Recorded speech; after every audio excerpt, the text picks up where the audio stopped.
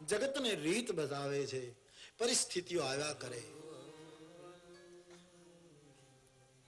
માણસે શાંત રહે અને કરતા કરતા અભ્યાસ છે ને ધીરે ધીરે ઠોકર ખાતા ખાતા માણસ થઈ શકે. તો રામજી આટલી બધી પરિસ્થિતિ જનકપુરમાં આવી પણ પ્રભુ એમનેમ શાંત.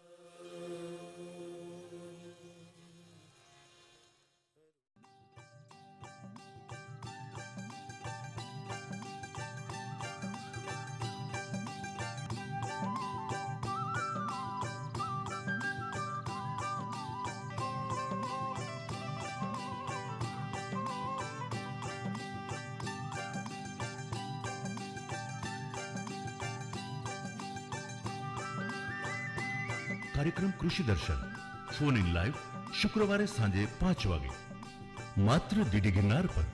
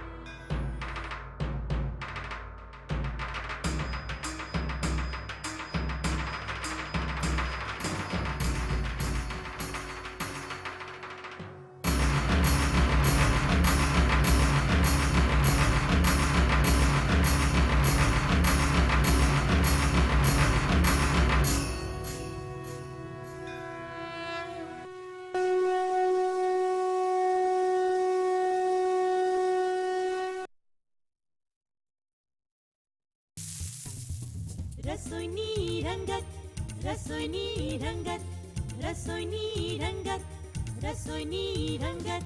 સાથે મળીને માણીએ મહેમાનોની સંગત, અવનવી વાનગીઓની સ્વાદની છે લિજ્જત. હા, રસોઈની છે રંગત. રસોઈની રંગત પ્રસારણ દર શનિ અને રવિવારે બપોરે 3 વાગે માત્ર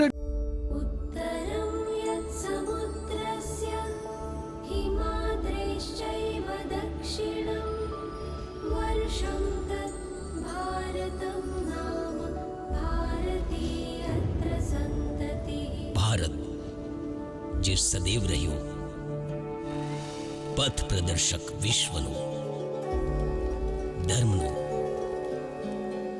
અધ્યાત્મનું, સંસ્કૃતિનું,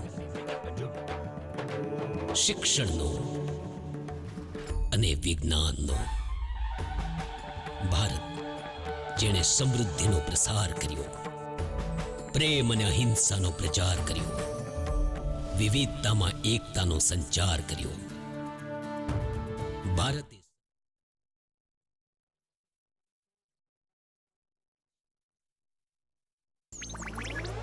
ડિજિટલ બેન્કિંગ નો છે જમાનો, ટાઈમ છે બચાવવાનો. ડિજિટલ બેન્કિંગ માં છે આસાની, કરો ભલે કોઈ પણ ચૂકવણી, ક્યારેય પણ ક્યાંય પણ, સેફ છે, ફાસ્ટ છે, દરેક પેમેન્ટ આંગળીઓ પર સેટ છે. લેવડ દેવડના છે ઓપ્શન્સ પુષ્કળ, IMPS, NEFT, UPI પણ. 24 કલાક કરતું આ કામ, પેમેન્ટ સહેલું અને રહે આરામ. આરબીઆઈ કહે છે જાણકાર બનો, સતર્ક રહો. જળ પ્લાવિત વિસ્તારો આપણા નિવસન તંત્રને ટકાવી રાખવા માટે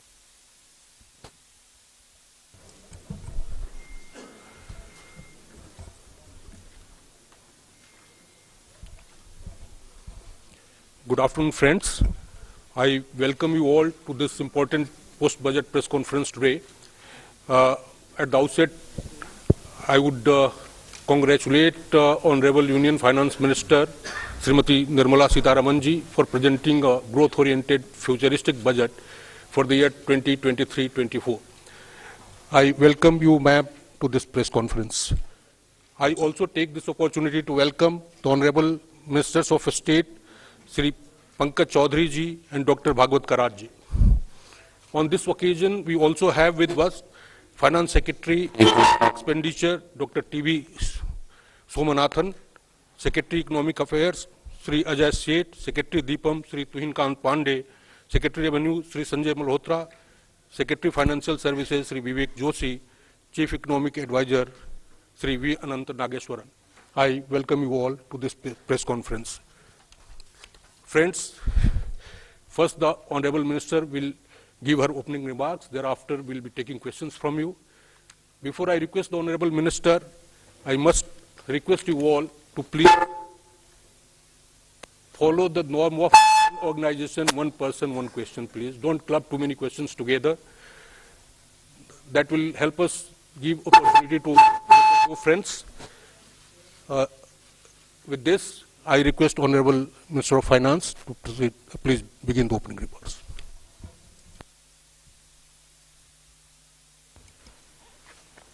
Thank you.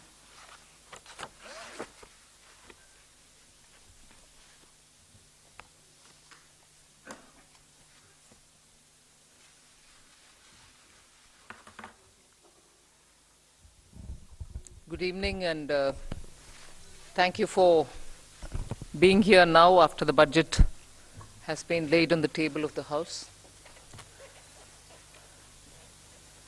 As opening remark, I'll just give a few indications of what has been highlighted in the budget. Broadly, I think the 4 emphasis points are on empowering women, giving a lot more attention to the SHG groups which are in the rural areas, trying to scale them up, give them the opportunity to brand and produce and also market their products in a far more scaled up and professional manner.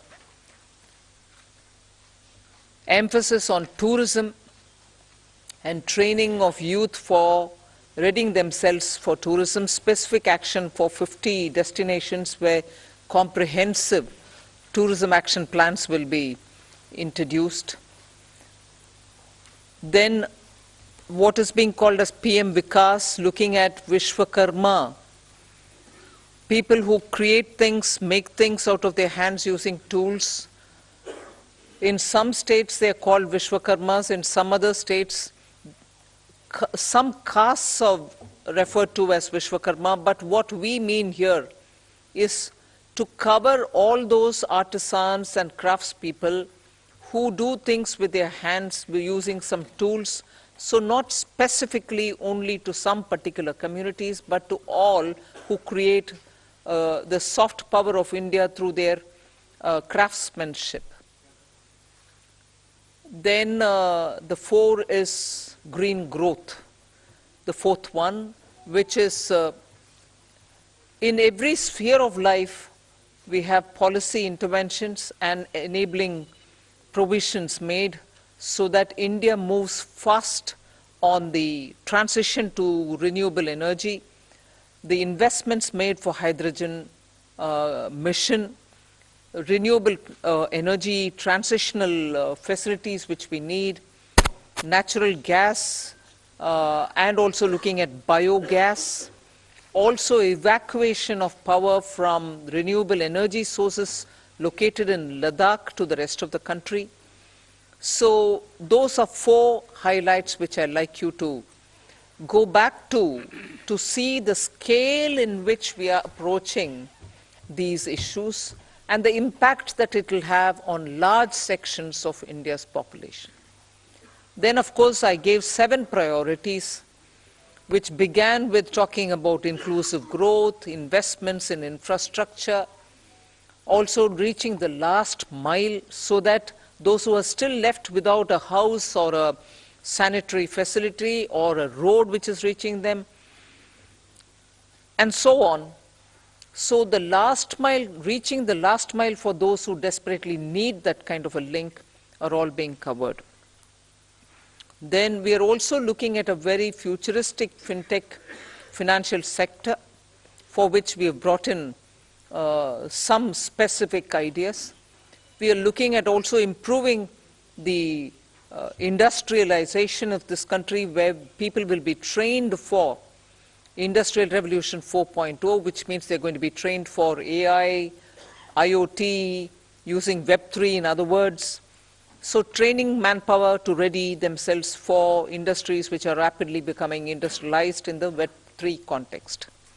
Then digital economy, unleashing the digital power of India in various walks of life, setting up an artificial intelligence research center, Center for Excellence. So all these are in part A. There's a lot of increase in the agriculture credit availability, 20 lakhs being made available for agriculture credit.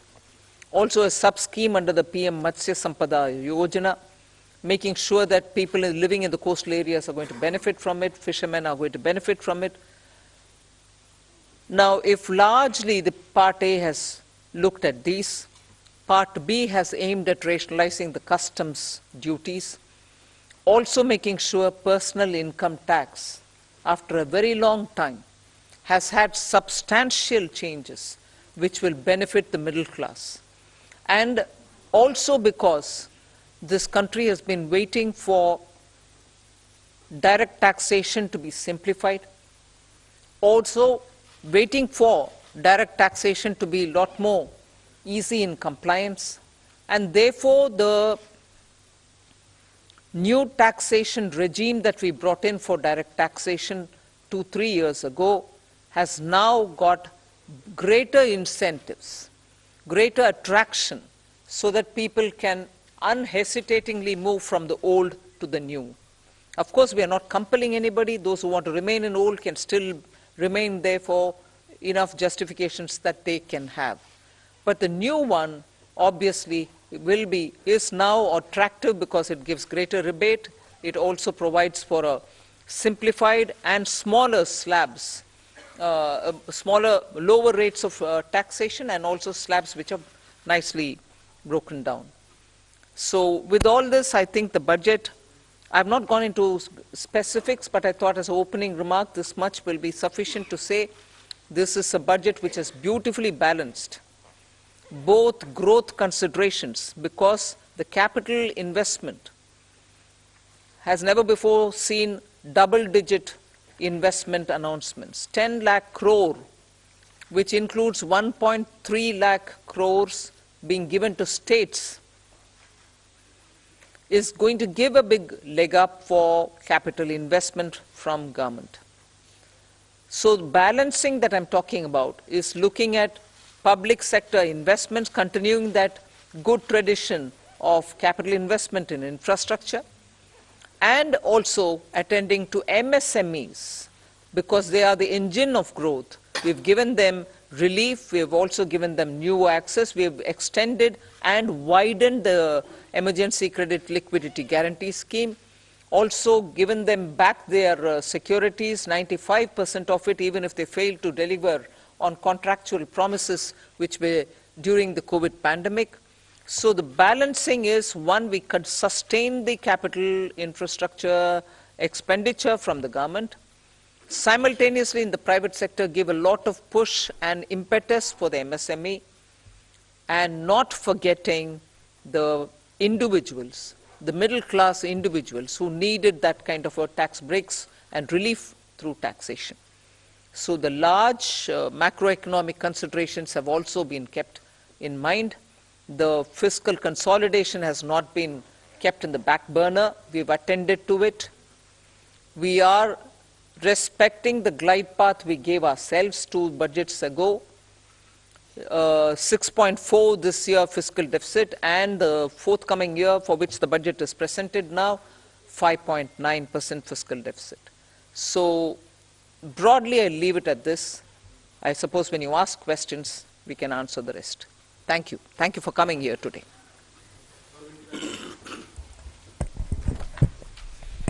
Good afternoon, ma'am. Good afternoon, ma'am. Shishir here from Hindu Business Line.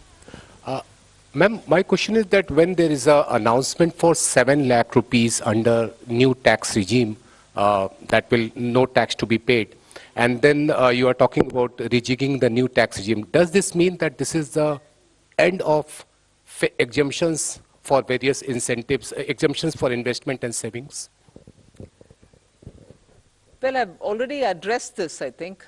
We want to make the new tax regime, which is without exemptions, attractive enough for people to think that this will be the best option for them because it gives them better rates.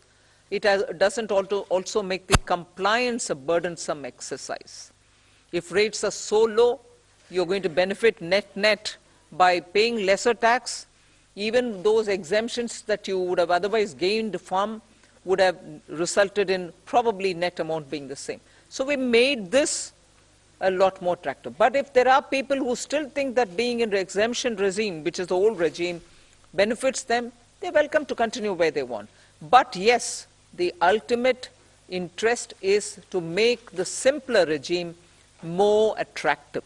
And that is why we've come up with this.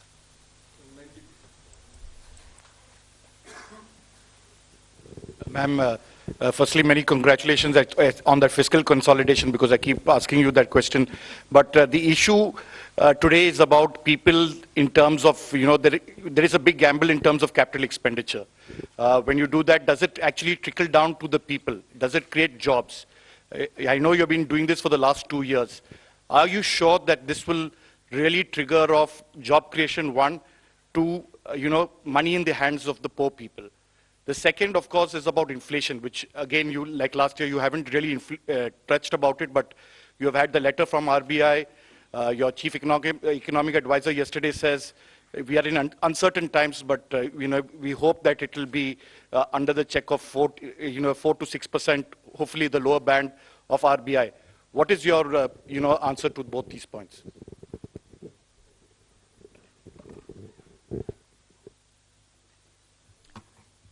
First of all, on the inflation, I think, yeah, you're right in saying RBI wrote a letter and what. But in the meanwhile, you've seen inflation come down, both the CPI and WPI. Action is being taken by the government. We take inflation-related steps as and when things develop in the ground and in response to it. And that has borne result. So inflation is not something which we are looking the other way while it is changing up and down. We have kept attending to it, and as a result, you find the result. On fiscal consolidation, you asked me the question, and I've already explained that we've attended to it with all earnestness, having respected the glide path we gave ourselves earlier. Jobs. Yeah. See, first of all, I find it a bit odd you may want to ask this question like this. Capital expenditure.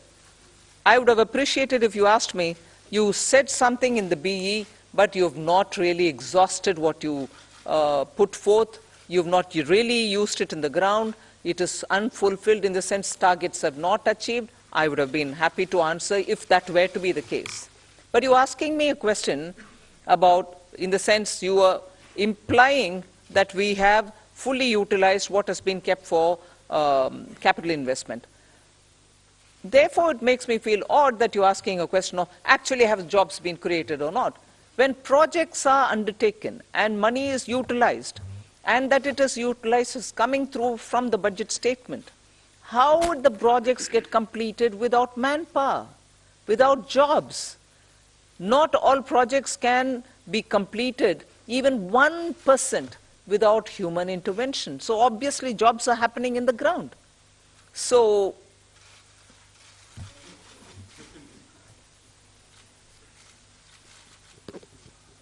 Ma'am, I want to ask you, ma'am here.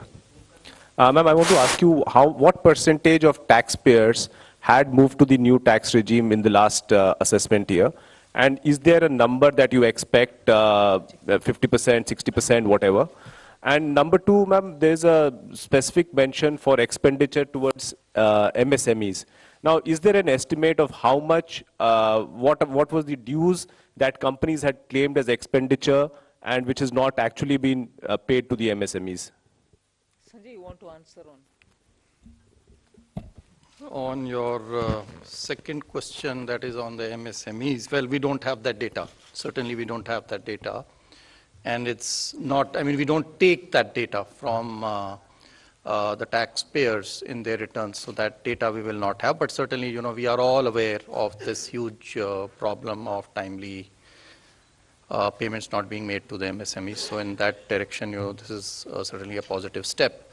Coming to your first question on the exemption-less regime, let me say that for companies, the 22% tax regime that we got, 61% of our tax now, the corporate tax, more than 60% is actually coming from the exemption-free tax regime.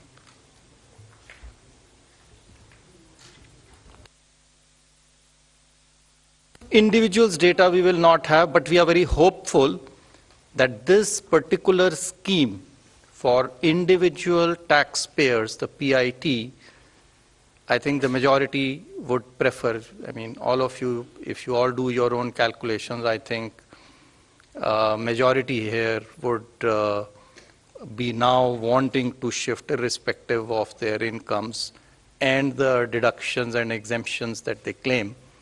They would be finding it more attractive to shift to the new tax regime, majority of them.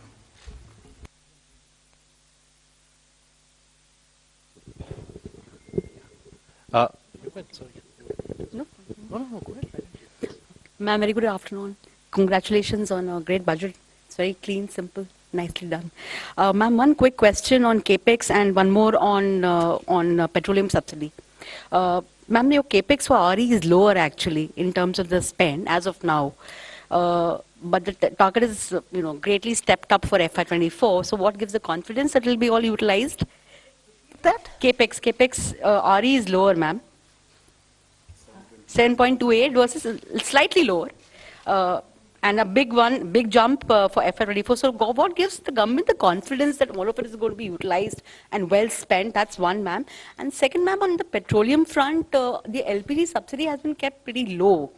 You had announced certain additional measures last year in May, along with the deep cuts in excise on petrol, diesel. So what happens to those announcements regarding LPG subsidy? They have not been rolled over. And plus, ma'am, there is a demand coming in from oil cores now after LPG losses that you have made good by giving them money. That something needs to be done on fuel also. So would the government consider? What was the last bit? Something has to be done for who? Basically, demand coming in from oil cores in terms of... oil marketing companies. Yes, cash compensation. The money which fuel is now being given is not for that. Not for that, ma'am. So, all of it. So, on your first question on capital expenditure. So, yes, the revised estimates are about 97% or 98% of the budget estimate. Yes, there is a slight deviation. It's mainly on the state capital expenditure, which is falling short of the 1 lakh crore. Actually, the central capital expenditure is going to exceed the budget estimates. State capital expenditure is not expected to reach the 1 lakh crore figure because some portions of the state capital investment scheme have reform conditions.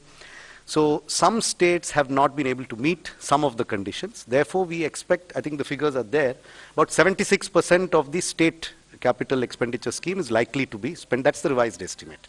So the shortfall is actually on the state side, not on the central side. Point number one.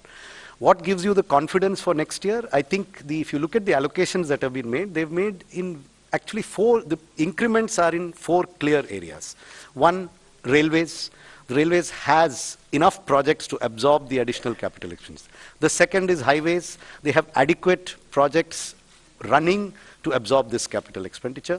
The third is states, 30,000 crores. Now, yes, that there will always be a challenge, but I think the states are gearing up now. This 2 years of this experiment has helped them to improve their spending capacity. And we are also seeing an uptick in the second half of this year on the state capital expenditure. So I'm reasonably confident that the states will absorb the 1,30,000 that has been provided. And the other big item on the central side is the petroleum capital expenditure, which is for retrofitting of refineries to meet emission standards and pollution standards, and partly for augmenting our strategic reserves.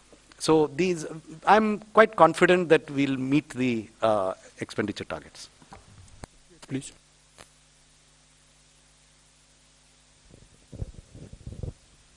Tarun Sharma from Zee Business. Ma'am, जो disinvestment का जो target है वो 65,000 से 50,000 किया है और next year का 51,000 किया है। तो मैम, इससे हम ये समझें कि जो दो गवर्नमेंट बैंक का जो प्राइवेटाइजेशन होना था और जो 2 इंश्योरेंस कंपनीज का जो प्राइवेटाइजेशन होना था वो अब 2024 के बाद ही संभव हो पाएगा, उससे पहले नहीं हो पाएगा, क्योंकि मैम जो टारगेट ये कर रहे हैं। दूसरा सवाल मेरा संजय सर से है।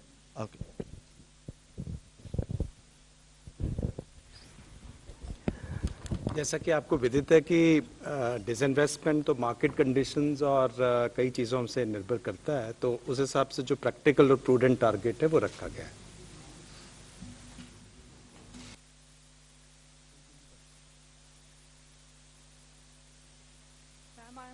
From the New Indian Express. Ma'am, what was the need to lower effective tax rate for high income group at this point in time? And also tax collection at source has been increased from 5% to 20% on overseas tour package. So what is the reason behind this massive increase? See, the tour packages are generally taken by people whose effective tax rate is certainly more than 30%. So if we are charging them 20% TDS, I don't think it is high. Our attempt always has been to charge TDS at more or less similar rates, if not exactly the same rates. So that answers your question number 1. Question number 2 on, I think you are referring perhaps to surcharge, which has been reduced. Well, our rates, the highest tax rates in our country were amongst the highest, even more than, some of the developed countries. And so, in any case, it was introduced as an interim measure, and so that has now been reduced, so that the effective tax rate, highest effective tax rate becomes 39%. I'd just like to supplement that. There is a consistent theme, if you see, both on the new tax regime and on the changes that you're seeing in this budget, that the move is towards lower rates, but fewer avoidance measures and exemptions. So if you look at high net worth individuals, there are a number of tax avoidance removal measures in this budget, along with the reduction in surcharge. So if you look at market-linked debentures, if you look at very high-value insurance policies, and a few other measures, so the marginal rate is coming down, but some of the devices used predominantly by those in that highest marginal tax rate are also being rationalized. So it's not necessarily a net reduction, it is a reduction from a high marginal rate, inducing certain avoidance devices, to a lower marginal rate with fewer opportunities to avoid. 74, please.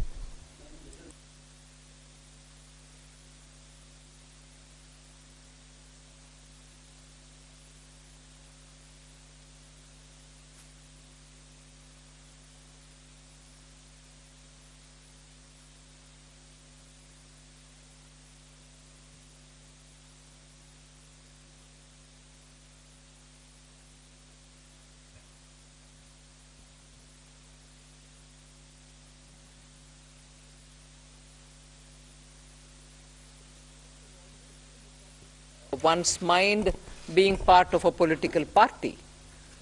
But consistent with what we believe, we placed our emphasis and priorities on those. And that's what you've seen in the budget.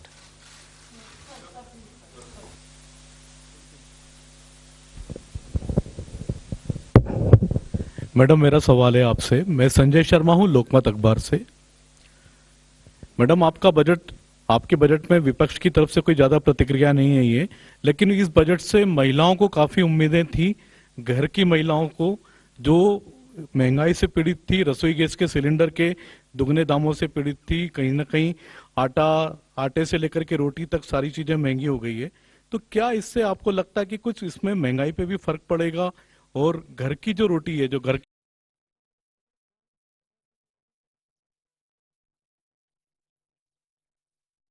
હા વિશાલ છે ને, એનું બધું બરાબર ચાલે છે. કાલે એના બેંક એકાઉન્ટમાં 15,000 રૂપિયાનો ફ્રોડ થયો છે, ખબર છે? આને તો કોઈ ટેન્શન જ નથી થતું. જો ટેન્શન શું કામ? મારી કોઈ ભૂલ નહોતી, છતાંય ફ્રોડ થતા જ મેં તરત બેંકને ઇન્ફોર્મ કરી દીધી. આરબીઆઈ કહે છે જો તમારા અકાઉન્ટમાંથી કોઈએ છેતરપિંડી કરીને પૈસા કાઢ્યા હોય તો બેંકને વહેલી તકે ઇન્ફોર્મ કરો. 3 દિવસમાં ઇન્ફોર્મ કરશો તો કોઈ નુકસાન નહીં થાય. જેટલું લેટ કરશો તેટલું વધુ નુકસાન. અને સાંભળ, બધું ચાલતું નથી, બરાબર ચલાવવું પડે છે. આરબીઆઈ કહે છે જાણકાર બનો, સતર્ક રહો. જળ પ્લાવિત વિસ્તારો આપણા નિવસન તંત્રને ટકાવી રાખવા માટે અત્યંત મહત્વનું યોગદાન આપે છે. પરંતુ છેલ્લા 50 જ વર્ષમાં વિશ્વના 35% જળ પ્લાવિત વિસ્તારો લુપ્ત થયા છે. આપણે જંગલો કરતા 3 ગણી વધુ ઝડપથી જળ પ્લાવિત વિસ્તારો ગુમાવી રહ્યા છીએ. આજની તાકીદની જરૂરિયાત છે આ જળ પ્લાવિત વિસ્તારો પ્રત્યે જાગૃતિ. તારીખ 2 ફેબ્રુઆરી 2023ના રોજ ગુજરાત રાજ્ય ઉજવશે વિશ્વ જળ પ્લાવિત દિવસ 2023. આ વર્ષની ઉજવણીમાં કેન્દ્ર સ્થાને છે આપણા ક્ષતિગ્રસ્ત જળ પ્લાવિત વિસ્તારોનું પુનર્જીવન અને પુનઃસ્થાપન. આવો સૌ સાથે મળીને અમૂલ્ય નૈસર્ગિક સંપત્તિ સમાન આપણી આસપાસના જળ પ્લાવિત વિસ્તારોને વિલુપ્તિથી બચાવવા અસરકારક કામગીરી કરીએ. પર્યાવરણનું જતન કરીએ, જીવન નવપલ્લવિત કરીએ. ગુજરાત ઇકોલોજી કમિશન, વન અને પર્યાવરણ વિભાગ, ગુજરાત સરકાર દ્વારા પર્યાવરણ હિતમાં પ્રસારિત.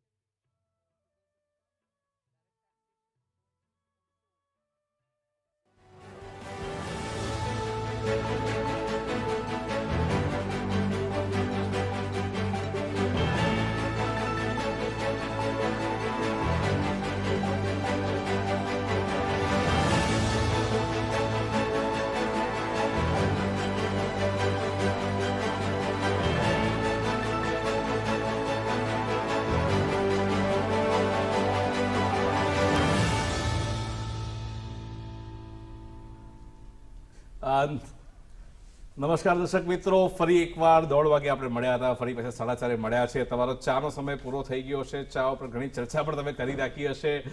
સોશિયલ મીડિયા પર બી તમે ઘણી ચર્ચાઓ જોઈ સાંભળી રહ્યા હશો અને એક મત બનાવી રહ્યા હશો. એટલે હવે આ ચર્ચામાં આપણે બજેટના અલગ અલગ બીજા પાસાઓ વિશે ચર્ચા કરીશું. અને આ ચર્ચામાં આપણી સૌ વચ્ચે ઉપસ્થિત બે સરસ મજાના મહેમાનો છે. મૃણાલભાઈ પટેલ કે જે અર્થનિષ્ણાત છે. મૃણાલભાઈને આપણે ગઈકાલે જ સાંભળ્યા હતા ઇકોનોમિક સર્વેમાં. મૃણાલભાઈ, આપનું પણ ખૂબ ખૂબ સ્વાગત છે. અને પૂનમબેન આપણી વચ્ચે જોડાય, પૂનમ કૌશિક જે છે એ ઉદ્યોગપતિ છે, એમનું પણ ખૂબ ખૂબ સ્વાગત છે, જે હેલ્થ અને સ્ટાર્ટઅપ્સ અને એના ઉપર વાત કરીશું. તો મૃણાલભાઈ, આપને સૌથી પહેલા પૂછવા માંગીશ કે કેવું લાગ્યું આપને બજેટ, અને જે ગઈકાલે આપણે આર્થિક સમીક્ષાની અંદર પણ જે ઘણી બધી વાત જોઈ હતી, જેમાં ફિસ્કલ પ્રુડન્સની પણ વાત હતી કે ભાઈ આપણે આપણા ખર્ચાઓ ઘટાડીશું, આવકના સ્ત્રોતો શોધીશું, એ બધી ઘણી બધી સરસ વાતો કરી હતી. તો તમને આર્થિક સમીક્ષાના આધાર ઉપર તમને આ બજેટ કેવું લાગે છે?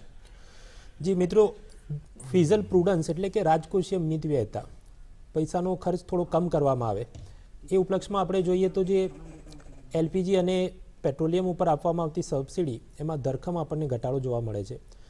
સરકારની એક યોજના છે મનરેગા સ્કીમ, એમાં પણ લગભગ 10,000 કરોડનો અગાઉથી ઘટાડો જોવા મળે છે. તો આ અમુક પાસાઓ જોતા કરીને એમ લાગે કે સરકારે પૈસાની કપાત કરી છે, પરંતુ એ પૈસા બીજા અમુક ક્ષેત્રોને ફાળવવામાં આવ્યા છે કે જ્યાં તેની મદદથી મલ્ટીપ્લાયર ઇફેક્ટ એટલે કે ગુણક પ્રભાવ થઈ શકે.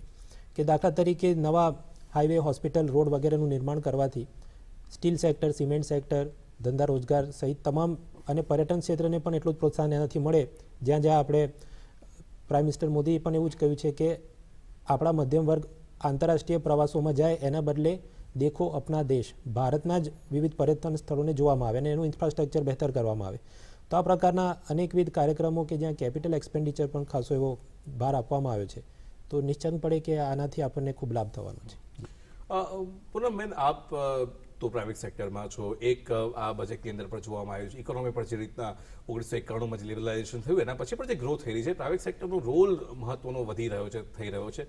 આ બજેટમાં ક્યાંક ને ક્યાંક એવું દેખાય છે કે જે જોબ ક્રિએશનની જે ઓપોર્ચ્યુનિટીઝ છે, કે જે રોજગાર બનવાની જે તકો છે, એ તકો કદાચ વધી શકે એની સંભાવનાઓનું નિર્માણ થયું છે. તો એ અંગે આપ શું કહેશો?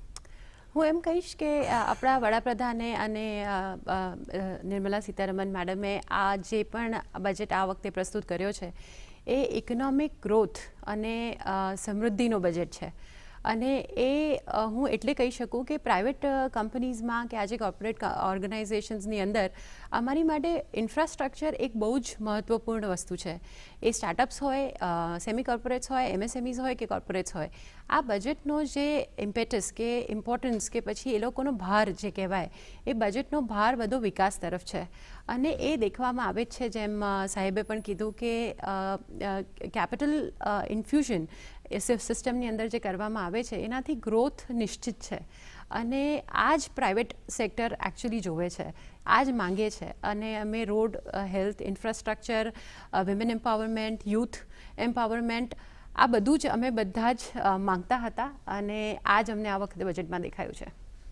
જી મૃણાલભાઈ, આપણે પૂછીશ કે ખાસ કરી ફિસ્કલ ડેફિસિટના જે આંકડા છે 5.9% જીડીપીના રાખવામાં આવ્યા છે, કે ભાઈ જે છે કે સરકાર જે ઈચ્છે છે કે ભાઈ એ બજારમાંથી અથવા તો જે આસપાસમાંથી છે એમની આપણી ઇકોનોમી જેટલા પૈસા જનરેટ કરે કે આપણે ઉધાર લેવાની જરૂર નહીં પડે. અને ઇકોનોમી જે દર છે 7%ની આસપાસ જે એની કરવામાં આવી છે. તો આપણે શું લાગે છે કે ભાઈ સરકારનું જે ટેક્સ રેવન્યુ છે, ઇનડાયરેક્ટ ટેક્સીસથી થતું હોય કે ડાયરેક્ટ ટેક્સીસથી થતું હોય, તો એમાં કેવા પ્રકારની સરકારની દ્રષ્ટિ આપને દેખાય છે? કે ઘણી જગ્યાએ એમણે જોયું કે કરમાં છૂટછાટો પણ આપી છે, તો સરકાર જે છે એની જે ખાતા વહી છે એની બેલેન્સ શીટ જાળવશે કઈ રીતના? જી મિત્રો, સરકારે આ વખત જે મધ્યમ વર્ગને કરમાં અમુક છૂટછાટ આપી છે તેના પરિણામે લગભગ 35,000 કરોડ રૂપિયાનું રેવન્યુ ફોરગોન એટલે કે પરિત્યક્ત રાજસ્વ, મતલબ કે અગાઉ કરતાં સરકારને 35,000 કરોડ રૂપિયા ઓછા મળવાના છે. પરંતુ જ્યારે પણ આવું રેવન્યુ ફોરગોન કરવામાં આવે ત્યારે એની પાછળની આશય એવો હોય છે કે લોકોના હાથમાં એટલી ડિસ્પોઝેબલ ઇન્કમ ખર્ચ કરવા યોગ્ય આ પહેલાં કરતાં વધી જાય. પરિણામે એ લોકો બજારમાંથી જે પણ નવી વસ્તુઓનું ખરીદારી કરવાના છે, જેને લીધે નવા લોકોનું રોજગાર બનવાનું છે, તો એના લીધે રોજગાર સૃજનમાં ખાસી મદદ થવાની છે. જ્યાં સુધી ફિઝલ ડેફિસિટની વાત છે, ગત વર્ષે પણ ભય હતો કે 6.4%ની આસપાસ જે ટાર્ગેટ છે એનાથી આપણે ક્રોસ કરી જઈશું. પરંતુ સદભાગ્યે જે પણ આપણે બજેટ એસ્ટિમેટ હતા એ રિવાઇઝ એસ્ટિમેટ જોઈએ તો સેમ ટુ સેમ નંબર આપણને દેખાય છે. એની સામે નવા વર્ષમાં થોડી ફિઝલ ડેફિસિટ ઓછી થવાની છે. અને જે પણ પૈસા જવાના એમાં અમુક તો સરકારે જે કેપિટલ એક્સપેન્ડિચર માટે અને RBI દ્વારા સોવેરિન ગ્રીન બોન્ડ ઇસ્યુ કરવામાં આવશે, એનાથી renewable energy, green hydrogen mission ઇત્યાદિને પ્રોત્સાહન આપવાનું છે. એટલે આ એવા પ્રોજેક્ટ છે કે જેના માટે અગર થોડી ઘણી ફિઝલ ડેફિસિટ થાય પણ તો પણ એ લાંબા ગાળે પર્યાવરણ માટે અને દેશ માટે ખૂબ ઉપયોગી થવાની છે. જી મેં એક મહિલા સન્માન સેવી સર્ટિફિકેટની પણ વાત થઈ છે આની અંદર, કે તમે 2 લાખ સુધીની રકમ અમુક 2 વર્ષ સુધી તમે જો રાખો આ અમૃતકાળની અંદર, તો વિથડ્રોલના બી અમુક ઓપ્શન છે અને 7.5% જેટલો ઇન્ટરેસ્ટ રેટ અંદર મળશે. તો આપ આ અંગે શું કહેશો? આઈ થિંક આ મહિલાઓ અને બાળકીઓ આ બંને માટે બહુ જ એક પ્રોત્સાહન આપવાવાળો મુદ્દો છે. આઝાદીનો અમૃતકાળ 75 વર્ષનો છે એટલે જ મને 7.5ની ફિગર લાગે છે. અને આઈ થિંક એ જ આજે અમે ડિસ્કસ પણ કરતા હતા. તો એ બહુ જ મોટો પ્રોત્સાહન છે. 2 વર્ષમાં 7.5% એ ખાસો મોટો પ્રોત્સાહન આપશે. અને જે મહિલાઓના નામ પર કે બાળકીઓના નામ પર સેવિંગ વધશે તો આઈ એમ શ્યોર કે એ લોકોના આગળ ફ્યુચર ડેવલપમેન્ટ માટે આ બહુ જ મોટો એક રોડમેપ, પોઝિટિવ રોડમેપ આપશે. સો આ એક બહુ જ પોઝિટિવ મૂવ છે ગવર્મેન્ટથી. જી, કેટલાક આંકડા આ બજેટમાં રજૂ થયા અને આપણી વચ્ચે આંકડાના નિષ્ણાત આપણી સાથે છે, તો આપણે જોઈએ કે આંકડા શું કહી રહ્યા છે. પ્રોડ્યુસરને વિનંતી કરીશ કે આંકડા અહીંયા રજૂ કરે. તો ત્યાં સુધી આંકડાની જો વાત જો આપણે કરીએ, ઘણી બધી વાર જે ગઈકાલે જે વાત થઈ હતી કે સર્વિસ સેક્ટર એક નવા ગ્રોથ સ્ટિમ્યુલસ તરીકે ઊભું થઈ રહ્યું છે, તો આપ કેવી રીતના જોવો છો કે આ સેક્ટરને અથવા તો તમામ સેક્ટર્સની અંદર જે કેપિટલ ઇન્ફ્યુઝન જે છે એને નવા સમયની ટેકનોલોજી અને સરકારની મદદ વડે જે સરકારનો રોલ એનેબલર થવાનો છે એ કેવી રીતના શક્ય બનશે? મિત્રો, ગત વર્ષના ઇકોનોમિક સર્વે ખાસ નોંધ્યું હતું કે પ્રાઇવેટ સેક્ટર રિસર્ચ ડેવલપમેન્ટ પર જેટલા પૈસા ખર્ચ કરવા જોઈએ એના કરતાં ઘણા ઓછા ખર્ચ કરે છે. જુગાડ મેન્ટાલિટી છે. એનાથી વિપરીત જર્મનીમાં સરકાર દ્વારા કોઈ પણ ટેક્સમાં આવી છૂટ આપવામાં આવતી નથી. રિસર્ચ ડેવલપમેન્ટ ભલે પ્રાઇવેટ સેક્ટર કરે કે ન કરે, તેમ છતાં પણ તે લોકો ખૂબ વધારે આગળ થઈ અને એમાં કામ કરતા હોય છે. ચીન અને ઇઝરાયલથી લઈને બાકી તમામ ટોપ 10 ઇકોનોમીઝની અંદર જે પણ એમનું જીડીપીના અનુપાતમાં રિસર્ચ ડેવલપમેન્ટમાં જે પૈસા ખર્ચ થઈ રહ્યા છે તે અનેકવિધ માત્રામાં ભારત કરતાં વધુ છે. એટલે આ બધાની સામે ભારતમાં આર્ટિફિશિયલ ઇન્ટેલિજન્સ, બ્લોકચેન ટેકનોલોજીથી લઈને મેન્યુફેક્ચરિંગની વિવિધ જે અલગ અલગ રિસર્ચ થવાની છે એના પર વધુ પ્રોત્સાહન માટે સરકારે અમુક ટેકનોલોજી મિશનની આ નવા બજેટમાં જાહેરાત કરેલી છે. વધુમાં પ્રોડક્શન લિંક્ડ ઇન્સેન્ટિવ સ્કીમ એટલે કે PLI સ્કીમ, જેના અંતર્ગત ભારતમાં જે વસ્તુનું નિર્માણ થયું હોય અને પછી એનું વેચાણ થાય એના મુજબ 2%, 4%, ડ્રોન હોય તો લગભગ 20% જેટલી સબસિડી સરકાર દ્વારા આપવામાં આવશે. તો આ બધાને જોતા કરીને ભવિષ્યમાં રિસર્ચ ડેવલપમેન્ટ પ્રતિ વધુ રુઝાન થશે અને તેનાથી ઇકોનોમીને ફાયદો થશે એવું મારું માનવું છે. ચોક્કસ. પૂનમબેન, આપને પૂછીશ, આપ તો હેલ્થ સેક્ટર સાથે જોડાયેલા છો અને કોવિડ પછી હેલ્થમાં પણ ઘણું બધું ઇન્ફ્રાસ્ટ્રક્ચરમાં ડેવલપમેન્ટ અને ઇન્વેસ્ટમેન્ટ ઘણું વધારવામાં આવ્યું હતું. હેલ્થ સેક્ટરને લઈને આપને કેવી ઉમેદો હતી અને આપ આ વખતે શું જોવો છો એની અંદર? હેલ્થ સેક્ટરને લઈને ઉમેદોની પછી વાત કરીએ, પણ આ વખતે બજેટે જે આપ્યું 157 નર્સિંગ કોલેજીસ, નર્સિંગ આપણા ગવર્મેન્ટ હોસ્પિટલ્સની સાથે જોડવાનું, આઈ થિંક આ એક હેલ્થ સેક્ટરને બહુ જ મોટો પ્રોત્સાહન મળવાનો છે. આનાથી નર્સિંગ કોલેજીસ અને નર્સિંગ સ્ટાફની હેલ્થ સેક્ટરને ખાસી જરૂર છે અને એના પર જ આઈ થિંક આપણા વડાપ્રધાન અને ફાઇનાન્સ મિનિસ્ટરનું આ વખતે ખાસો ફોકસ રહ્યો છે. એની સાથે સાથે ICMRની લેબોરેટરીઝ પ્રાઇવેટ સેક્ટર માટે ઓપન કરવી અને પ્રાઇવેટ સેક્ટરની ગવર્મેન્ટ સેક્ટર કોલેજીસ માટે પણ ઓપન કરવી, આ એક બહુ જ સારો મૂવ છે. જેમ કે મારા સહયોગીએ કીધું કે રિસર્ચ એન્ડ ડેવલપમેન્ટ પર જેટલો ખર્ચો થવો જોઈએ એટલો આપણા દેશમાં થતો નથી, પણ લેબોરેટરીઝ બનાવી આજે એક બહુ જ મોટો હ્યુજ કેપિટલ એક્સપેન્ડિચર છે. તો ગવર્મેન્ટની લેબોરેટરીઝ જે બનેલી છે એનું યુઝ પ્રાઇવેટ સેક્ટર કરી શકે તો હેલ્થ સેક્ટર માટે બહુ જ મોટો બેનિફિટ થઈ શકે. એની સાથે સાથે હેલ્થ સેક્ટર એક ઓલરેડી કોવિડના દરમિયાન આપણે જોયું કે ગવર્મેન્ટનો ફોકસ કમ્પ્લીટ હેલ્થ સેક્ટર પર હતો, આજે પણ છે અને હજી હું પણ માનું છું કે મારી એક્સપેક્ટેશન એવી છે કે હેલ્થ સેક્ટરને રિસર્ચના ક્ષેત્રે, રિસર્ચ એન્ડ ડેવલપમેન્ટના ક્ષેત્રે સારા પેકેજીસ મળવા જોઈએ. પ્રોડક્ટ લિંક ઇન્સેન્ટિવ્સ આપણે ઓલરેડી આપીએ છીએ, પણ રિસર્ચ લિંક ઇન્સેન્ટિવ્સની ખાસી જરૂર છે. જી, રિસર્ચ લિંક ઇન્સેન્ટિવની બહુ સરસ જરૂર છે. પ્રોડક્ટ લિંક ઇન્સેન્ટિવ લગભગ 14 સેક્ટરની અંદર જે વાત થઈ છે, તો રિસર્ચ અને ડેવલપમેન્ટની અંદર આપણે કેવી રીતના બજેટનો ઉપયોગ કરી શકીએ અથવા કેવી રીતના એમાં આગળ વધીને જે આપણું જે છે કે જે ક્ષમતાઓ છે એને વધુ મજબૂત કરી શકે, આપ શું કહેશો? રિસર્ચ ડેવલપમેન્ટની અંદર ખાસ તો આર્થિક સર્વેક્ષણે પણ નોંધ્યું છે કે ભારતમાં જેટલા પેટન્ટના ઇન્સ્પેક્ટર ઓફિશિયલ્સ કે હોવા જોઈએ પ્રતિ જેટલી એપ્લિકેશન્સ આવે છે એ અનુપાતમાં ભારતમાં ખૂબ ઓછા છે. ચીન વગેરે દેશોમાં પ્રપોર્શન એટલી વધારે છે. પરિણામે ત્યાં ડેટાની રીતે વાત કરીએ તો જે સ્થાનિક લોકો છે એમના દ્વારા કેટલી પેટન્ટ ફાઇલ કરવામાં આવી અને વિદેશીઓએ કેટલી પેટન્ટ ફાઇલ કરવી તો માલુમ થાય કે ત્યાં સ્થાનિક લોકોએ વધારે પેટન્ટ પ્રપોર્શનેટલી ફાઇલ કરી છે. ભારતના કેસમાં ઉલટું થાય છે, વિદેશીઓ લોકો વધુ પેટન્ટ ફાઇલ કરતા હોય છે. બીજું, એક પેટન્ટ આપણે દાખલ કરી તેના બાદ એની આખી પ્રક્રિયા અને અંતમાં આપણને મળે એમાં જેટલા દિવસ કે વર્ષો જતા હોય છે, લગભગ 3-4 વર્ષ, તેના મુકાબલે બાકી જાપાન જેવા દેશોમાં પણ ખૂબ ઝડપથી પેટન્ટ અપ્રુવલ આવી જતા હોય છે. એટલે જ્યારે નવા બજેટમાં regulatory is of doing business વગેરેની વાત છે તો એ તમામ વસ્તુઓ જ્યારે પેટન્ટના સેક્ટરમાં પણ લાગુ કરવામાં આવશે તો સ્વાભાવિક રીતે એમાં આપણને ફાયદો થઈ શકે છે.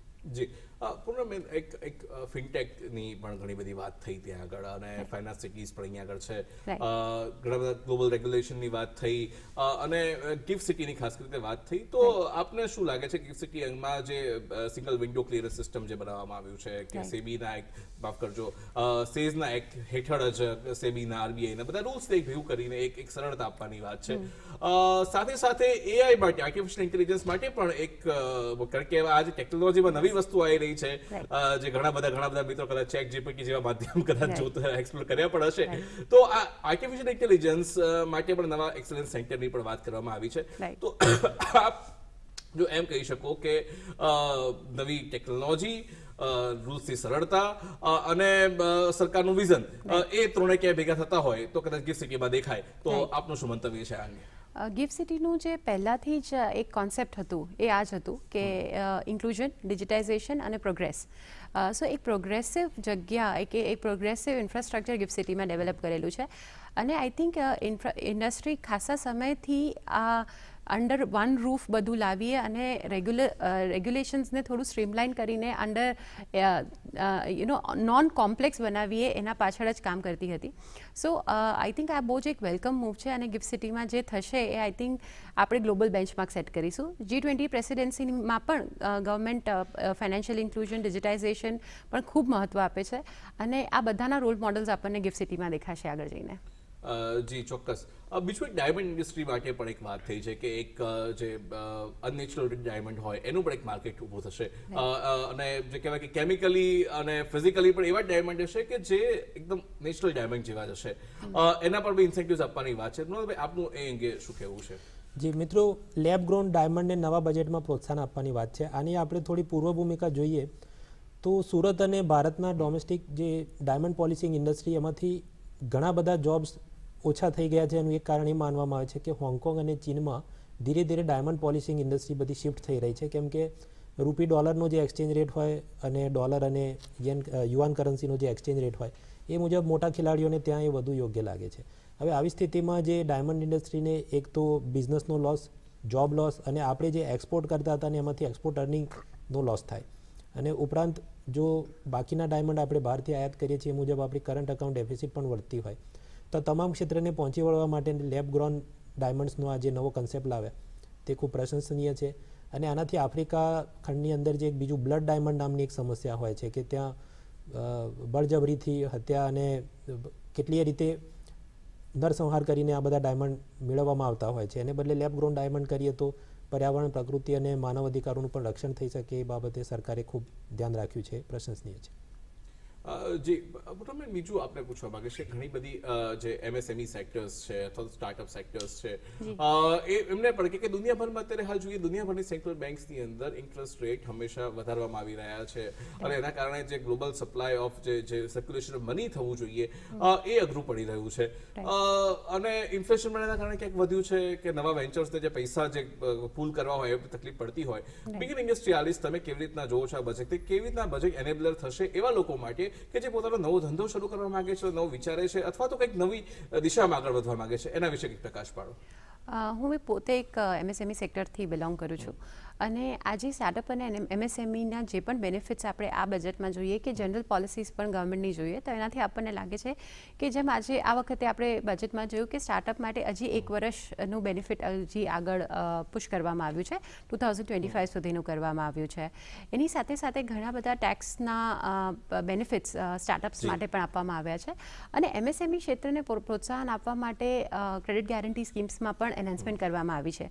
તો આ બધું જ જોતા લાગે છે કે આપણે કેપિટલ ઇન્ફ્યુઝન જેટલું MSME સેક્ટરમાં કરવા માંગીએ છીએ એ તરફ ગવર્મેન્ટનું ધ્યાન છે અને પ્રધાનમંત્રીના દરેક ભાષણમાં એ કહે છે કે MSME આપણા દેશનું એક સૌથી મોટો સ્તંભ છે અને બહુ જ એક સ્ટ્રોંગ સ્તંભ છે અને એને રેગ્યુલરાઇઝ અને એને વધારેમાં વધારે કઈ રીતે ઇમ્પોર્ટન્સ આપી શકાય એના માટે કેપિટલ ઇન્ફ્યુઝન, અમને જે લોન્સ મળે છે એ અમારી માટે પ્રોડક્ટ લિંક ઇન્સેન્ટિવ સ્કીમ્સ અને ઘણી બધી એવી સ્કીમ્સ કે જે અમને કેપિટલ ગ્રોથ માટે, ઇન્સેન્ટિવ્સ માટે, બધા માટે હેલ્પ કરે છે એ ગવર્મેન્ટ હંમેશા પૂરી પાડી રહી છે. અને MSME સેક્ટરમાં આ લાભ લેવા માટે not only MSME industries but MSME service sector પણ ખાસું કોન્ટ્રીબ્યુટ કરી રહ્યું છે અને MSME industry as well as service sector બંને માટે આપણે જોયું કે ક્રેડિટ ગેરંટી સ્કીમ્સ માટે એનહાન્સમેન્ટ કરવામાં આવ્યું છે. તો વેરી પોઝિટિવ અને હોપફુલી આપણે રિયલીમાં જોઈશું કે MSME will create a revolution. જી, તો લગભગ 9,000 કરોડનું એક કેપિટલ ઇન્ફ્યુઝન કરવામાં આવ્યું છે. બહુ સરસ વાત થઈ પણ આ સરસ મજાની વાત સાથે અહીંયા લઈશું કમર્શિયલ બ્રેક. ક્યાંય જતા નહીં, પાછા આવજો. પાછા આવીને આપણે આવી ચર્ચા ચાલુ રાખવાની છે. તો જોતા રહો બજેટ પર વિશેષ ચર્ચા. જળ પ્લાવિત વિસ્તારો આપણા નિવસન તંત્રને ટકાવી રાખવા માટે અત્યંત મહત્વનું યોગદાન આપે છે, પરંતુ છેલ્લા 50 જ વર્ષમાં વિશ્વના 35% જળ પ્લાવિત વિસ્તારો લુપ્ત થયા છે. આપણે જંગલો કરતા 3 ગણી વધુ ઝડપથી જળ પ્લાવિત વિસ્તારો ગુમાવી રહ્યા છીએ. આજની તાકીદની જરૂરિયાત છે આ જળ પ્લાવિત વિસ્તારો પ્રત્યે જાગૃતિ. તારીખ 2 ફેબ્રુઆરી 2023ના રોજ ગુજરાત રાજ્ય ઉજવશે વિશ્વ જળ પ્લાવિત દિવસ 2023. આ વર્ષની ઉજવણીમાં કેન્દ્ર સ્થાને છે આપણા ક્ષતિગ્રસ્ત જળ પ્લાવિત વિસ્તારોનું પુનર્જીવન અને પુનઃસ્થાપન. આવો સૌ સાથે મળીને અમૂલ્ય નૈસર્ગિક સંપત્તિ સમાન આપણી આસપાસના જળ પ્લાવિત વિસ્તારોને વિલુપ્તિથી બચાવવા અસરકારક કામગીરી કરીએ. પર્યાવરણનું જતન કરીએ, જીવન નવપલ્લવિત કરીએ. ગુજરાત ઇકોલોજી કમિશન, વન અને પર્યાવરણ વિભાગ, ગુજરાત સરકાર દ્વારા પર્યાવરણ હિતમાં પ્રસારિત. જે જળપ્લાવિત ક્ષેત્રો વિશેની આપણે એક જાહેરાત જોઈ, પણ હવે નિર્મલા સીતારમણ વિત્ત મંત્રી આપણા સંબોધિત કરી રહ્યા છે પત્રકાર પરિષદને. આપણે જઈએ દિલ્હી, જોઈએ સીધું પ્રસારણ. I mean, that should answer your question.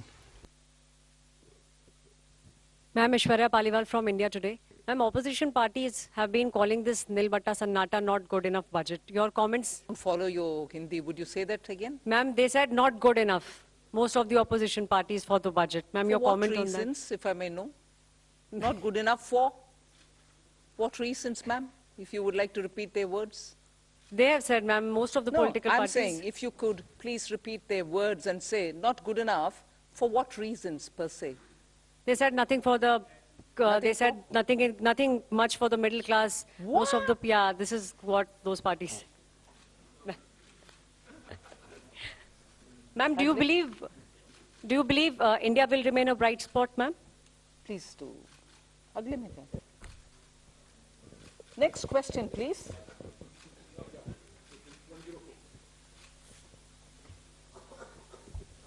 Ma'am, my name is Mukesh and I work for Newsrise. Just wanted to know, is there a component of green bonds in the... does it contain green bonds also? I mean, what would be the component of green bonds? Sovereign green bonds. Repeat your question, please. You interrupted me. So basically, in this overall gross borrowing that we have for the year, what component of that would be in form of green bonds? See, for the current year of $2 billion, one installment has already been done 1 week back, another one will be done a week later. So for the next, and the monies which we are going to raise now through these bonds, $2 billion, will be used for the projects which have been identified. And if those projects require in the pipeline that they require more money, then we will raise money through the green bonds, but that will be part of the overall borrowings which have been suggested. Pardon? There is no target for green bonds for next year. It is something which will evolve as the year goes on.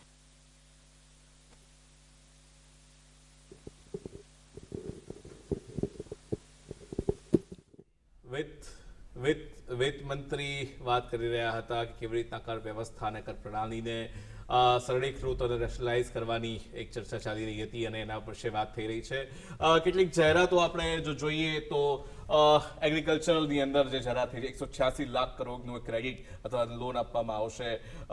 એ સિવાય આત્મનિર્ભર ભારત નીચે horticulture ને લઈને જે બાગાયતી છે એને લઈને આખી જે ચર્ચા થઈ રહી છે 20 લાખ કરોડની જે આપવામાં આવશે.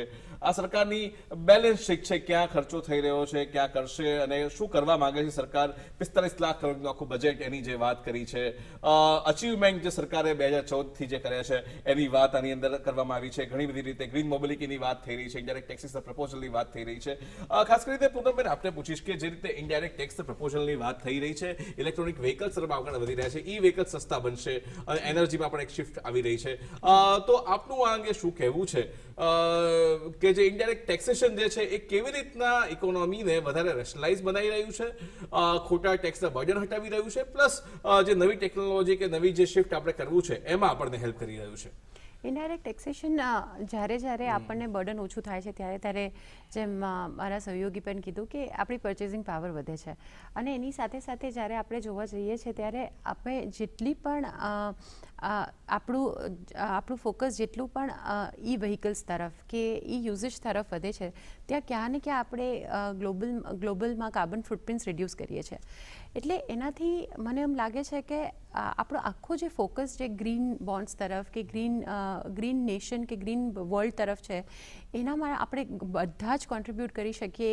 એનો એક ઇન્ટેન્શન છે કે ક્યાંક ને ક્યાંક આપણને બેનિફિટ્સ મળે એની બેનિફિટ્સ સામે ગ્રીન બેનિફિટ્સમાં કન્વર્ટ થાય.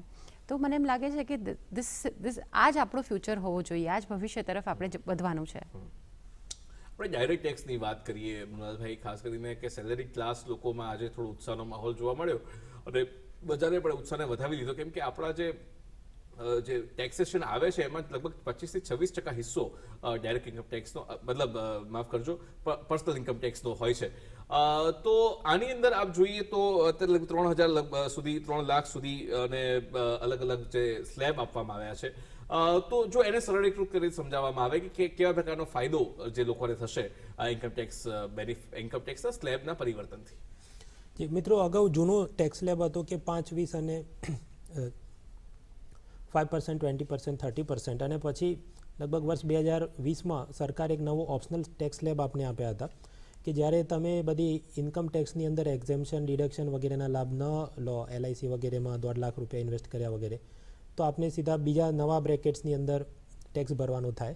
અને સરવાળે એ બધું આપણી જોડે હાલ ટેબલ વગેરે ઉપલબ્ધ નથી, પણ એમાં એવું હતું કે જે અપર મિડલ ક્લાસ હોય એને નવા ઓપ્શનલ સ્લેબમાં એ જાય તો એને થોડો પૈસામાં છૂટ રહેતી હતી અને પરિણામે વ્યક્તિની ડિસ્પોઝેબલ ઇન્કમ વધે ને એનાથી વધુ ખરીદારી કરી શકે એવા બધા આશય હતા. હવે એ વ્યવસ્થાને થોડી આગળ વધારતી વખતે આ વખતે એ સ્લેબ્સમાં થોડો ઓર વધારો કર્યો કે લગભગ 7 લાખ રૂપિયા સુધી ટેક્સ ન ભરવાની પરિસ્થિતિ થાય અને જે લોકો લગભગ 60,000 ઇન્કમ ટેક્સ ભરવાનો થતો તો એની બદલે 45,000 રૂપિયા જ ઇન્કમ ટેક્સ ભરવાનો થાય અમુક જે અપર મિડલ ક્લાસ શ્રેણીમાં. પરિણામે એમના જેટલા પૈસા બચી ગયા એ ડિસ્પોઝેબલ ઇન્કમથી તે લોકો નવી શોપિંગ વગેરે કરે અને એનાથી બજારમાં નવી તેજી આવે એવો સરકારનો આશય છે. અગાઉના વર્ષોમાં જે બધા જે પણ ટેક્સ ડિડક્શન આપવામાં આવે મૂળ એમાં વસ્તુ એ હોય કે આપણે પૈસા 15-20 વર્ષ માટે લોક કરવા પડે, એને બદલે વધારે પૈસા હાથમાં રહે તો શોપિંગ અને તેથી મલ્ટીપ્લાયર ઇફેક્ટ આવે. That is the idea. જે કેટલાક આંકડા અહીંયા થઈ રહ્યા છે, કેપિટલ એક્સપેન્ડિચર જે મૂડી રોકાણ છે એ સરકાર અહીંયા આગળ વધાર્યું છે. તમે જોઈ શકો છો 2020-21 સાપેક્ષે કેવી રીતના લગભગ જે વધી રહ્યું છે, ખૂબ જ ઝડપથી એક મૂડી રોકાણ થઈ રહ્યું છે અને સરકારનો એ જ ગોલ છે કે દર વર્ષે લગભગ 33% દરે આ મૂડી રોકાણ વધ્યું છે. ફિસ્કલ ડેફિસિટ જે કહ્યું છે કે સરકારની જે આવકના સ્ત્રોત છે એ પણ તમે આ બજેટની અંદર જોઈ શકાય છે કે ઓછા છે. 5.9નો ગ્રોથ છે. 7 સેક્ટર્સ એમણે આઈડેન્ટિફાય કર્યા છે કે youth, green wealth, financial sector, inclusive development, છેલ્લા માણસ સુધી પહોંચવું, ઇન્કમટેક્સના સ્લેબની વાત છે તો એ પણ અહીંયા આપ જોઈ શકો છો કેવી રીતના અલગ અલગ ઇન્કમટેક્સ સ્લેબની અંદર ટેક્સ રેટ અલગ અલગ 5, 10, 15, 20, 30ના જે ટેક્સ રેટ છે એની વાત થઈ છે. 5 જ સ્લેબ હવે કર્યા છે અને જે એક્ઝેમ્પશન લિમિટ છે 3 લાખ સુધી કરી છે એ પણ બહુ મોટી વસ્તુ છે. અહીંયા આગળ આપણે આવક ક્યાંથી આવે છે અને આવક ક્યાં જઈ રહી છે એના આંકડા આપ જોઈ શકો છો કે કયા વનમાં કઈ એ છે. કેપિટલ એક્સપેન્ડિચરના આંકડા પણ આપણે જોયા. પૂનમબેન, છેલ્લો આપણે સવાલ કે કેવી રીતના આ છે રૂપિયા ક્યાંથી આવશે, રૂપિયો ક્યાં જશે, એના પણ આંકડા જે આપણે વાત કરી રહ્યા હતા કે કઈ વસ્તુ આપણને કેટલો આવક આપે છે, કેટલી આવક જાય છે. તો આ બધી જ વસ્તુ આપણી પાસે આંકડાઓ અહીંયા ભંડાર પડ્યો છે.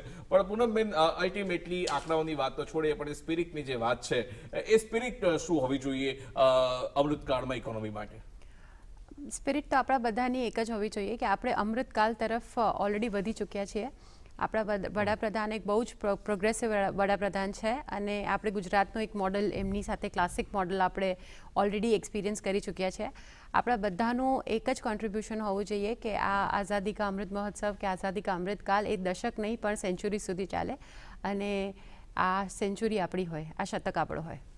જી, અને મૃણાલભાઈ, આપને પૂછીશ કે આપણી અર્થતંત્ર માટે આપણો આશાવાદ શું છે? ઇન્ક્લુઝિવ ગ્રોથની ખૂબ વાત કરવામાં આવી. મિત્રો, આપે અમુક સમય પહેલાં પ્રેસિડેન્ટ દ્રૌપદી મુર્મુજીએ કહ્યું હતું કે જેલની અંદર અંડર ટ્રાયલ અને કેદીઓની સંખ્યા જે વધવાને બદલે ઘટવી જોઈએ. નવા બજેટમાં એક ખાસ વાત એવી થઈ છે કે જે ગરીબ કેદીઓ છે એમને પણ જમાનત અને પેનલ્ટી ન કરી શકતા હોય તો સરકાર તરફથી સહાય આપવામાં આવશે અને જેથી તેઓ જેલમાંથી બહાર આવી શકે. તો આ છેવાડાના માણસનું આ પહેલી વાર આટલા વર્ષોથી હું બજેટ જોઉં છું, આવી વાત પહેલી વખત મેં જોઈ છે. તો એ દેખાડે છે કે સરકાર કેટલું ઇન્ક્લુઝિવ ગ્રોથ માટે ફોકસ કરી રહી છે અને તે ખૂબ ખુશીની લાગણી આપે છે. તો રીચિંગ ધ લાસ્ટ માઇલની વાત કરી અને બહુ સરસ મજાની અહીંયા વાત થઈ છે. તો સરસ ચર્ચા બદલ પૂનમબેન, આપનો અને મૃણાલભાઈ, આ બંનેનો હું ખૂબ ખૂબ આભાર માનું છું.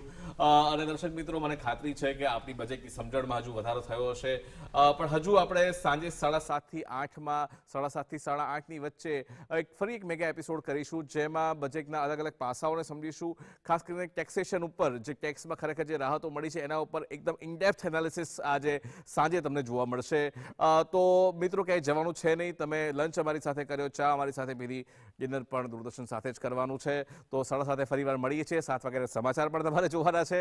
તો આજે આખો દિવસ દૂરદર્શન પર બજેટનું દર્શન. ફરી મળીએ 7:30 વાગે. આભાર.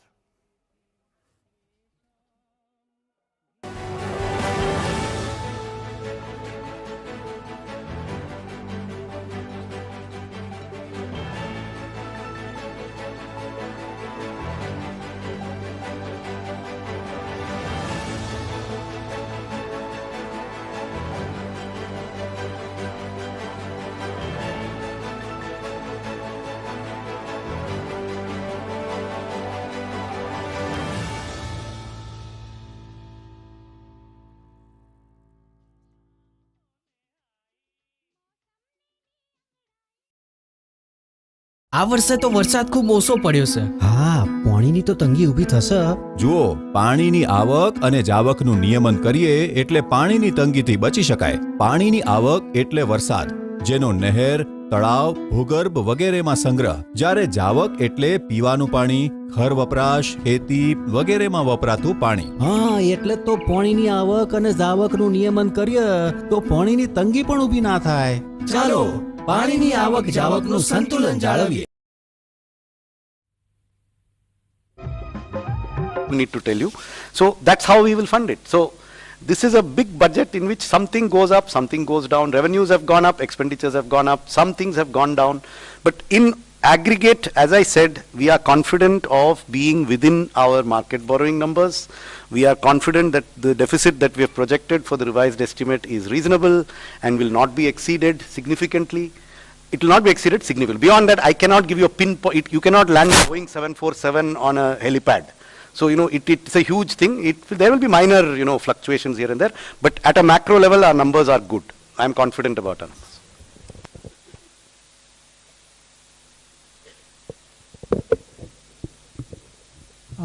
मैम नमस्कार, मेरा नाम महावीर सिंह है, फ्रीलांसिंग करता हूँ.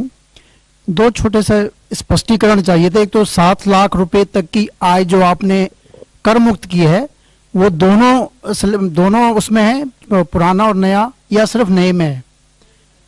ओके.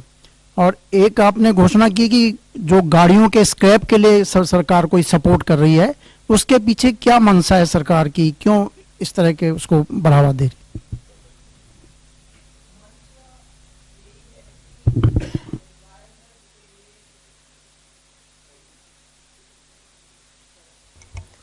मंशा यही है कि एनवायरनमेंट के लिए पुराना गाड़ी को हटाना चाहिए, मगर वैसे बिना इंसेंटिव हटाना भी मुश्किल है, क्योंकि लोगों को लगेगा कि हटाने में से मुझे क्या फायदा है. सो इंसेंटिवाइज करना उसके लिए.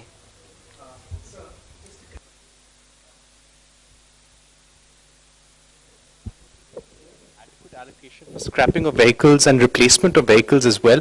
What is the kind of outlay that will be there and that we'll see in the coming fiscal? I can see there are 2 parts to it. For the central government, all central government vehicles that are beyond the 15-year age limit will be scrapped. Those of them that need to be replaced will be replaced. This money is provided for in different departmental budgets because it is not a macro number that is planned centrally. The number is significant. It exceeds 1,000 crores. What it exactly is, I also don't know. I'd have to add it up from several books. For state governments, we are making this part of the scheme for state capital investment. If they need to replace old state government vehicles, then that support will come from this scheme. And they have to meet certain conditions on meeting the national scrapping policy. The aim is to get rid of polluting old vehicles in the government sector.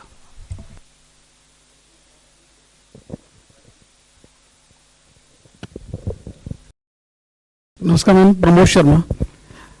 Ma'am, प्रधानमंत्री जी का नारा है कि local for vocal, लेकिन जो online platform है, फ्लिपकार्ट और Amazon, इनके चलते जो छोटे छोटे दुकानदार हैं उनका कारोबार प्रभावित हो रहा है.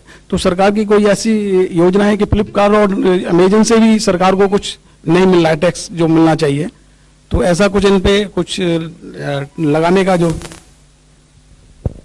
लोकल फॉर लोकल के लिए तो जेम में पोर्टल में एमएसएमई को स्थान मिल रहे हैं, वो उनके अपने प्रोडक्ट्स को उनके द्वारा मार्केटिंग आउटरीच करने के लिए government e market place provision दे रहा है, सो उनके लिए पॉजिटिव एक्शन है उधर।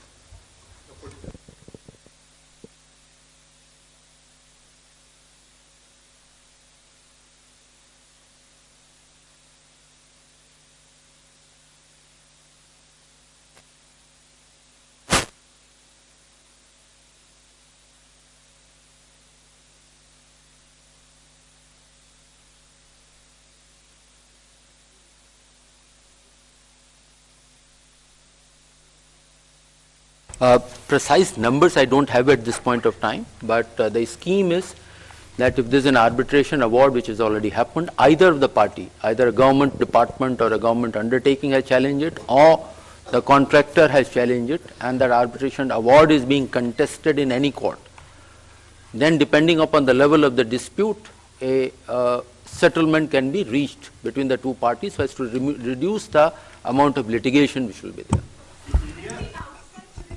Yeah, it will be a voluntary, see, it is voluntary. Any dispute can be settled out of court by both parties. Traditionally, there are difficulties for government to take a discretionary decision on settling a dispute. So this will be a standardized set of terms depending on the nature of dispute and the level at which the dispute has been settled, or, I mean, has been where there's an arbitration award, where there's a court award, where there's a Supreme Court award. There are different levels at which there is certainty or uncertainty. We will be coming out with a draft scheme which will be put out for consultation very shortly from the Department of Expenditure. So, no, it is only for domestic. Only domestic disputes. It will not cover international arbitrations or international cases. Definitely not.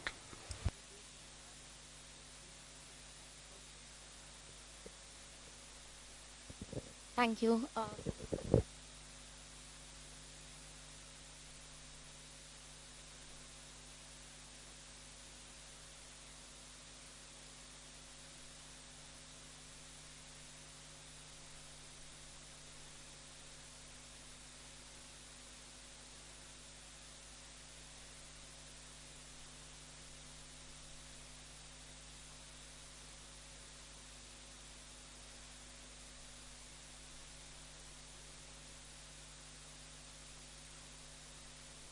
Want both of them to answer for each economic survey from his school of thought and us from our school of thought?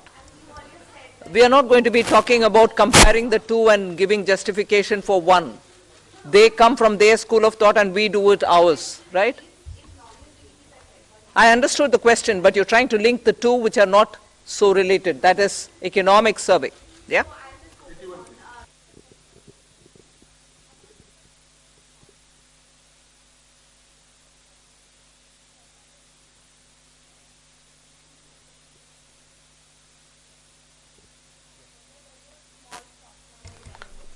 That is exactly what I mean. The dated security figure will not change regardless of changes in the other figures. That's your second question.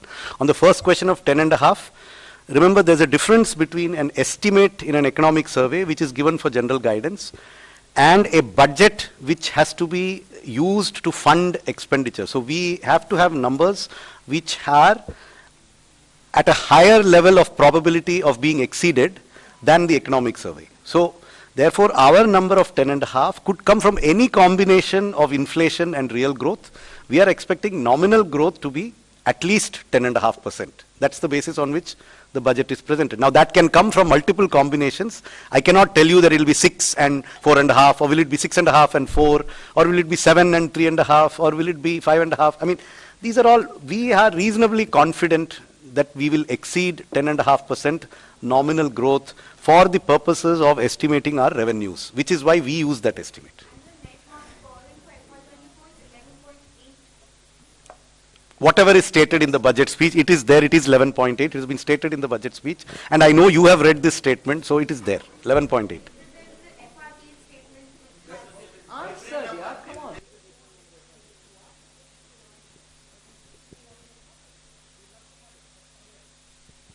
Good afternoon, ma'am. I am Nikun Johari from Reuters. You said that there will be changes to to improve governance for banks. So will there also be changes to the Bank Nationalization Act that will enable you to privatize 2 banks that you had announced earlier? And also, ma'am, is there a concern for the government? Our markets have fallen last few days because of decline in Adani Group stocks. So is that a concern for the government, because retail investors have also been impacted significantly because of this? I had answered that question earlier, that the proposed amendments have nothing to do with disinvestment or privatization of the bank. That is a separate chapter. As far as the second question is concerned, we in the government don't comment upon the issues relating with a particular company.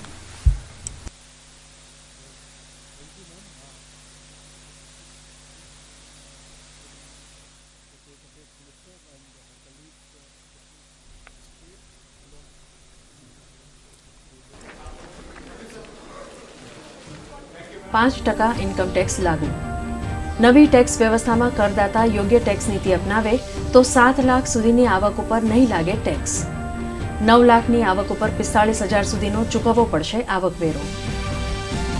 દેશના આર્થિક તંત્રને વેગ આપવા વધુ એક પ્રોત્સાહક પગલું. મૂડીરોકાણ ખર્ચમાં 33%ના વધારા સાથે 10 લાખ કરોડ રૂપિયાની ફાળવણી, તો નાના અને મધ્યમ કદના ઉદ્યોગો માટે વિના ગેરંટી 2 લાખ કરોડ રૂપિયા સુધીના ઋણની જોગવાઈ. રેલવે વિભાગ માટે 2.4 લાખ કરોડ રૂપિયાની ફાળવણી.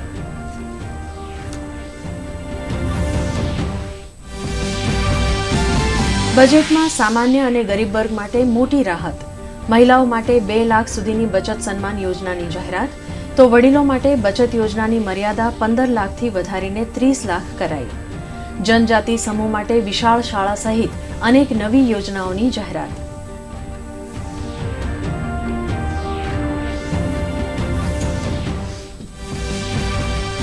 બજેટમાં શિક્ષણ, આરોગ્ય અને કૃષિ ક્ષેત્રે અનેક પ્રોત્સાહક જાહેરાતો.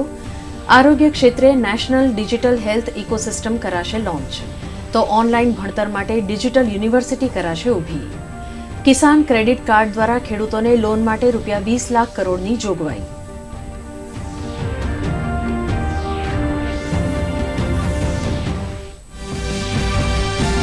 હવે LED TV, mobile, electric vehicle વગેરે થશે સસ્તા.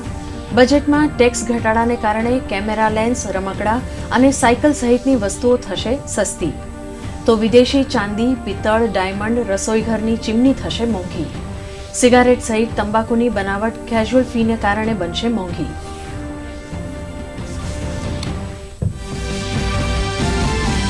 બજેટ ગરીબો, ખેડૂતો અને મધ્યમ વર્ગના સહિત બધા જ વર્ગના લોકોની આશા પૂર્ણ કરનારું. પ્રધાનમંત્રી નરેન્દ્ર મોદીએ કહ્યું, મધ્યમ વર્ગને ટેક્સમાં મોટી રાહત મળી, તો ઇન્ફ્રાસ્ટ્રક્ચર સહિત અનેક ક્ષેત્રે અભૂતપૂર્વ રોકાણને કારણે રોજગારના નવા અવસર થશે પેદા.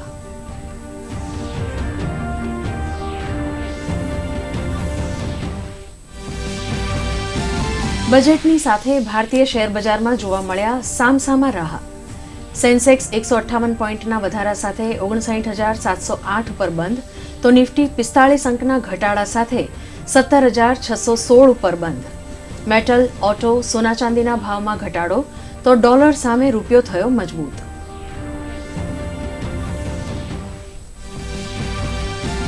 મુખ્યમંત્રી ભૂપેન્દ્ર પટેલની અધ્યક્ષતામાં મળી રાજ્ય મંત્રીમંડળની બેઠક. મુખ્યમંત્રીએ બજેટને ગણાવ્યું અમૃતકાળનું અમૃત બજેટ. કહ્યું, બજેટમાં ગરીબ અને મધ્યમ વર્ગનું રખાયું છે ખાસ ધ્યાન.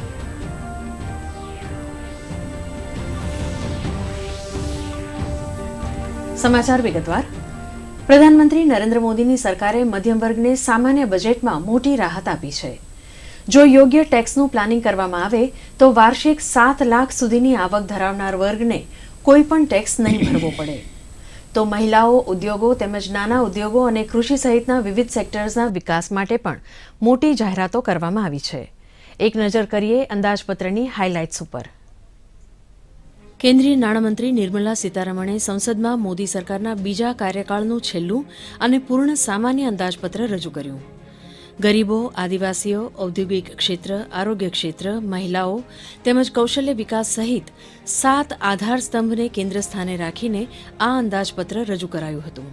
નાણામંત્રીએ જણાવ્યું હતું કે દુનિયા ભારતની અર્થવ્યવસ્થાને ચમકતો સિતારો માને છે. ચાલુ વર્ષનો વિકાસ દર 7% રહેવાનો અંદાજ વ્યક્ત કરવામાં આવ્યો છે. સરકારે બજેટમાં વ્યાપક સુધારાઓ પર ભાર આપ્યો છે.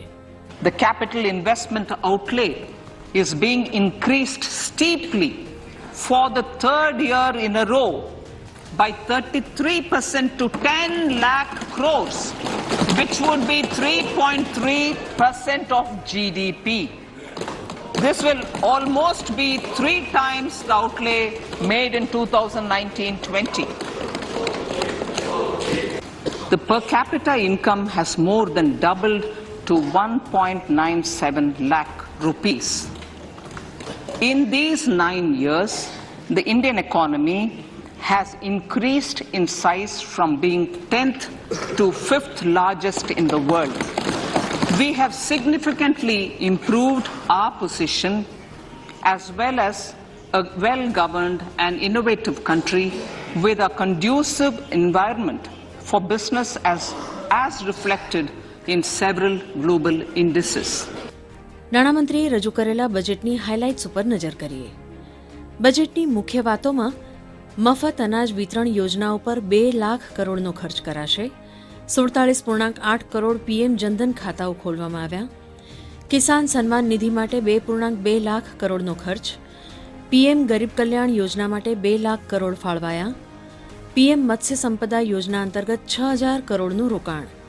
પશુપાલન ડેરી માટે 20 લાખ કરોડ સુધીનું કૃષિ ઋણ વધારવાનું લક્ષ્યાંક. સહકારિતા આધારિત આર્થિક મોડેલ ઉપર સરકારનું ફોકસ. 157 નવી નર્સિંગ કોલેજ ખોલવામાં આવશે. વર્ષ 2047 સુધીમાં સિકલ સેલ એનિમિયા નાબૂદ કરવા માટેનું મિશન. એકલવ્ય સ્કૂલ માટે 38,800 સ્ટાફની ભરતી કરાશે. ડિજિટલ લાઇબ્રેરીની નવી રાષ્ટ્રીય યોજના લાગુ થશે. રેલવે માટે 2.40 કરોડની જોગવાઈ. ઇન્ફ્રાસ્ટ્રક્ચર માટે 2 લાખ કરોડની જોગવાઈ. મૂડી ખર્ચ માટે 10 લાખ કરોડની જોગવાઈ. 50 નવા એરપોર્ટ્સ બનાવવામાં આવશે. પીએમ પીબીટીજી વિકાસ મિશન શરૂ કરવામાં આવશે. મહામારીમાં પ્રભાવિત એમએસએમઈને રાહત અપાશે. એમએસએમઈને લોન આપવા માટે લોન ગેરંટીની નવી યોજના. નેશનલ ફાઇનાન્શિયલ ઇન્ફોર્મેશન રજિસ્ટ્રી સ્થાપિત કરાશે. ગિફ્ટ આઈએફએસસીમાં વેપારને પ્રોત્સાહન માટે ભાર અપાશે.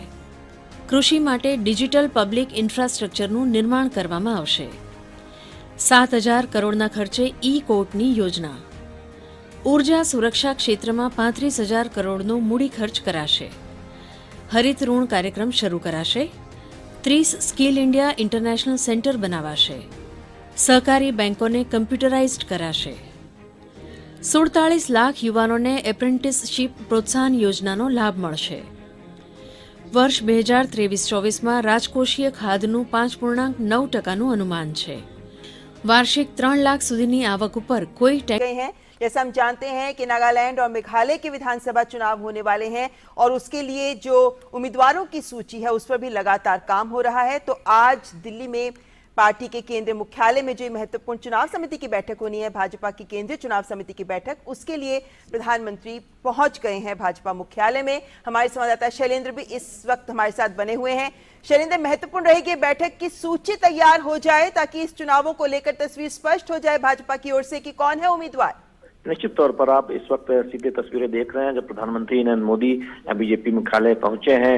बीजेपी के राष्ट्रीय अध्यक्ष जेपी नड्डा उनके स्वागत के लिए यहाँ पर मौजूद हैं और आज बीजेपी की जो केंद्रीय चुनाव समिति की बैठक है उसमें नागालैंड और मेघालय के विधानसभा उम्मीदवारों के नाम को अंतिम रूप दिया जाएगा. दोनों राज्यों की जो प्रदेश जो कमेटी है वो नामों की अनुशंसा कर चुकी है और आज ही उस सूची को अंतिम रूप दे दिया जाएगा. हम जानते हैं कि नागालैंड में बीजेपी ने समझौते के साथ गठबंधन के साथ चुनाव के मैदान में जाने का फैसला किया है, जबकि मेघालय में बीजेपी अकेले चुनाव लड़ रही है. इस वक्त आप सीधी तस्वीरें देख रहे हैं जब प्रधानमंत्री नरेंद्र मोदी का बीजेपी के राष्ट्रीय अध्यक्ष जेपी नड्डा स्वागत करते हुए बीजेपी के राष्ट्रीय मुख्यालय में। तो निश्चित तौर पर बहुत महत्वपूर्ण है। त्रिपुरा को लेकर 27 जनवरी को पहले ही बैठक हुई थी, उसके बाद हमने देखा था कि उसी अगले दिन त्रिपुरा को लेकर एक बड़ी सूची ऐलान की गई थी। उसके बाद त्रिपुरा के विधानसभा उम्मीदवारों के नाम का बीजेपी ने ऐलान किया था और आज नहीं लागे। નાણામંત્રીએ કહ્યું કે ગોબર ધન યોજના હેઠળ 10,000 કરોડ રૂપિયા ખર્ચ કરવામાં આવશે. 1 કરોડ ખેડૂતો પાસેથી કુદરતી ખેતી કરાવાશે. દેશમાં જંતુનાશક માટે 10,000 બાયો ઇનપુટ સેન્ટર્સ બનાવવામાં આવશે. Go-Bardhan scheme, 500 new waste to wealth plants under Go-Bardhan, galvanizing organic bio-agro resources done. Go-Bardhan scheme will be established for promoting circular economy.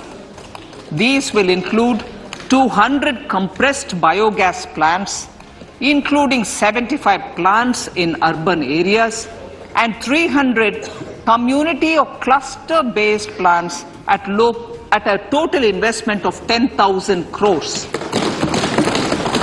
Bharatiya Prakritik Kheti Bio-Input Resource Centers.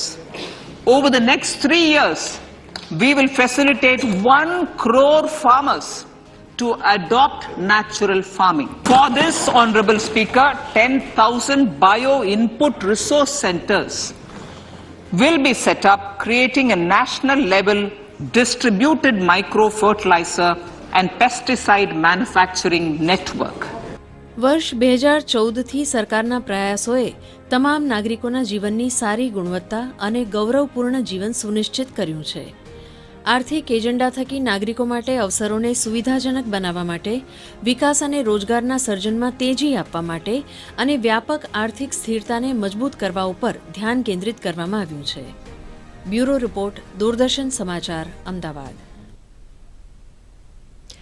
દર્શક મિત્રો, કેન્દ્રીય નાણામંત્રી નિર્મલા સીતારમણ સંબોધન કરી રહ્યા છે. આવો નિહાળીએ જીવંત પ્રસારણ. And then you are talking about rejigging the new tax regime. Does this mean that this is the end of exemptions for various incentives, exemptions for investment and savings?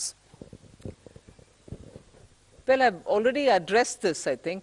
We want to make the new tax regime, which is without exemptions, attractive enough for people to think that this will be the best option for them because it gives them better rates. It doesn't also make the compliance a burdensome exercise. If rates are so low, you're going to benefit net by paying lesser tax.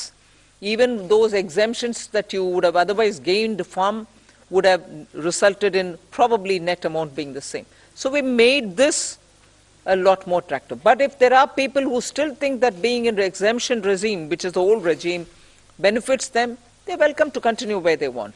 But yes, the ultimate interest is to make the simpler regime more attractive. And that is why we've come up with this.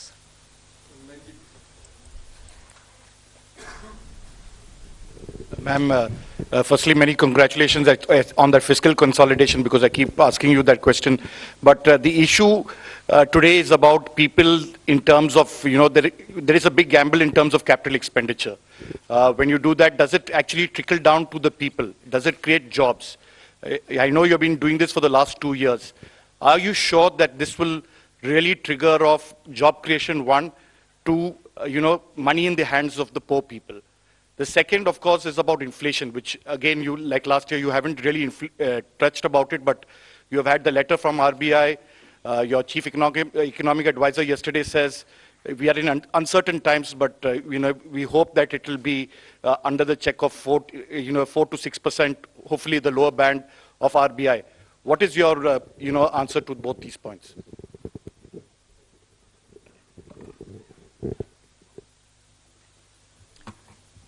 First of all, on the inflation, I think, yeah, you're right in saying RBI wrote a letter and what. But in the meanwhile, you've seen inflation come down, both the CPI and WPI. Action is being taken by the government. We take inflation-related steps as and when things develop in the ground and in response to it. And that has borne result. So inflation is not something which we are looking the other way while it is changing up and down. We have kept attending to it, and as a result, you find the result. On fiscal consolidation, you asked me the question and I've already explained that we've attended to it with all earnestness, having respected the glide path we gave ourselves earlier. Jobs. Yeah. See, first of all, I find it a bit odd you may want to ask this question like this. Capital expenditure. વધુ સમાચારો વિજ્ઞાપન બાદ. Payment fail. પણ પૈસા તો કપાઈ ગયા. ગઈ મારી મહેનતની કમાણી. થઈ જશે ભરપાઈ. ચિંતા ના કર મારા ભાઈ. જો ડિજિટલ ટ્રાન્ઝેક્શન ફેલ થઈ જાય અને એકાઉન્ટમાંથી પૈસા કપાઈ જાય તો બેંક સમયસર પૈસા પાછા કરશે. નહીતર કોમ્પન્સેશનનું છે પ્રાવધાન. નહીતર આરબીઆઈના ઓમ્બડ્સમેનને ફરિયાદ કરો આપ. Your bill. મારી ફીસ. આરબીઆઈ કહે છે જાણકાર બનો, સતર્ક રહો. જળ પ્લાવિત વિસ્તારો આપણા નિવસન તંત્રને ટકાવી રાખવા માટે અત્યંત મહત્વનું યોગદાન આપે છે. પરંતુ છેલ્લા 50 જ વર્ષમાં વિશ્વના 35% જળ પ્લાવિત વિસ્તારો લુપ્ત થયા છે. આપણે જંગલો કરતા 3 ગણી વધુ ઝડપથી જળ પ્લાવિત વિસ્તારો ગુમાવી રહ્યા છીએ. આજની તાકીદની જરૂરિયાત છે આ જળ પ્લાવિત વિસ્તારો પ્રત્યે જાગૃતિ. તારીખ 2 ફેબ્રુઆરી 2023ના રોજ ગુજરાત રાજ્ય ઉજવશે વિશ્વ જળ પ્લાવિત દિવસ 2023. આ વર્ષની ઉજવણીમાં કેન્દ્ર સ્થાને છે આપણા ક્ષતિગ્રસ્ત જળ પ્લાવિત વિસ્તારોનું પુનર્જીવન અને પુનઃસ્થાપન. આવો સૌ સાથે મળીને અમૂલ્ય નૈસર્ગિક સંપત્તિ સમાન આપણી આસપાસના જળ પ્લાવિત વિસ્તારોને વિલુપ્તિથી બચાવવા અસરકારક કામગીરી કરીએ. પર્યાવરણનું જતન કરીએ. જીવન નવપલ્લવિત કરીએ. गुजरात इकोलॉजी कमीशन, वन અને पर्यावरण विभाग गुजरात सरकार द्वारा पर्यावरण. इसमें बीच में कोविड पैंडमिक और पूरे दुनिया में उसके वजह से इम्पैक्ट, और जब दुनिया में इम्पैक्ट होती है हर इकोनॉमी उससे प्रभावित होते हैं. उस संदर्भ में भारत देश का इकोनॉमी को उस हालात से ऊपर उठाने के लिए जो कदम उठाना चाहिए वो करते हुए एवरी चैलेंज को हमने एक अपॉर्चुनिटी जैसे मानकर रिफॉर्म को कोविड के समय में भी करके आज पूरे दुनिया में जबकि हालात इतना चैलेंजिंग है सबको, फिर भी भारत देश एक शाइनिंग स्टार जैसे दिख रही है, फास्टेस्ट ग्रोइंग है और अगले साल में भी वो फास्टेस्ट ग्रोइंग रहेगा. IMF का कल का मानना भी वही है. ये सब एक के बाद एक एक्शन लगातार विदाउट ब्रेक लेके आ रहे हैं. रिफॉर्म को छोड़े नहीं है, मगर उसके कारण पिछड़े, दलित और वंचित को कोई बर्डन ना हो उसके लिए समय समय पर उचित कदम भी उठाना, ये सब करते आए हैं. इसीलिए आज इस कगार पर पहुंचे हैं. इसीलिए जब हम आज के बजट के विषय बात करते हैं, पहला अमृतकाल का बजट है. इसमें दूरदृष्टि से एक आध कदम जो उठाना है उसका भी जिक्र किए हैं. साथ साथ जैसे माननीय प्रधानमंत्री जी वंचितों को वर्चस्व देने के लिए जो बजट की बात होती है, इसमें इतने सारे अंश हैं जिसके द्वारा हर SC, हर ST और इकोनॉमिकली वीकर सेक्शन OBC इन सबको प्रावधान दिया गया है. And congratulations on your 5th consecutive budget, and of course you did mention just now that these have been really bad 5 years, some of the toughest times that our country has faced, but still we are right up there as a bright star. Now coming to this budget, you did put more money in the hands of employees, the middle class, but while they have more money in their hands, will the employers be willing to pay them more? Is a question that, have you incentivized employers also to try and give more money to people? First of all, when you look at the economy, you can see that it is very clearly showing signs of robust revival. When robust revival happens, and especially when you take the example of the services sector, the kind of attrition which that sector is facing, but at the same time, because they are moving towards greater and greater use of technology, sophisticated technology, they are seeking also people with such skills. So to pay better is also to pay better for people with the required skills. And that's why Government of India has in this budget, through various different ways, underlined the need for skilling, upskilling, and also skilling for Industrial Revolution 4.0. In that we placed specific emphasis, because skilling is one thing, upskilling is there, but today the world is moving towards greater use of Web3. And for that, if Industry 4.0 is coming up, employees also will pay more when you have people with adequate, right kind of appropriate skills. We are spending that kind of money and bringing in that kind of training for people to be better paid. So government is pushing it from a different supply side readiness. Obviously that will have to be absorbed by the industry. मैं आपने कौशल विकास योजना के 4.4 चौथे चरण की बात की, जिसके लिए 3 साल का समय दिया गया, उस पर हम बात करेंगे। लेकिन आम जनता जो सबसे स्ट्राइकिंग पॉइंट बजट में है वो आपका नया टैक्स रिजीम जिसका आपने ऐलान किया, उसके पीछे का रैशनल थोड़ा सा हमें समझाइए कि जब 2 रिजीम आपने पहले लॉन्च की, जिसमें एक में एग्जम्पशन बिल्कुल नहीं है, दूसरे में एग्जम्पशंस के साथ है, तो आप क्यों ये नई रिजीम को लेकर के मिडिल क्लास के लिए आए? कभी भी भारत के डायरेक्ट टैक्सेशन के ऊपर चर्चा जब होती है जी, उसमें चर्चा 2 विषयों पर होती है कि टैक्स रेट को कम करो, दूसरा टैक्स को इतना कॉम्प्लिकेटेड ना बनाओ। इधर एक रेट कम हो रही है मगर दूसरे जगह पर सरचार्ज को इंक्रीज कर रही हो, तीसरे बोलते हो कि आप इंश्योरेंस लो फिर आपको एग्जेम्पशन देंगे। सो कॉम्प्लिकेशंस के कारण ओल्ड रेजिम अगर आपको बेनिफिशियल लगता है, आपको ही वो कॉम्प्लिकेटेड भी लगता है। इसीलिए ओल्ड रेजिम के बारे में बहुत सालों से बहुत सारे कमिटियों भी रिपोर्ट दिया कि उसको सिंप्लीफाई करो। और टैक्स इवेशन का और टैक्स अवॉइडेंस का एक मुख्य कारण ये होता है कि जब रेट ज्यादा रहते हैं, लोग अन्य रास्ते ढूंढते हैं जिससे उससे बच पाएंगे। अगर रेट कम हो जाता है, लोगों के मन में अच्छा ठीक है इतना ज्यादा नहीं है, पे करो। सो इन सब को मन में रखते हुए ही 2 साल पहले हमने सेकंड रेजिम टैक्स रेजिम ले आए, जिसमें रेट कम था, मगर इस बार हम उसमें रेट भी कम किया, स्लैब्स पे बढ़ाया और हर एक का हर स्लैब का टैक्स रेट भी कम करवाया और उसमें आखिरकार सरचार्ज जिसके वजह से भारत में सबसे हाईएस्ट रेट ऑफ टैक्स रहते हैं, उसको भी एकदम बड़ा सा हिस्से में 37 से 25 का वो बहुत काफी रिडक्शन है जी।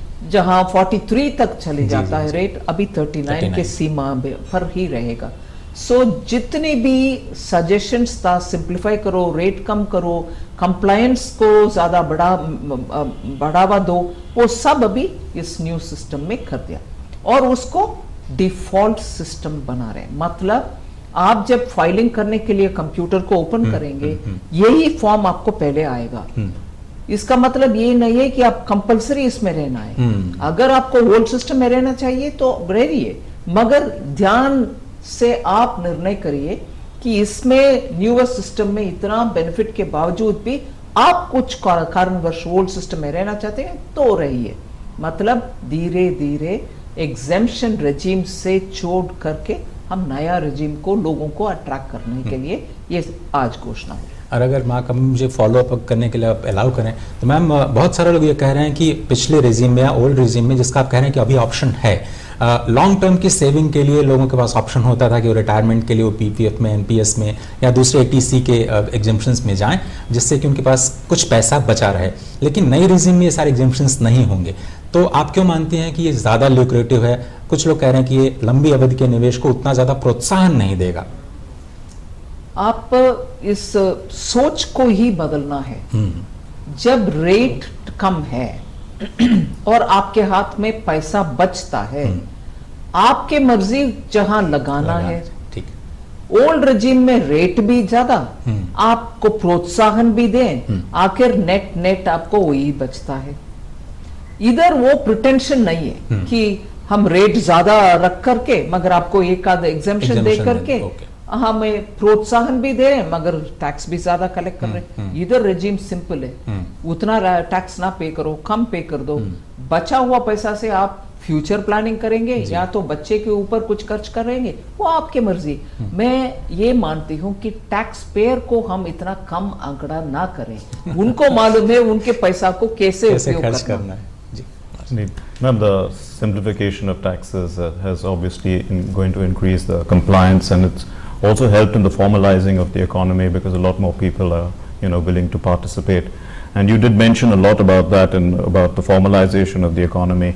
The question is the informal sector. Is it, merging into the formal sector on a natural course, or do you need to draw them in? Are you giving some incentives to them to try and, formalize themselves? Yes, we are trying to make sure that people get onto the formal because of the incentives that we are giving for digital payments also.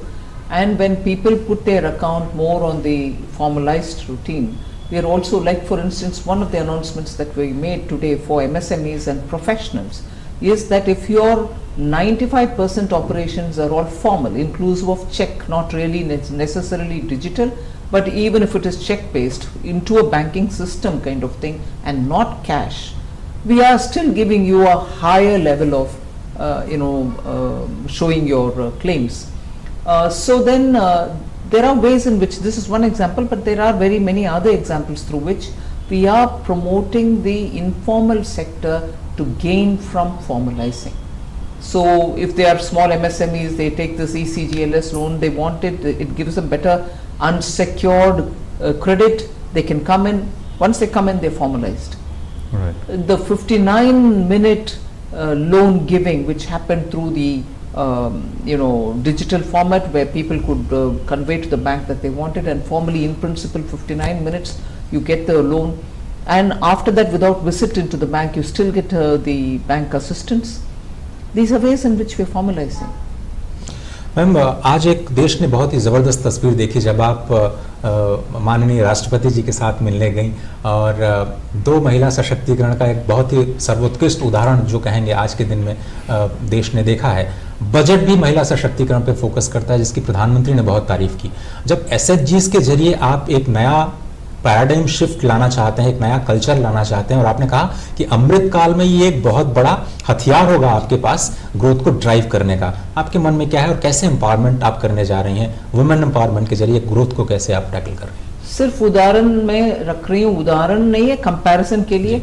Startup के लिए माननीय प्रधानमंत्री जी 2016 में policy ले आए, उसके बाद लगातार हर बजट में स्टार्टअप्स के लिए कुछ ना कुछ उनको फैसिलिटेशन करने के लिए किए।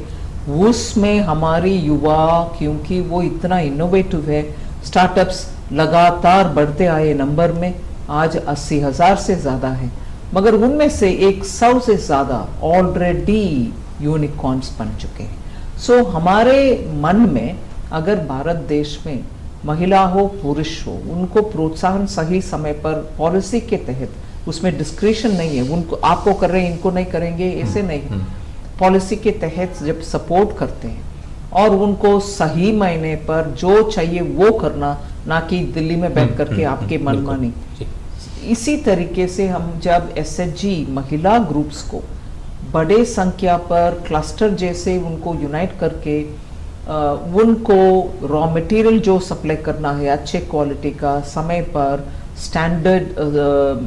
स्टैंडर्ड अफोर्डेबल सोर्सेस से, और उनको प्रोफेशनल तरीके से रन करने के लिए ये सब जब करते हैं और उनका मार्केटिंग वगैरह हम हेल्प करते हैं, हम मानते हैं कि जैसे स्टार्टअप में शॉर्ट पीरियड में इतना बड़ा सा रेवोल्यूशन हुआ, वैसे इधर भी महिला सशक्तिकरण होगा और उनके द्वारा देश का मैन्युफैक्चरिंग और सर्विसेज में अच्छा उन्नति हम कर पाएंगे।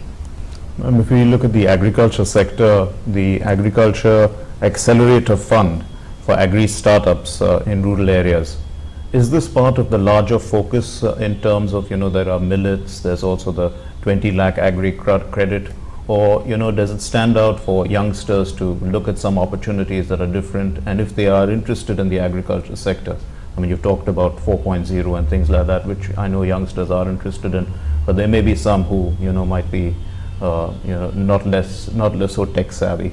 where would they go? I mean, but actually tech savvy or not tech savvy, both have equal opportunity when you're looking at the possibilities which can emerge from agriculture, fisheries, animal husbandry and so on, especially now even through the cooperation we are bringing in panchayat levels, storage capacities and a big scale. So in all this, technology plays a big role, and those who don't have technology or inclination for it can still be a part of this scheme of things, where they can find logistics, for instance, storage and the type of storage, value addition from the stored grains or the products. These are areas in which technology or no technology, immense possibility lies, and there is also a gap in that the possibility is got to be fixed in those areas where there is gap. Product is there, demand is there. If you only can bridge the gap through various different ways, supply networks, logistic networks, value addition to the grains, storage of the grains, preservation of grains, aggregating the grains which are produced, immense possibility. So that is where this accelerator fund will also come in. Ma'am अगर अब हम बात करें ma'am आपके वित्तीय अनुशासन की, जिसको हम फिस्कल कंसोलिडेशन कहते हैं, जब पूरी दुनिया में सरकारें अपनी जनता के लिए खर्च कर रही हैं, आप वित्तीय अनुशासन दिखा रही हैं। ये आपने 6.4 का जो वायदा किया था इस साल आपने स्टिक किया, अगली बार आप 5.9, उसके बाद ग्लाइडिंग पाथ जो आपने पहले तय किया था 2025-26 के लिए, उस पर भी आप स्टिक कर रही हैं। ये वित्तीय अनुशासन कैसे आ रहा है मैम, मतलब मैनेजमेंट कैसे हो पा रहा है, और फिर जो ग्लोबल इन्वेस्टर्स हैं उसके लिए आपका क्या सिग्नल है इस बजट के जरिए या फिर इस फिस्कल कंसोलिडेशन के जरिए? ये कैसे हो रहा है, इसीलिए मैं बार बार ये बात बोलती हूँ कि मैनेजमेंट ऑफ योर फाइनेंस, ये नहीं है कि बजट के समय आप इस डिपार्टमेंट को इतना दिए, उनके लिए इतना दिए और उनके लिए भी दे दिया, और रेवेन्यू रेसिंग में गैप्स है उसको फिलअप नहीं करते हो। दोनों तरफ जो रेवेन्यू गैप्स है उसको फिलअप करो, बंद करो, और एफिशिएंसी ले आओ। टेक्नोलॉजी को उपयोग करते हुए आज हम ट्रेल कर सकते हैं कौन नहीं पे कर रहा, जो पे करने लायक, उतने बारीकी से एक इनकम और रेवेन्यू बढ़ाने के लिए एफर्ट हो रही। दूसरी तरफ जब डिपार्टमेंट्स को खर्च करने के लिए पैसा देते हैं, क्या वो पूरे के पूरे उपयोग में आ रही है कि नहीं आ रही? एफिशिएंसी इन इफेक्टिव यूटिलाइजेशन, पैसा नीचे तक अगर नहीं पहुंचता, आपके मकसद जो है पैसा पहुंचने में डिमांड बढ़ेगी, इन्वेस्टमेंट बढ़ेगी, वो तो आप अचीव कर नहीं पाएंगे। इसीलिए मैं मानती हूं कि फिनांस मिनिस्ट्री का काम एकदम बजट प्रेजेंटेशन के ऊपर जितने ध्यान देना है उससे 3 गुना अधिक पूरे साल में इम्प्लीमेंटेशन में, लूप होल प्लग करने में, इवेशन रोकने में, और जहां लूप होल्स को उपयोग करते हुए पैसा कहीं और जा रहा उसको रोकने में, एक्शन लेने में, और जहां बार बार गलतियां हो रही है उनको उनके ऊपर एक्शन लेके उनके संपत्ति को लेने में कोर्ट के द्वारा।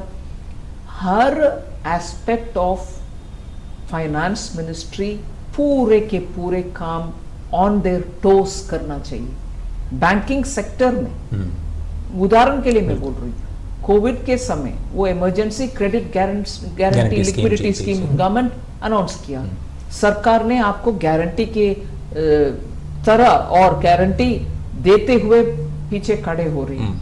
अगर बैंक एफिशिएंटली इसको इम्प्लीमेंट नहीं करते, स्कीम का तो मकसद ही फेलियर हो जाता है।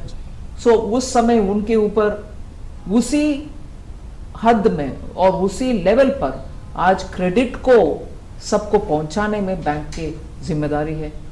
सो मैं मानती हूं बैंक हर एक सेक्टर फिनांस मिनिस्ट्री के अंदर डिपार्टमेंट पे डिपार्टमेंट टॉप नॉच परफॉर्मेंस करने के ही कंपटीशन हो रहा है। उसके कारण ही आज हम इतने दुनिया में चैलेंजेस रहने के बाद भी आज हम खड़े होकर के बोल सकते हैं ठीक है, हमारे रेवेन्यू बुओयेंसी इतना है, खर्च में कोई वेस्ट नहीं है, पूरे के पूरे यूटिलाइजेशन हो रही है, बैंक सेक्टर जो करना है वो सब रूरल तक पहुंच रही है, क्रेडिट अवेलेबल हो रही है।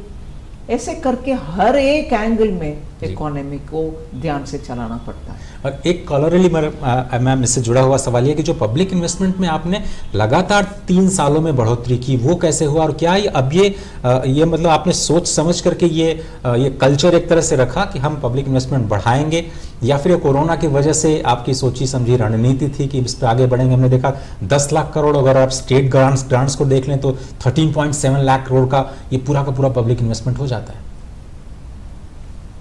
10 लाख करोड़ है, उसमें स्टेट को जो दे रहे हैं 1.3 लाख करोड़ उसमें शामिल है 10 में ही। मगर विषय ये है कि पब्लिक इन्वेस्टमेंट के द्वारा जो पैसा खर्च होता है उसमें रिटर्न ज्यादा आता है, क्योंकि उस पैसा का, हर रुपया का इम्पैक्ट जो सोसाइटी में लगता है वो इन्वेस्टमेंट में, इंफ्रास्ट्रक्चर इन्वेस्टमेंट में जब आप करते हैं उसके रिपल इफेक्ट ज्यादा होता है, मल्टीप्लायर जो कहते हैं। मगर हाथ में पैसा रखने वाले वो राजनीति बात अगर हम करते हैं उससे इतना मल्टीप्लायर नहीं मिलता। इसलिए हम दृढ़ता से मानते हैं कि यही रूट है जो इकोनॉमी को उठा सकते हैं। जो कोविड के समय से हम हर साल देख रहे हैं उससे पॉजिटिव रिजल्ट्स मिल रही है। अभी भी उसी पेस में हम ग्रो करना है तो पब्लिक एक्सपेंडिचर ही अच्छा सा श्योर रास्ता है। So, madam, you say that capex is also helping us, prevent the headwinds or deal with it to a large extent. It's going to promote growth potential, job creation, but how much of crowding in of private investment is actually taking place as a result of this kind of massive investment you're doing? In fact, in the media conference this evening, it was very clearly explained how between 2021, 2022 and now you'll see there has never been a negative impact on private investment because of increasing public investments in infrastructure. The crowding in that we spoke about has been questioned, saying what kind of a crowding in, this is the first time we are hearing. But you see that the private investments, also because we brought the corporate tax down, also we extended the period by which many of them will have to bring in additional capacities or establish new units. All of them together is working now in the favor of private sector to invest. So when you go to the market to borrow, you find many of them are equally able to raise revenues, raise monies in the market, and that has not stopped anybody. And that is exactly what crowding in means. People are able to come in, raise revenues. Banks are able to raise revenues. Private sector is able to raise Indian equity. This is not as though money is coming from elsewhere.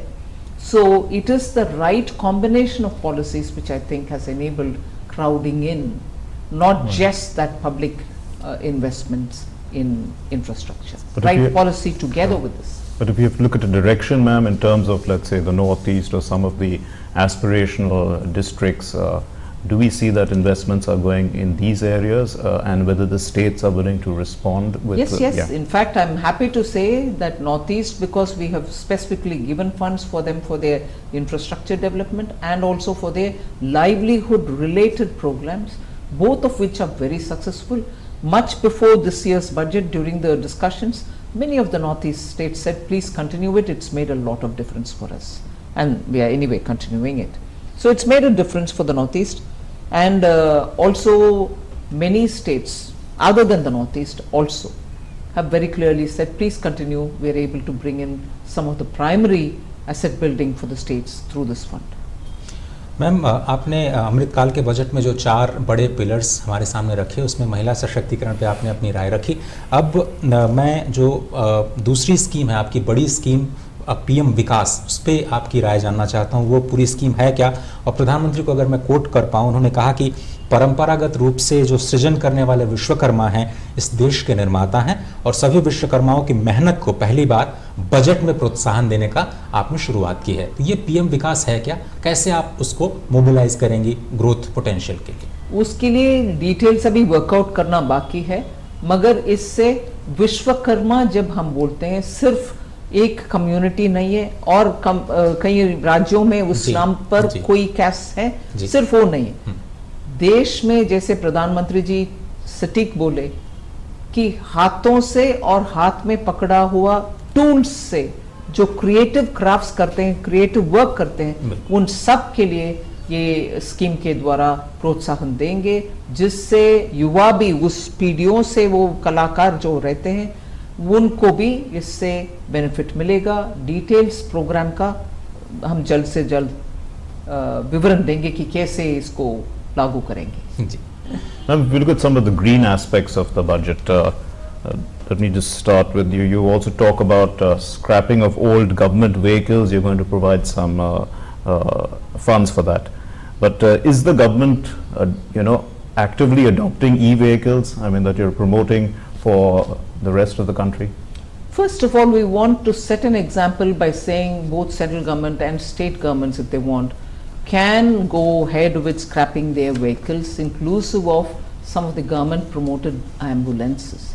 We think it's important for the government to set an example by scrapping all those 15-year or older vehicles and go in for electrical vehicles, with which we are able to show that we will be able to achieve environment pollution to be brought down, and actually it gives you a better carbon emission point, and therefore that is the reason why we have supported the scrappage policy, which was announced earlier, but we are now coming up with incentivizing it as well. Also sticking with this, there are 500 new waste to wealth plants with an investment of 10,000 crore rupees. What about the private sector involved in this, ma'am? Because there must be lots of private sector participants who are keen on the waste to wealth. We are not going to exclude them. However, I think the concerned department will have to see how they are going to frame it so that everybody's efforts, because we are right from the beginning of my budget speech today, we have expanded on the thought of Sabka Prayas. Jan Bhagidari is something on which we are definitely placing a lot of interest. We would want private participation and also citizens' participation wherever they can fit in. So that will be one of those routes through which we want to quickly be able to scale up programs. Ma'am, budget ने हमेशा ease of doing business के साथ साथ ease of living पे हमेशा focus किया। हमने देखा कि बहुत सारी स्कीम्स को आपने भी जिक्र किया कि पिछले 9 सालों में हमने कहाँ पे अचीवमेंट्स किए हैं। कल का जो इकोनॉमिक सर्वे है उसने बहुत ही ब्यूटीफुली इस चीज़ को डिपिक्ट किया है। आगे जाते हुए आप ये जो इस साल के एलोकेशन में आपने पीएम आवास योजना पे बहुत पैसा दिया है, करीब 80,000 करोड़ रुपया, और जल जीवन मिशन पे 70,000 करोड़ रुपया मोटे तौर पर। तो ये जो दोनों बड़ी स्कीम्स हैं इंक्लूजन के लिहाज से, आपको लगता है कि आप टारगेट को जो पूरा कर पाएंगे पीएम आवास योजना और जो नल से जल योजना है?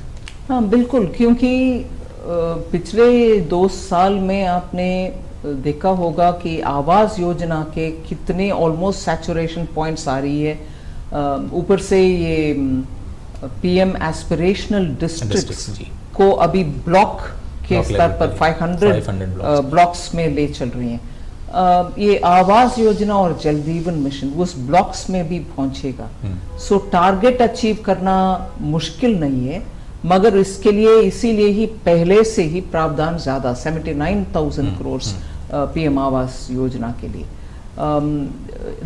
ड्राइव मतलब रीचिंग द लास्ट माइल, वो 7 प्रायोरिटीज में एक priority reaching the last mile है। सेकंड प्रायोरिटी जहां भी लोग जो जिनको वो एलिजिबिलिटी है वहां वो छूट ना जाए, उनको भी इंक्लूड करें, इसीलिए वो रीचिंग द लास्ट माइल का लिस्ट मैंने बनाकर दिखाया। सो आवास योजना उधर पहुंचेगी, पानी भी पहुंचेगी जल के द्वारा। और उसी का एक हिस्सा है जिसमें आपने प्रधानमंत्री पीवीटीजी डेवलपमेंट मिशन, एक नया मिशन आप लॉन्च करने जा रहे हैं ऐसे रूरल ट्राइबल एरियाज में जहां पर ऐसी बेसिक अमेनिटीज नहीं पहुंच पाएंगे। और उसके लिए पर्टिकुलरली पिक्चरा हुआ ट्राइबल, जी जी जी, this is particularly very vulnerable tribe. उन तक अगर उनमें से एक को दूसरे को मगर बाकी सबको नहीं मिला, ऐसे हालात ना हो, वो एकदम पिछड़ा हुआ tribal. So for them entire population उनको सब मिले, इसीलिए इतना 15,000 rupees in next 3 years. So that entire primitive tribe as a group will benefit. Eklavya model school भी उसमें आपने कहा कि 38,000 टीचर्स उसमें करीब 3.5 लाख जी टीचर्स का रिक्रूटमेंट करेंगे और 740 एकलव्य मॉडल रेजिडेंशियल स्कूल में, तो ये बिल्कुल ट्राइबल एरिया का फोकस है। जी Ma'am, if we look at the health sector, your government has built 157 medical colleges, and now you're going to build all those colleges. You're going to bring nursing colleges as well. Is there a time frame? Co-location. Is that going to happen like in this financial year or what? Well, I'm not sure it will be completed within a year, but sooner it should be, because this is from 2014 till now that we've established 157. Right. In those we are going to co-locate nursing colleges as well. So that is where. So it should happen sooner because we are not going to build the place up again. Right. Some additional facilities will be given. So it should be happening at the earliest. Ma'am अब अगर हम इस hospital already है, you have to build the nursing college. एक चीज़ ma'am आपने ये भी कही कि जो डिजिटल पेमेंट्स इकोसिस्टम में भारत ने करके दिखाया, अब वो एग्रीकल्चर में आप करना चाहती हैं डिजिटल इंफ्रास्ट्रक्चर का इस्तेमाल, और उसके लिए हम ओपन सोर्स शायद एक डिजिटल प्लेटफॉर्म बनाने की तैयारी में है। वो एग्जैक्टली है क्या मैम, कैसे उसको काम करेंगे? ओपन सोर्स का मतलब ये है कि कोई भी उसमें जोड़ सकते हैं। ये ऐसे ऐप नहीं है जहां आप उस ऐप को डाउनलोड करो, उसको ये करो, उसका चार्ज पे, ऐसे नहीं है। ये पब्लिक यूटिलिटी क्रिएट कर रहे हैं जिससे एग्रीकल्चर में किसान उनका पूरे जो इंफॉर्मेशन उनको चाहिए वो मिल सकेगा कि अच्छा सीड कहाँ से मिल सके, उनको सोर्स करो, उनको सप्लाई करने के लिए कौन है, और उसके बाद कल्टीवेशन के समय आपके सॉइल के हेल्थ कैसे हैं, उसके लिए क्या क्या आप करना है। नेचुरल फार्मिंग की ओर अगर आप जाना है कि कैसे जाना है, कृषि विज्ञान केंद्र से आप क्या विषय पाएंगे, और ये न्यूट्रिएंट फर्टिलाइजर, माइक्रो न्यूट्रिएंट, इसको उपयोग कैसे करना, पूरे जानकारी उससे फ्री ऑफ चार्ज इन अ वे किसान को मिलेगा। इसीलिए ये प्लेटफॉर्म ओपन सोर्स करने का सिस्टम से निकल कर आ रही है।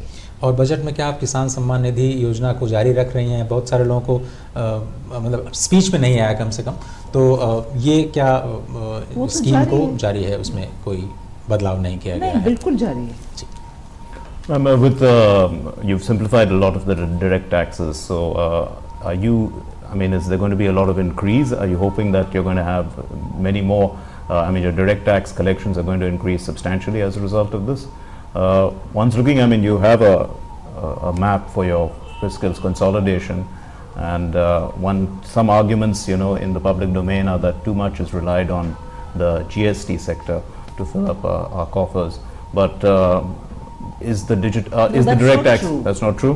Because this year, I think direct taxes have also shown such buoyancy. You are able to get them.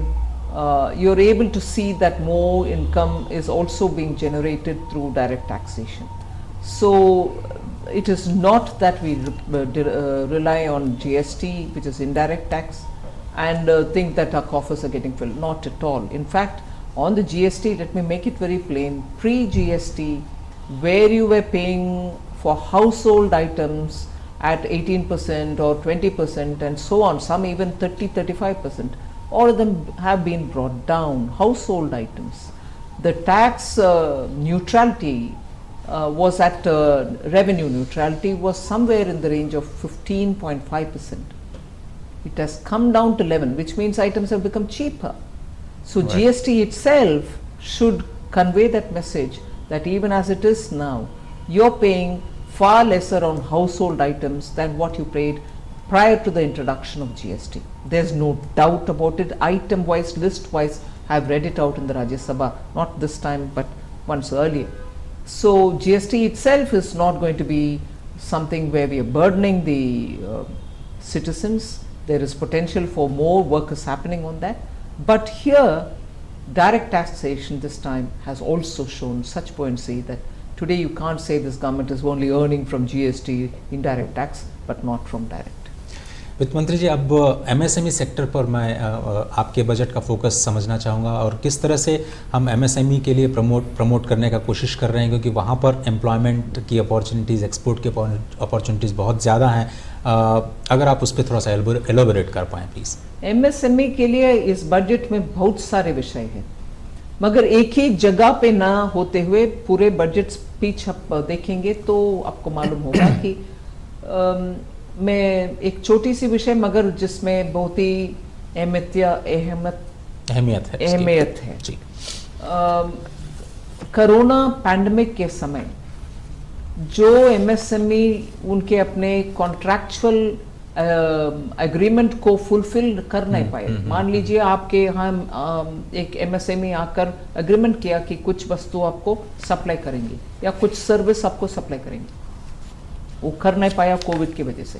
आपके कॉन्ट्रैक्ट में तो कुछ उनको कंडीशंस है और उनका कुछ ये भी है, गारंटीज भी है, मगर आप आज उस गारंटी को इन्वोक करके क्योंकि आपने फेल हो गया है, आप सप्लाई नहीं किया, इसलिए मैं इन्वोक कर सकती हूँ, ऐसे करके आप कर सकते हैं कॉन्ट्रैक्चुअली। हम सरकार के द्वारा, मतलब सरकारी कॉन्ट्रैक्ट्स में, प्राइवेट का नहीं, तो सरकारी कॉन्ट्रैक्ट्स में हम ये ले आ रहे हैं कि उस समय अगर आपसे सर्विस करना असंभव हुआ और आप सर्विस नहीं किया, फिर भी हमने सिर्फ 5% हमारे हाथ में रख के, आप 100 रुपया की गारंटी दिए, 5 रुपया रखे, 95 को आपको वापस कर देंगे। ये बड़ा राहत है एमएसएमई को जो कोविड के समय सफर किया, वो एक किया है। दूसरा, उनका लिमिट्स को भी बढ़ाया, जैसे प्रोफेशनल्स का लिमिट भी बढ़ाया एक्सपेंडिचर में दिखाने के लिए, उसको भी हमने बढ़ाया। सेकंड, थर्ड, एमएसएमई का लिंकेज हम कर रहे हैं बहुत सारे विषय में। ये कोऑपरेटिव्स के द्वारा जहां भी वो कोऑपरेटिव स्टोरेज वगैरह बना रहे हैं, उसमें भी उनको एमएसएमई से लिंक कर रहे हैं, उनके प्रोडक्ट्स को एमएसएमई का प्रोडक्ट्स से। ऐसे करके बहुत सारे स्टेप्स हमने एमएसएमई को राहत के राते। क्रेडिट गारंटी के लिए भी 2 लाख करोड़ रुपए वो बढ़ाया, additional 2 lakh. Ma'am, in terms of sending a signal to the global economy and investors, you've said that financial sector regulators will be requested to carry out comprehensive review of existing regulations, and you've given time limits to decide this. I mean, could you I'm elaborate? not giving time limits. Okay. I'm asking them to give themselves time limit. And for themselves to review, just so we are not sitting with archaic, untouched regulations. But if there are regulations which need to have to be spruced up, they should do it. It's a gentle nudge to the regulators who are independent, who can do things, but we want that to also be citizen-centric. And bring in consultation in the process of deciding what regulation has to be brought in, so that public opinion is also collected. Even that has been mentioned. All eyes are on India now because, I mean, we are the G20 president, but also since the bright spot, the IMF has told us this, and we are targeting to be the 3rd largest economy in the world. Some people wonder, you know, about the race with China. I mean, where do you see India versus China 5 years down? I would see more India becoming Atmanirbhar, India producing many things for itself and also producing for the world. The pace at which we are growing will, with the sustained interest of people and also because of a responsive government.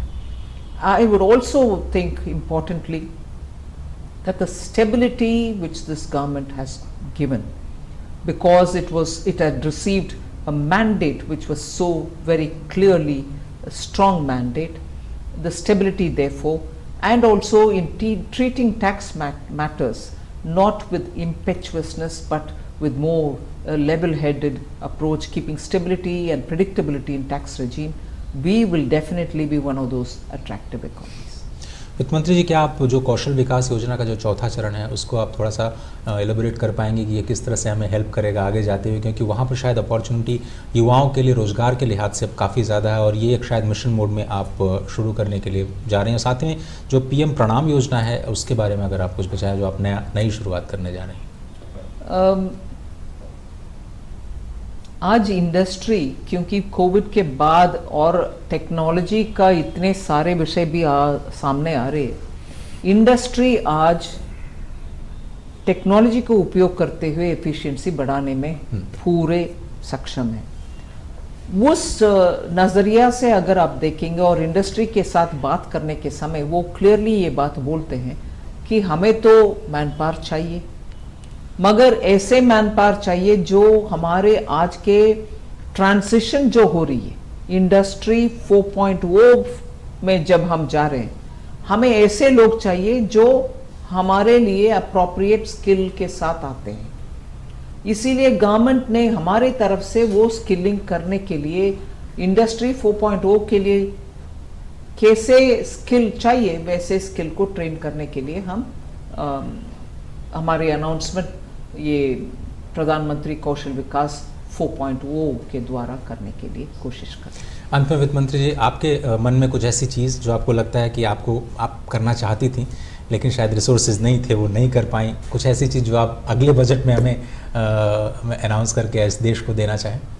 नहीं, इस budget में जितने भी संभव हो और जितने request और चर्चा गोष्ठी में जो सुझाव आए उन सबको अकोमोडेट करने के लिए अभी प्रयत्न हुआ है। मैं को एक्सपेक्ट करती हूँ कि इसका अच्छा रिसेप्शन हो। बहुत धन्यवाद वित्त मंत्री जी बात करने के लिए, तो अमृतकाल के इस बजट को हमारे सामने, उनकी बारीकियों को हमारे सामने रखने के लिए। फिलहाल इस खास कार्यक्रम में सिर्फ इतना ही, दीजिए इजाजत, नमस्कार। तो आप देख रहे थे वित्त मंत्री निर्मला सीतारमण की दूरदर्शन डीडी न्यूज के साथ ये विशेष દૂરદર્શન સમાચારમાં આપનું પુનઃ સ્વાગત છે। બજેટ અંગે ચર્ચા કરવા માટે આજે આપણી સાથે સ્ટુડિયોમાં ઉપસ્થિત છે શ્રી શૈલેષભાઈ પટવારી, ગુજરાત ચેમ્બર ઓફ કોમર્સના પૂર્વ પ્રમુખ। શૈલેષભાઈ, દૂરદર્શન સ્ટુડિયોમાં આપનું સ્વાગત છે। શૈલેષભાઈ, સૌથી પહેલો સવાલ તો એ થાય કે આ બજેટને મધ્યમ વર્ગના લોકો માટે આશીર્વાદરૂપ ગણવામાં આવ્યું છે, તો ઉદ્યોગપતિઓ કે ઉદ્યોગ ક્ષેત્ર માટે આ બજેટને આપ કેવી રીતે મૂલવો છો એ જણાવો, અને બજેટને ઓવરઓલ આપ કેવી રીતે મૂલવો છો એ જણાવો। શૈલેષભાઈ। બજેટ બધી જ રીતે આવકારદાયક છે। ઇન્ડસ્ટ્રીનું ધ્યાન રાખવામાં આવ્યું છે, કારણ કે એમણે જે હાઈએસ્ટ રેટ જે આખા વર્લ્ડમાં 42.5% છે ઘટાડીને 39% કરી આપ્યો મોટી ઇન્ડસ્ટ્રીને, તેમજ નાની ઇન્ડસ્ટ્રીઓ માટે જે કોલેટરલ સિક્યોરિટીની લિમિટ 2 કરોડની 3 કરોડ કરી આપી, તે પણ ખૂબ જ આવકારદાયક છે। બીજું, જે કેપિટલ એક્સપેન્ડિચર ગવર્મેન્ટે કરવાના છે, રોડ, રસ્તા, એરપોર્ટ્સ, એને લીધે એમ્પ્લોયમેન્ટ વધશે, અને કેપેક્સ જ્યારે ખર્ચાય ત્યારે એને બીજા બધા બેનિફિટ્સ એ દેશને મળતા હોય છે। કારણ કે જ્યારે કેપિટલ એક્સપેન્ડિચર ગવર્મેન્ટ કરતી હોય છે એનાથી જે જગ્યાએ કેપિટલ એક્સપેન્ડિચર ત્યાં એમ્પ્લોયમેન્ટ વધે, ઇન્ફ્રાસ્ટ્રક્ચર સારું થાય એટલે ઉદ્યોગોને પણ એનો ફાયદો થાય છે। બીજું કે એમણે custom duty 3 basic raw material ઉપર ઘટાડી, એ પણ ખૂબ જ આવકારદાયક છે, જેમ કે ગ્લિસરીન, ઇથેનોલ, ડીઈ, એના ઉપર જે એમણે કસ્ટમ ડ્યુટી ઘટાડી એને બેઝિક રો મટીરિયલ ગણાય, એટલે એમાં પણ ખૂબ જ સારું છે। અને ચોથી વસ્તુ કે એમણે જે બેઝિક ઇન્ફ્રાસ્ટ્રક્ચરમાં કહીએ તો એજ્યુકેશન અને ગ્રીન ઇન્ડિયા બનાવવા માટે જે મહેનત કરી છે એનાથી ભારતની ઇન્ડસ્ટ્રીનો ઇન્ટરનેશનલ એક ક્રેડિટેબિલિટી વધશે કે ગ્રીન ઇન્ડિયા એ બહુ ઇમ્પોર્ટન્ટ છે, કારણ કે પોલ્યુશન ફ્રી એટમોસ્ફિયર મળે એને માટે જે આ ગ્રીન રિક્ષા છે કે બેટરીઝ છે એ બધામાં જે રિડક્શન કર્યું છે એ ખૂબ જ આવકારદાયક છે। અને હું માનું છું કે આ રીતે જુઓ, અને જે એમણે ઇન્કમ ટેક્સમાં બેનિફિટ છેલ્લા 3-4 વર્ષથી મધ્યમ વર્ગ, નોકરિયાત વર્ગ આશા રાખતા હતા પણ નહોતું મળતું, એ આ વખતે એમણે ભરપૂર લાણી આપી છે કે જેથી કરીને એમને હવે એ અંગેની કોઈ કમ્પ્લેન કરવાની નહીં રહે। અને 2024 જે આપણું લોકો એમ જ કહે છે કે આ ઇલેક્શન અનુરૂપ બજેટ છે, પણ એના કારણે ફાયદા તો બધાને જ છે। એટલે ચોક્કસ હવે ધારો કે એજ્યુકેશન માટે, નર્સિંગ માટે 107 નર્સિંગ ઇન્સ્ટિટ્યૂટ થશે, એ પણ અત્યારના બિગેસ્ટ એક્સપોર્ટ થાય છે। નર્સિંગ માટે તેના Canada, Australia, US, they are wanting nursing staff. એટલે જો તમે અહીંયા એજ્યુકેટ કરો તો not only in our country but they will be getting the job in international forum also.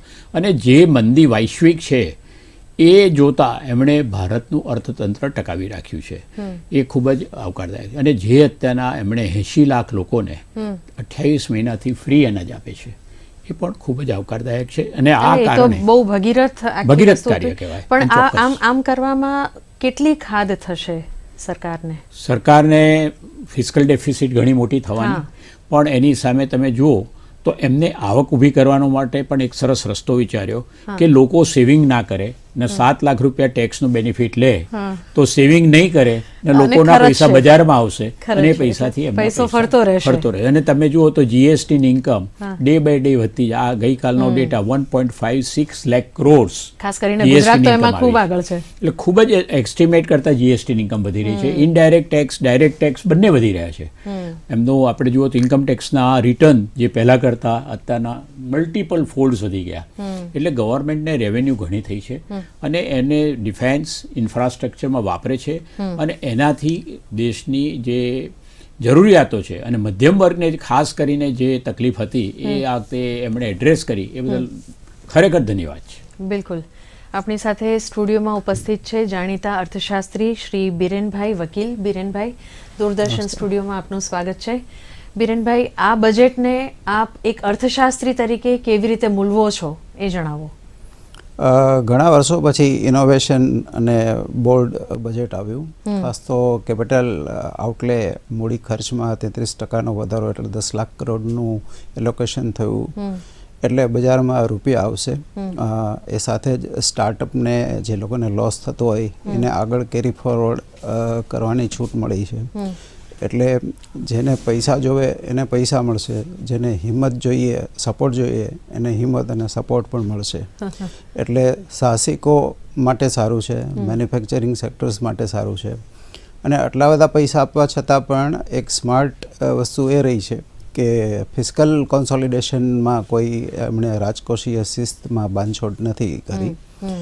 Budget ખાત 6.4% મેન્ટેન રહી, એ મને થોડું સુખદ આશ્ચર્ય દેખાયું. અને આવતા વર્ષે 5.9%નો અને એ પછીના વર્ષે 4.5%નો સારો ઓપ્ટિમિસ્ટિક લક્ષ્યાંક આપ્યો છે. બરાબર. આના કારણે મૂડીરોકાણ ઉપર શું અસર થશે? આનાથી ખાસ કરીને વિદેશી બોન્ડ ઇન્વેસ્ટરો કે વિદેશી સંસ્થાકીય રોકાણકારો જે શેરબજારમાં આવતા હોય, એફડીઆઈ, એ લોકોને આ વસ્તુ ઘણી પોઝિટિવ લાગશે. કારણ કે આનાથી કરન્સી સ્ટેબિલિટી પણ આવે અને આપણા મેક્રો ઇકોનોમિક પ્રુડન્સ આમાં દેખાઈ આવે છે. જે આટલો બધો ખર્ચો જે મૂડી ખર્ચમાં છે એની સામે એક વસ્તુ સરસ એ થઈ કે નાની બચત યોજનાની જે લિમિટ 4.5 લાખવાળી હતી 9 લાખ કરી અને 7% જેવું વ્યાજ એમાં મળે. એટલે જે બચતો એમને પડી રહી હતી એ ગતિશીલ થાય. અને સિનિયર સિટીઝન માટે એફડીની લિમિટ 15 લાખવાળી 30 લાખ કરી. એટલે બચતોને ગતિશીલ કરીને વધારાનો કરવેરાનો બોજો નાખ્યા વિના પૈસા ઊભા કરવા, that is a creative and innovation, smart move, definitely smart. અને એક બીજો સવાલ એ પણ થાય બિરેનભાઈ કે મોંઘવારી ઉપર, ફુગાવો પર આની કેવી અસર પડશે કે નહીં, અને પડશે તો કેવી પડશે? ફુગાવો ગ્લોબલ ઇવેન્ટ છે અને ફોર્ચ્યુનેટલી અમેરિકા અને યુરોપમાં અત્યારે જે ઝડપે ફુગાવો વધ્યો હતો એટલી જ ઝડપે નીચો આવી રહ્યો છે. જો ચાઇનામાં ફુગાવો ન વધે 2023માં તો મારા હિસાબે આપણે ત્યાં પણ સેકન્ડ હાફમાં કમસે કમ 2 નાના રેટ કટ આવશે, વ્યાજદર ઘટાડા, અને લિક્વિડિટી પણ આવશે. બીજું કે જે કેપિટલ આઉટલે છે એટલે બજારમાં મેં કીધું એમ કે સિસ્ટમમાં પૈસા આવશે અને એની સામે જે સ્પેર કેપેસિટી છે એને પણ એલોકેટ કરવાની કોશિશ છે. રો મટીરિયલની ખર્ચો ઘટે, બેઝિક કસ્ટમ ડ્યુટી જે રીતે થોડી ઘટાડી છે. સાથે સાથે એનર્જી ટ્રાન્ઝિશનની જે વાત છે ન્યૂ ઇકોનોમીની, એટલે લિથિયમ બેટરીને સપોર્ટ, પછી ઇલેક્ટ્રિક વાહનોને સપોર્ટ, ફિનટેકને સપોર્ટ. એટલે સિસ્ટમમાં મને એમ દેખાય છે કે ઘણી રીતે ઇન્ક્લુઝિવ બજેટ છે. પહેલી નજરે કદાચ આપણને એવું લાગે કે આમાં માત્ર મોટા લોકોને ફાયદો થાય ને નાના લોકોને ખાસ મળ્યું નથી, પણ મોટા લોકોનો જે ફાયદો થશે એ નાના લોકોને છેલ્લે પહોંચશે. આપણે કહીએ છીએ દેશને ફાયદો કરાવે એવું બજેટ છે. આપ બંને એવું માનો છો કે ખૂબ જ સકારાત્મક બજેટ છે? જી, સાદી ભાષામાં આપણે કહીએ ને કે પેલું કૂવામાં હોય તો હવાડામાં આવે, એ પ્રકારનું છે. બિલકુલ. આપનો ખૂબ ખૂબ આભાર. સમાચારોમાં આગળ વધીએ. બજેટ ઉપર પ્રધાનમંત્રી નરેન્દ્ર મોદીની પ્રતિક્રિયા આપણે જોઈએ. બજેટ ઉપર પ્રતિક્રિયા આપતા પ્રધાનમંત્રી નરેન્દ્ર મોદીએ જણાવ્યું કે આ બજેટ પ્રથમવાર અનેક પ્રોત્સાહક યોજનાઓ લઈને આવ્યું છે. આવા લોકો માટે ટ્રેનિંગ, ટેકનોલોજી, ક્રેડિટ અને માર્કેટ સપોર્ટની વ્યવસ્થા કરવામાં આવી છે. પીએમ વિશ્વકર્મા કૌશલ્ય સન્માન એટલે કે પીએમ વિકાસ યોજના કરોડો વિશ્વકર્માઓના જીવનમાં પરિવર્તન લાવશે. શહેરી મહિલાઓથી લઈને ગામડામાં રહેતી મહિલાઓ, કારોબાર, રોજગાર કે વ્યસ્ત મહિલાઓ કે ગૃહિણીઓના જીવનને પણ સરળ બનાવવા માટે છેલ્લા વર્ષોમાં સરકારે અનેક પગલાઓ લીધા છે. વધુમાં પ્રધાનમંત્રી નરેન્દ્ર મોદીએ જણાવ્યું કે નવા રોકાણથી નવી નોકરીઓની તક મળશે. અન્ન ક્ષેત્રને પણ પ્રોત્સાહન આપવામાં આવ્યું છે. अमृत काल का ये पहला बजट विकसित भारत के विराट संकल्प को पूरा करने के लिए एक मजबूत नींव का निर्माण करेगा. ये बजट वंचितों को वरीयता देता है. ये बजट आज की एस्पिरेशनल सोसाइटी, गांव, गरीब, किसान, मध्यम वर्ग सभी के सपनों को पूरा करेगा. मैं वित्त मंत्री निर्मला जी और उनकी टीम को इस ऐतिहासिक बजट के लिए बधाई देता हूं. આ સાથે આજનું આ સમાચાર બુલેટિન અહીં સમાપ્ત કરીએ છીએ. નમસ્કાર.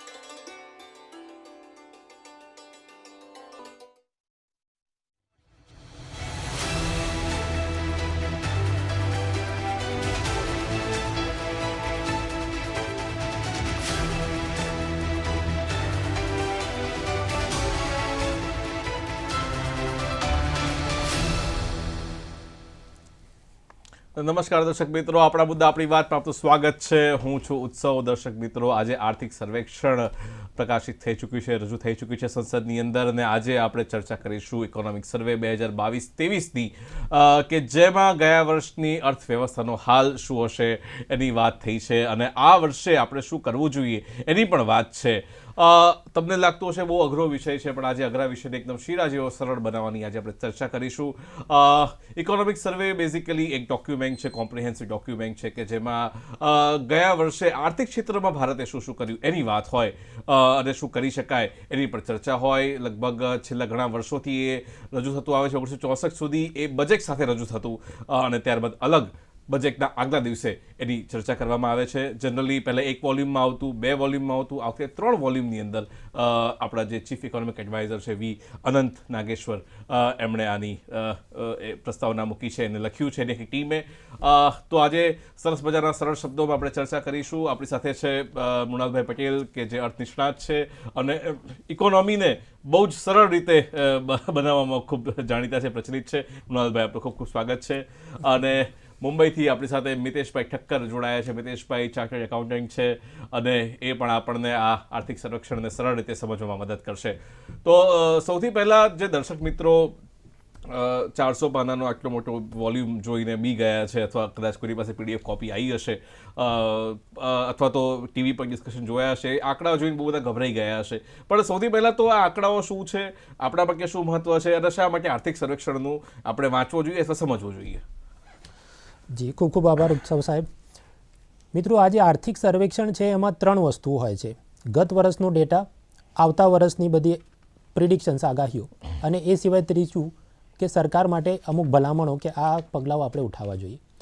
હું તો કહીશ કે જે પણ વ્યક્તિ BCom, BBA, કોઈ પણ આવા કોલેજના કોર્સ, સ્પર્ધાત્મક પરીક્ષા વગેરે તૈયારી કરતા જ હોય, પરંતુ એ ઉપરાંત પણ સામાન્ય નાગરિક જે અર્થતંત્રમાં થોડી પણ રુચિ ધરાવે છે, એ તમામ લોકોએ એક વખત આને વાંચવું જોઈએ. જ્યાં સુધી સાહેબે વાત કરી કે 400 પાનાનો છે, પરંતુ આર્થિક સર્વેક્ષણ પોતે જ વાંચન સરળ કરવા માટે દરેક ચેપ્ટરના શરૂઆતમાં લગભગ 2 પેરેગ્રાફમાં એમની ઇન્ટ્રોડક્શનમાં સમરી આપી હોય છે, આપણે જોઈ શકીએ. તો એક રસ્તો થઈ શકે. અને બાકી તો આ પ્રકારના જે કાર્યક્રમોમાં ચર્ચા થતી હોય છે એનું પણ આપણે થોડો સ્વાદ લઈએ તો પણ ખાસું એવું આપણને એમાં જાણવા મળી શકે.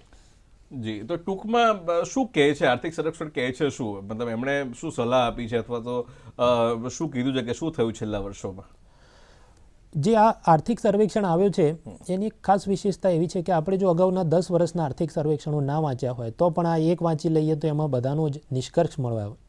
ખાસ કરીને એમાં અગત્યના મુદ્દાઓ આપણે જોઈએ તો આગામી વર્ષોમાં આપણી અર્થતંત્રની દશા અને દિશા શું રહેશે એના માટે એક પોઝિટિવ આઉટલુક એમણે આપ્યું છે અને એ માટે સરકારે કયા પગલાં ઉઠાવ્યા છે અને ભવિષ્યમાં કયા પગલાઓ ઉઠાવવા જોઈએ એ બેની આમાં ખૂબ સરસ રીતે વાત થઈ.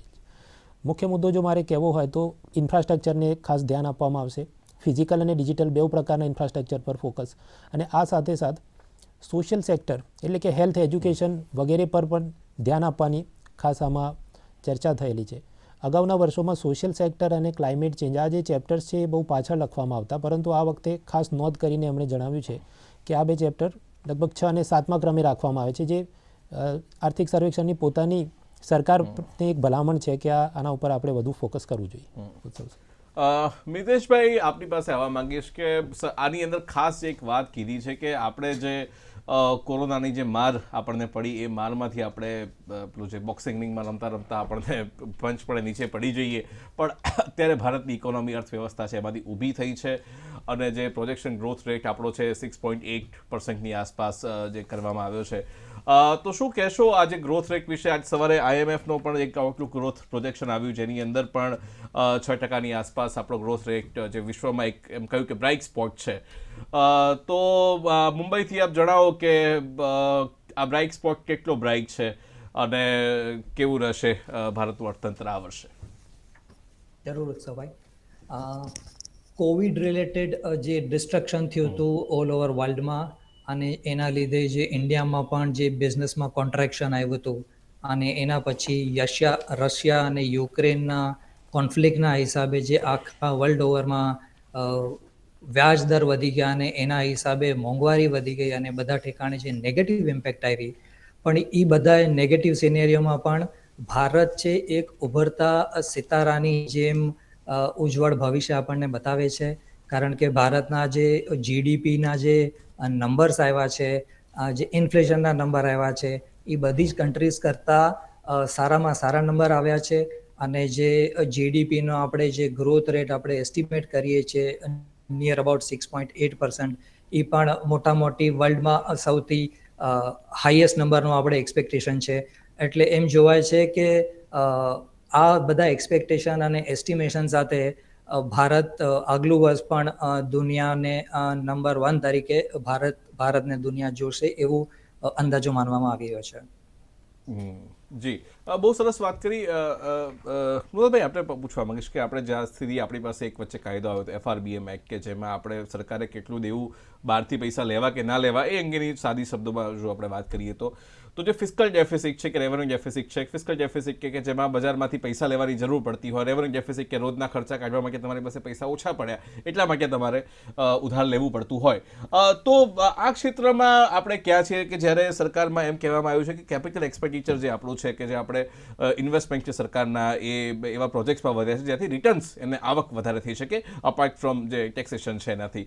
તો એ મામલે આપણું જે કહેવાય કે જે ઘર ખર્ચ કરવાની જે આપણી સંયમિતતા છે એ ખર્ચામાં આપણે કેટલા પાવરદાર છીએ એના વિશે શું કહે છે? જી, કુલ 2 વર્ષ પહેલાંના આર્થિક સર્વેક્ષણમાં એમણે ખાસ નોંધ્યું હતું કે જ્યારે પણ દુકાળ આવે ત્યારે રાજાઓ આ બધા તળાવ અને મહેલ અને મંદિર બાંધવાની ક્રિયા એટલા માટે કરતા કે એ બાને લોકો માટે રોજગારનું સૃજન થાય. એને જ વળગી રહેતા ભારત સરકારે પણ કોરોના દરમિયાન જે આત્મનિર્ભર ભારત ઇનિશિયેટિવ લીધું અને એમાં પણ આ કેપિટલ એક્સપેન્ડિચરમાં અભૂતપૂર્વ રીતે પૈસા ફાળવવામાં આવ્યા હતા. એવી વાત છે કે ઇકોનોમી તેજી મંદીના ચક્રમાં ચાલતી હોય તો જ્યારે પણ મંદી ચાલતી હોય તો સરકારે પોતાના ખર્ચ વધારી દેવા જોઈએ. એટલે જેને આપણે કહીએ કાઉન્ટર સાયક્લિક ફિઝલ પોલિસી, પ્રતિચક્રીય રાજકોષીય નીતિ. એટલે એને વળગી રહેતા સરકારે જે ખર્ચ કર્યા છે ફિઝિકલ અને ડિજિટલ ઇન્ફ્રાસ્ટ્રક્ચરને મજબૂત કરવા માટે, એને આર્થિક સર્વેક્ષણે એની પ્રશંસા કરી છે. પણ સાથોસાથ એ પણ નોંધ્યું છે કે આગામી વર્ષોમાં હવે આપણે થોડું ફિઝલ પ્રુડન્સ એટલે કે મિતવ્યયતા કરવી જોઈએ, પૈસા થોડો સંયમથી વાપરવા જોઈએ.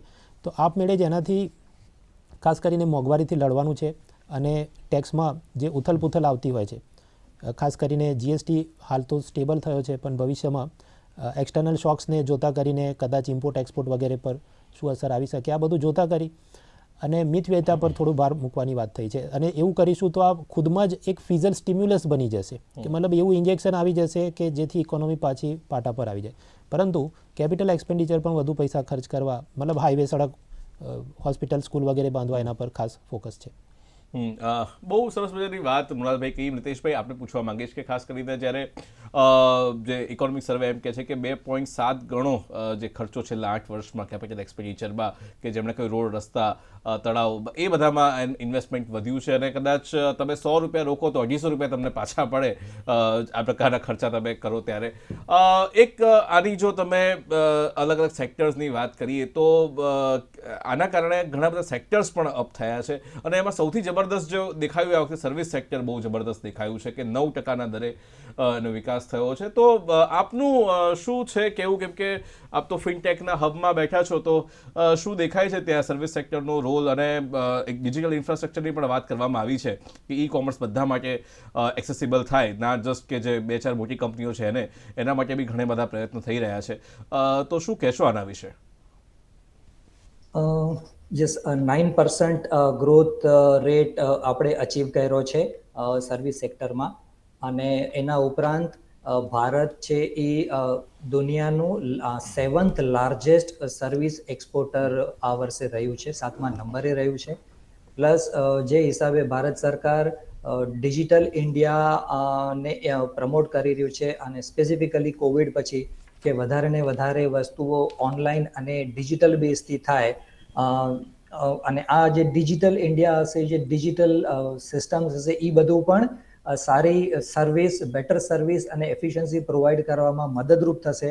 તો એના પરથી જોઈને એમ લાગે છે કે જે પ્રમાણે ગવર્મેન્ટ પુશ કરી રહી છે સર્વિસ સેક્ટરને, સ્પેસિફિકલી ડિજિટલ સેક્ટરને, એના પરથી લાગે છે કે કદાચ આવતા 2-3 વર્ષમાં આપણો સર્વિસ સેક્ટરનો જે ગ્રોથ રેટ હશે એ કદાચ 9 વર્ષને પણ આંબી જશે એવી અપેક્ષા મનાઈ રહી છે. જી પણ મૃણાલભાઈ, આપણે જે વાત કરીએ એ પ્રમાણે કે આપણે એગ્રીકલ્ચરલ ગ્રોથ રેટની વાત કરીએ કે અલગ અલગ સેક્ટરના ગ્રોથની વાત કરીએ, પણ જે લોકોનું પાર્ટિસિપેશન છે ઇકોનોમીની અંદર, શું એમાં હજુ અસંતુલન રહેલું જ છે કે જેના કારણે આર્થિક અસમાનતા તરફ બી ક્યારેક જવાનું થતું હોય? તો આ બાબતે આપનું શું કહેવું છે કે શું સર્વિસ સેક્ટરમાં લોકોનું પાર્ટિસિપેશન વધી રહ્યું છે કે પછી હજુ પણ એગ્રીકલ્ચર અથવા પ્રાઇમરી જે સેક્ટર જે આપણે કહી શકાય કે ખેત ઉત્પાદનને એની આસપાસ જ લોકોનો શેર વધારે છે, જે આગળ ગ્રોથ રેટ ઓછો છે, અને સર્વિસ સેક્ટર જેવા સેક્ટર કે જે થોડા સ્કિલ્ડ સેક્ટર બનાય છે ત્યાં ગ્રોથ રેટ વધારે પણ એનો શેર, એનો ભાગ ઓછા લોકોને મળી રહ્યો છે, એવું કંઈક હજુ પણ છે કે ચિત્ર બદલાયું છે? જી મિત્રો, કેટલાક વર્ષો પહેલાં ભારત સરકારે આ પ્રધાનમંત્રી જનધન યોજના કે જેમાં ગરીબોના ખાતા ખોલીએ, પછી એનપીસીઆઈ સંસ્થા સાથે મળીને આ યુપીઆઈ, ભીમ વગેરે એપ અને મોબાઈલ મની ટ્રાન્સફરની ટેકનોલોજી, ડાયરેક્ટ બેનિફિટ ટ્રાન્સફર, આ બધું ફોકસ કર્યો. ત્યારે એવી નિંદા થતી હતી કે આ બધાથી બહુ લાભ નહીં થાય. ત્યારે પણ આર્થિક સર્વેક્ષણે નોંધ્યું હતું કે એક વખત લોકોના બેંક ખાતામાં પૈસા આવશે અને એ લોકો આવી ડિજિટલ મોબાઈલ ટેકનોલોજીનો ઉપયોગ કરશે તો એવી જગ્યાઓ કે જ્યાં હાલ માર્કેટ જે વસ્તુના નથી એ પણ ઉપલબ્ધ થવા લાગશે. ફોર એક્ઝામ્પલ કે નાના નાના શહેરોમાં પણ આ બધું online delivery, e commerce, food delivery વગેરે અને બધા નાના નાના સ્ટોર્સ એમને સાથે કનેક્ટ કરવાની વાત થઈ. હવે સરકાર અને એનપીસીઆઈ અને બીજી સંસ્થાઓ સાથે મળી અને ઓએનડીસી પ્લેટફોર્મની રચના થઈ રહી છે, જેથી આ એમેઝોન, ફ્લિપકાર્ટ વગેરેમાં જે લોકો, જે સેલર્સ છે, પોતાનો સામાન વેચતા હોય એના પર જે 8%, 9% વગેરે સેલર ફી લાગતી હોય એને બદલે ઓછા પૈસે અને વધુ સારી રીતે આ તમામ ટ્રાન્ઝેક્શન થઈ શકે. તો પરિણામ સ્વરૂપે મારું એવું માનવું છે કે આવતા વર્ષોમાં સર્વિસ સેક્ટરની અંદર લોકોની, ખાસ કરીને ઈ કોમર્સ દ્વારા પોતાની વસ્તુઓ અને સેવા વેચવાની જે સગવડ હતી એ વધવાની છે આ બધા ફિઝિકલ અને ડિજિટલ ઇન્ફ્રાસ્ટ્રક્ચરની મદદથી. અને બીજું કે ઇકોનોમિક સર્વે એવું પણ નોંધ્યું છે કે female labour force participation rate, એટલે કે શ્રમબળમાં મહિલાઓની ભાગીદારી, જે અગાઉ કંઈક 17%થી વધીને હાલ વધારો થયો છે, એમાં પણ ઇકોનોમિક સર્વે નોંધ્યું છે કે આ પેન્ડેમિક દરમિયાન વર્ક ફ્રોમ હોમની જે સુવિધા હતી અને આ ડિજિટલ અને આપણે બધું સંચાર પ્રણાલી વ્યવસ્થિત છે, પરિણામ સ્વરૂપ મહિલાઓનું જે રોજગારમાં પાર્ટિસિપેશન હતું પહેલાંથી ઘણું વધ્યું છે. તો આ કારણોસર હું કહીશ કે ફોર્મલાઇઝેશન ઓફ ઇકોનોમી અને એમાં પણ આ ડિજિટલ ક્રાંતિને લીધે ભવિષ્યમાં વધુ લોકોને રોજગારની અવસરો ઉપલબ્ધ થશે. જી, બહુ સરસ વાત કરી. ઘણા બધા લોકોને રોજગારની અવસરો ઉપલબ્ધ થઈ રહી છે. મિતેશભાઈ, મારી તબિયત ખરાબ છે પણ ઇકોનોમિક સર્વે બહુ બ્રાઇટ પિક્ચર આપી રહ્યું છે. મિતેશભાઈ, આપને પૂછવા માંગીશ કે સીપીઆઈ ઇન્ફ્લેશન કે જે કન્ઝ્યુમર પ્રાઇસ ઇન્ડેક્સની જે વાત કરી કે જે રોજબરોજની વસ્તુઓમાં જે મોંઘવારી જે ભાવ વધારો છે એ ખાસો રહ્યો છે, 2 થી 6% વચ્ચે કે રહેવાની એક અનુમાન દરેક ઇકોનોમીમાં હોય, પણ એ કદાચ 6%થી પણ ઉપર રહ્યો, અને એ ભારતની દુનિયાભરને એ દેશોમાં એક ચિંતાનો વિષય રહ્યો હતો. તો ઇન્ફ્લેશનના મામલે અથવા મોંઘવારીના મામલે કે જે ભારતની સાથે વૈશ્વિક સમસ્યા પણ છે, તો એને આપ કેવી રીતના જુઓ છો? આજે સાથે IMFનું જે આઉટલુક જે આવ્યો છે એની અંદર પણ જોઈએ તો યુનાઇટેડ કિંગડમને તો સાવ -0.6 માં જાય એવી પણ વાત, ગ્રોથ રેટની વાત થયેલી છે. અને ઇકોનોમિક સર્વે પણ નોંધ્યું છે કે ઘણા બધા જે ફેક્ટર્સ છે, 6 ફેક્ટર્સની અંદર એક આ ગ્લોબલ સ્ટેગ્નેશનની પણ એક વાત કરી છે. તો આ અંગે આપનું શું મંતવ્ય છે? સ્પેસિફિકલી મોંઘવારીએ માજા મૂકી છે આફ્ટર રશિયા યુક્રેન કોન્ફ્લિક્ટના પછી, અને ઇન્ડિયામાં સ્પેસિફિકલી વાત કરીએ તો ખાસ કરીને એપ્રિલથી ડિસેમ્બર 2022નો સમયગાળો અગર આપણે જોઈએ તો એ સમયગાળામાં આપણું ઇન્ફ્લેશન મોટા મોટી 6.8% રહ્યું છે. મોંઘવારી ઉપર નીચે થઈ રાખે છે, બટ 6.8% એ RBIના કમ્ફર્ટ ઓર ટાર્ગેટ રેન્જના હિસાબે છે. પણ મોંઘવારીનું આગળ દિશા શું રહેશે એના ઉપર મારું અનુમાન છે કે મોંઘવારી જલ્દીથી કાબૂમાં આવે અને ઇન્ફ્લેશન રેટ ડ્રાસ્ટિકલી નીચે જાય નજદીકના ભવિષ્યમાં એવા અણસાર દેખાતા નથી. આ સમસ્યા ભારતમાં પણ અને વૈશ્વિક દરજ્જે પણ થોડો લાંબો સમય સુધી ચાલશે એવું અનુમાન મનાઈ રહ્યું છે, અને થોડો સમય લાગશે આ મોંઘવારી ઉપર કંટ્રોલ આવતા. ખાસ કરીને તમને મૃણાલભાઈ આપ પૂછવા માંગે, ગઈકાલે IMFની પ્રેસ કોન્ફરન્સ જ્યારે જોતા હતા ત્યારે પણ આજે પણ CEAની પ્રેસ કોન્ફરન્સ આપણે જોઈ, ત્યારે એક જે દુનિયાભરમાં એક ચિંતાનો વિષય જે બની રહ્યો છે એમાં છે કે રશિયા યુક્રેન વોર યુદ્ધ તો છે કે એ થઈ રહ્યું છે, ચાઇનામાં પણ એક સ્લો ડાઉન ઇકોનોમિક સર્વે પણ નોંધ્યું છે, US ફેડરલ રિઝર્વ્સના જે વ્યાજ દરો છે, દુનિયાભરની જે સેન્ટ્રલ બેંક છે એ તમામ અત્યારે હાલ વ્યાજ દરોને નિયંત્રિત કરવા માટે પ્રયાસ કરી રહી છે. તો શું આ કોઈ પ્રકારનું ગ્લોબલ પ્રેશર છે અથવા તો દુનિયાની જે કનેક્ટેડ ઇકોનોમી છે એ આને હેન્ડલ નથી કરી શકી રહી, કે પછી આ પરિસ્થિતિ લાંબો સમય ચાલશે? આપને શું લાગે છે કે કારણ કે આ દુનિયાભરની બધી જ ઇકોનોમી એટલી જોડાયેલી છે કે દુનિયાની જે પ્રમુખ સેન્ટ્રલ બેંક્સ છે એના નિર્ણયો પણ અસર કરી શકે? આપનું શું મંતવ્ય છે? જી, ઇકોનોમિક સર્વે પોતાના પ્રીફેસમાં નોંધ્યું છે કે અમેરિકાની સેન્ટ્રલ બેંક જે પોતાના વ્યાજદર વધારી રહી છે અને અમેરિકામાં જે થોડો મંદીનો માહોલ છે એક પ્રકાર ભારત માટે વરદાન છે. એ એવી રીતે કે અમેરિકામાં મંદી છે એટલે ત્યાં જે કમોડિટી પરચેસ થતી હતી, જે પણ સ્ટીલ, ફર્ટિલાઇઝર, કોલસો વગેરે, એ અગાઉ કરતાં ઓછી ખરીદ થશે, જેને લીધે વિશ્વ બજારમાં કમોડિટીના જે ભાવ હોય એ થોડા સંયમમાં રહેશે, અને પરિણામે ભારત જે વધુ ખરાબ સ્થિતિમાં જઈ શકાય એનાથી ઓછી ખરાબ સ્થિતિ તરફ આપણે રહીશું. બીજું કે જ્યારે અમેરિકાની કેન્દ્રીય બેંક પોતાના વ્યાજદરો વધારે ત્યારે ભારતમાંથી જે ફ્લાઇટ ઓફ ધ કેપિટલ અહીંથી ત્યાં જતું હોય છે, અને એવું જ તમામ દેશોમાં થઈ રહ્યું છે. પરંતુ સર્વે નોંધ્યું કે બાકી દેશોમાં શેરબજારમાં જેટલી ઉથલપુથલ જોવા મળી તેની સાપેક્ષમાં ભારતનું શેરબજારે વધુ સ્થિરતા દેખાવી છે.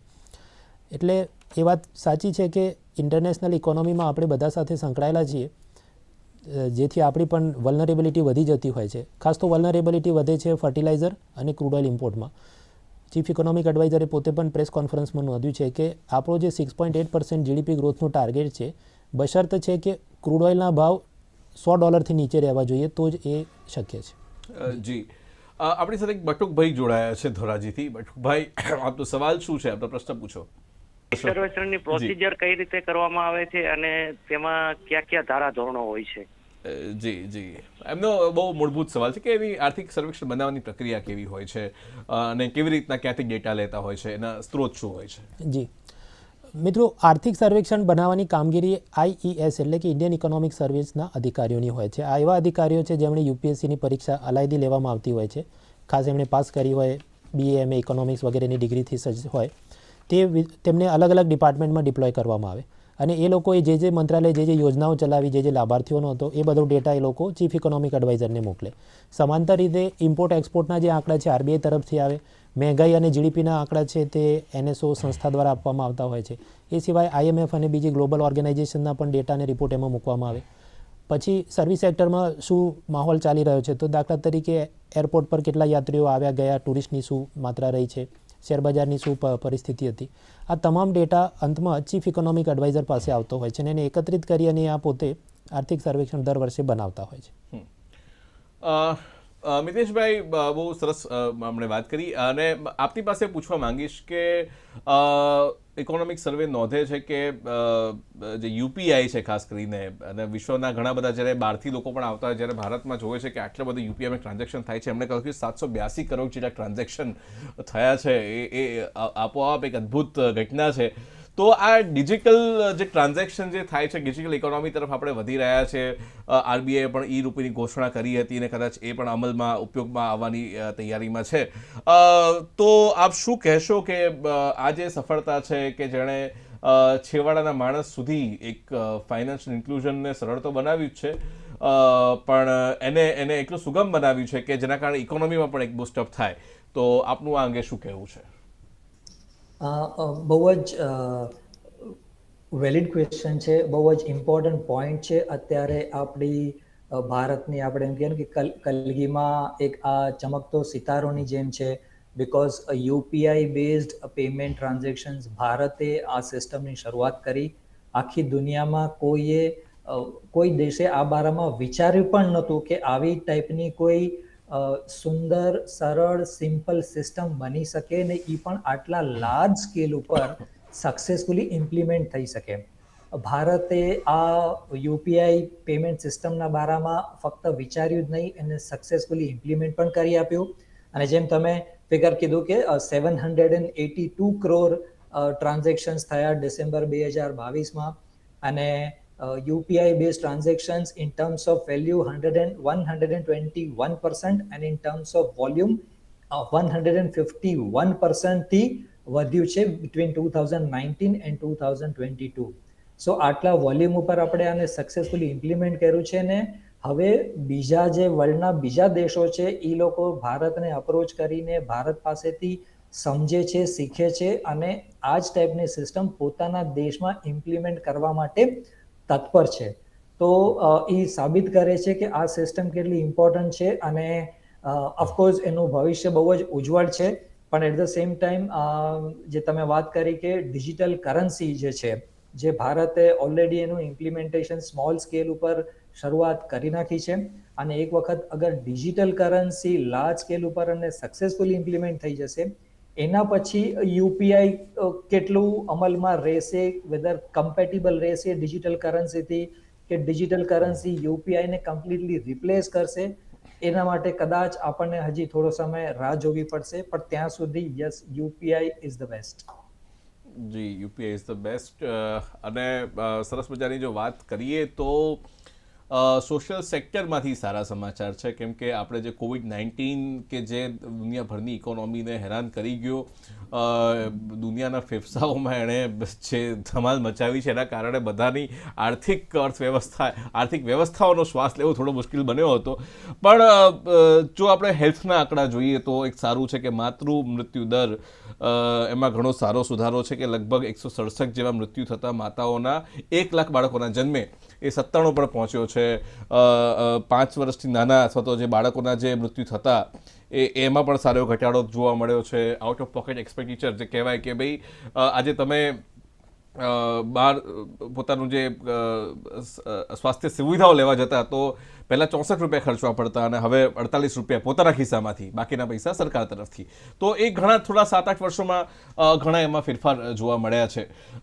તો આ ફેરફારોને આપ કેવી રીતના જુઓ છો? અને એમાં જે અર્થવ્યવસ્થા છે કે એમાં એ પણ જોવા મળ્યું કે પ્રાઇવેટ સેક્ટરનું યોગદાન પણ હેલ્થ સેક્ટરમાં ખાસું વધ્યું છે અથવા તો પ્રબળ થયું છે. તો આપ શું કહેશો એ વિશે? જી મિત્રો, હેલ્થકેર સ્વાસ્થ્ય ક્ષેત્રની આપણે વાત કરીએ તો ભારતમાં મેટર્નલ મોર્ટાલિટી એટલે કે 1 લાખ જીવિત બાળકો સામે કેટલી માતાઓના મૃત્યુ થયા એ આંકડો એક જમાનામાં લગભગ 2016માં 130ની આસપાસ હતો અને એને ઘટાડીને 2030 સુધીમાં આપણે 70 કરવાનો છે.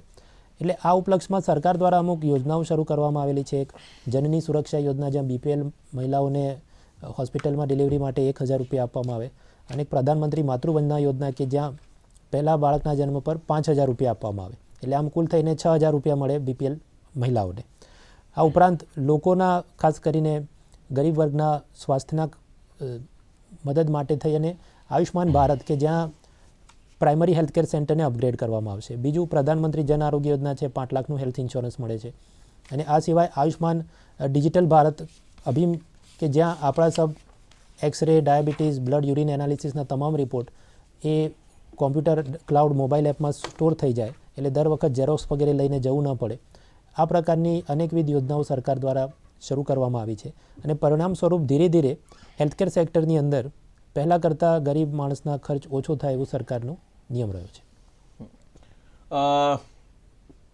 મિતેશભાઈ, આપને પૂછીશ કે જેમ ઇકોનોમિક સર્વે એમ કહે છે કે ભાઈ થોડા 2005-6થી આખું ચિત્ર આપ્યું કે કેવી રીતના જ્યારે બેન્કો લોન આપી રહી હતી વિશ્વભરમાં અને ભારતની અંદર પણ, તો 2008નો એક ક્રાઇસિસ આવ્યો. એના પછી જે કહેવાય કે એક સ્ટ્રેસ આવ્યો, એનપીએનું પ્રમાણ વધવા લાગ્યું. પછી એનબીએફસી જે નોન બેન્કિંગ સેક્ટર છે એની અંદર પણ એક ક્રાઇસિસ આવ્યો. કોમોડિટીના પ્રાઇસના પણ શોક થયા, કોવિડ-19 આવ્યો અને આ બધાના કારણે ઇકોનોમીને ઘણી બધી અસર પડી. એની બહુ વિશદ છણાવટ ઇકોનોમિક સર્વેમાં કરી છે.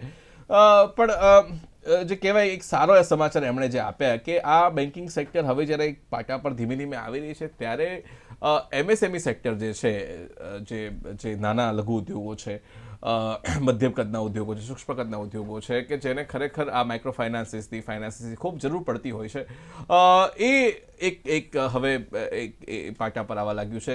તો એમએસએમઈના સેક્ટર વિશે આપ શું કહેશો કે આ નાના લઘુ અને મધ્યમ સૂક્ષ્મ ઉદ્યોગો છે એના માટે આર્થિક સર્વેક્ષણ શું કહી રહ્યું છે? છેલ્લા અમુક વર્ષોથી સરકારનો પ્રયાસ રહ્યો છે કે એમએસએમઈ, મીડિયમ અને સ્મોલ સ્કેલ એન્ટરપ્રાઇઝીસને પણ સફિશિયન્ટ સપોર્ટ પૂરું પાડવામાં આવે, કારણ કે આપણી જે ઇન્ડિયન ઇકોનોમી છે એ મહદઅંશે એમએસએમઈ સેક્ટર ઉપર પણ ઊભી રહેલી છે. એમએસએમઈ સેક્ટરનો આપણા જીડીપીમાં બહુ જ ઘણો મોટો ફાળો છે. એટલા માટે સરકારના અમુક વર્ષોથી પ્રયાસ રહ્યા છે એમએસએમઈ સેક્ટરને સપોર્ટ આપવાના, અને એ ખાસ કરીને દેખાય છે કે અગર જો આપણે આંકડા તરફ નજર નાખીએ, જે ઇકોનોમિક સર્વેમાં દર્શાવવામાં આવ્યા છે ઓન એમએસએમઈ સેક્ટર, તો આપણે જે ક્રેડિટ છે ટુ એમએસએમઈ સેક્ટર એ જાન્યુઆરી 2022થી અત્યાર સુધીમાં એમને જે ક્રેડિટ આપવામાં આવી છે એનો ગ્રોથ છે મોર દેન 30%. તો એ આંકડા દર્શાવે છે કે ગવર્મેન્ટ પણ કેટલું ઇમ્પોર્ટન્સ આપે છે આ સેક્ટરને, કારણ કે આ સેક્ટરનો કેટલો મહત્વનો ફાળો છે એ આપણને બધાને ખબર છે. અને એમ અનુમાન મનાઈ રહ્યું છે કે આ જે સપોર્ટ છે એમએસએમઈ સેક્ટરને એ આ જ રીતે કન્ટિન્યુઅસલી સપોર્ટ કરવામાં આવશે એમએસએમઈ સેક્ટરને. જી ચોક્કસ. અને બધાનો ગમતો જરાક સવાલ પૂછી લઈએ કે આવતીકાલે બજેટમાં શું અપેક્ષા છે અને કાલનું બજાર કેવું રહે એવું આપનું શું ગણિત કહે છે? તો બજેટ અનુમાન એવું મનાઈ રહ્યું છે કે જે બજેટ હશે એ ગ્રોથને લગતું અળગતું હશે, પોપ્યુલર બજેટ નહીં રહે. આવતા વર્ષે જનરલ ઇલેક્શન્સ છે અને ગવર્મેન્ટ પોપ્યુલિઝમના બદલીમાં ગ્રોથને ઇમ્પોર્ટન્સ આપશે. અને કારણ કે છેલ્લા 2-3 વર્ષથી જે બજેટમાં જે એક આપણને પાથ દેખાય છે કે ગવર્મેન્ટ ગ્રોથને ઇમ્પોર્ટન્સ આપી રહ્યું છે અને એના તરફના પગલાં લઈ રહ્યું છે, તો એમ લાગે છે કે આ વર્ષે પણ ઈ મોમેન્ટમ છે એ ગવર્મેન્ટ છે એ કન્ટિન્યુ કરશે અને એને કોઈ પણ પ્રકારનું એના પર બ્રેક લગાવવામાં નહીં આવે એવું મનાઈ રહ્યું છે.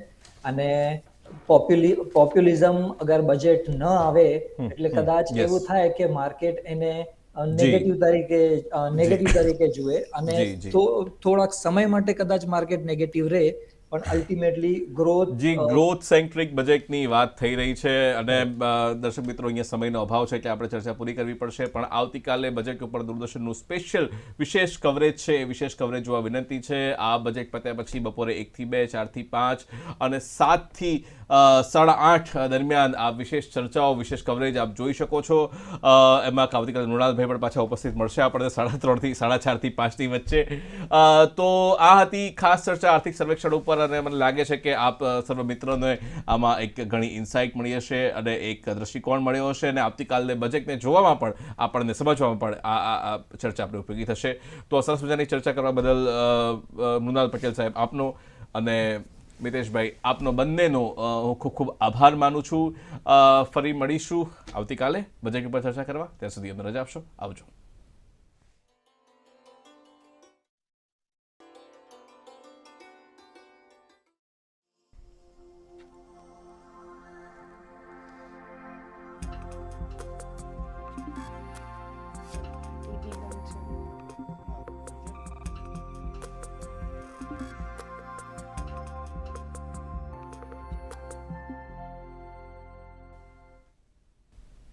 નમસ્કાર દર્શક મિત્રો.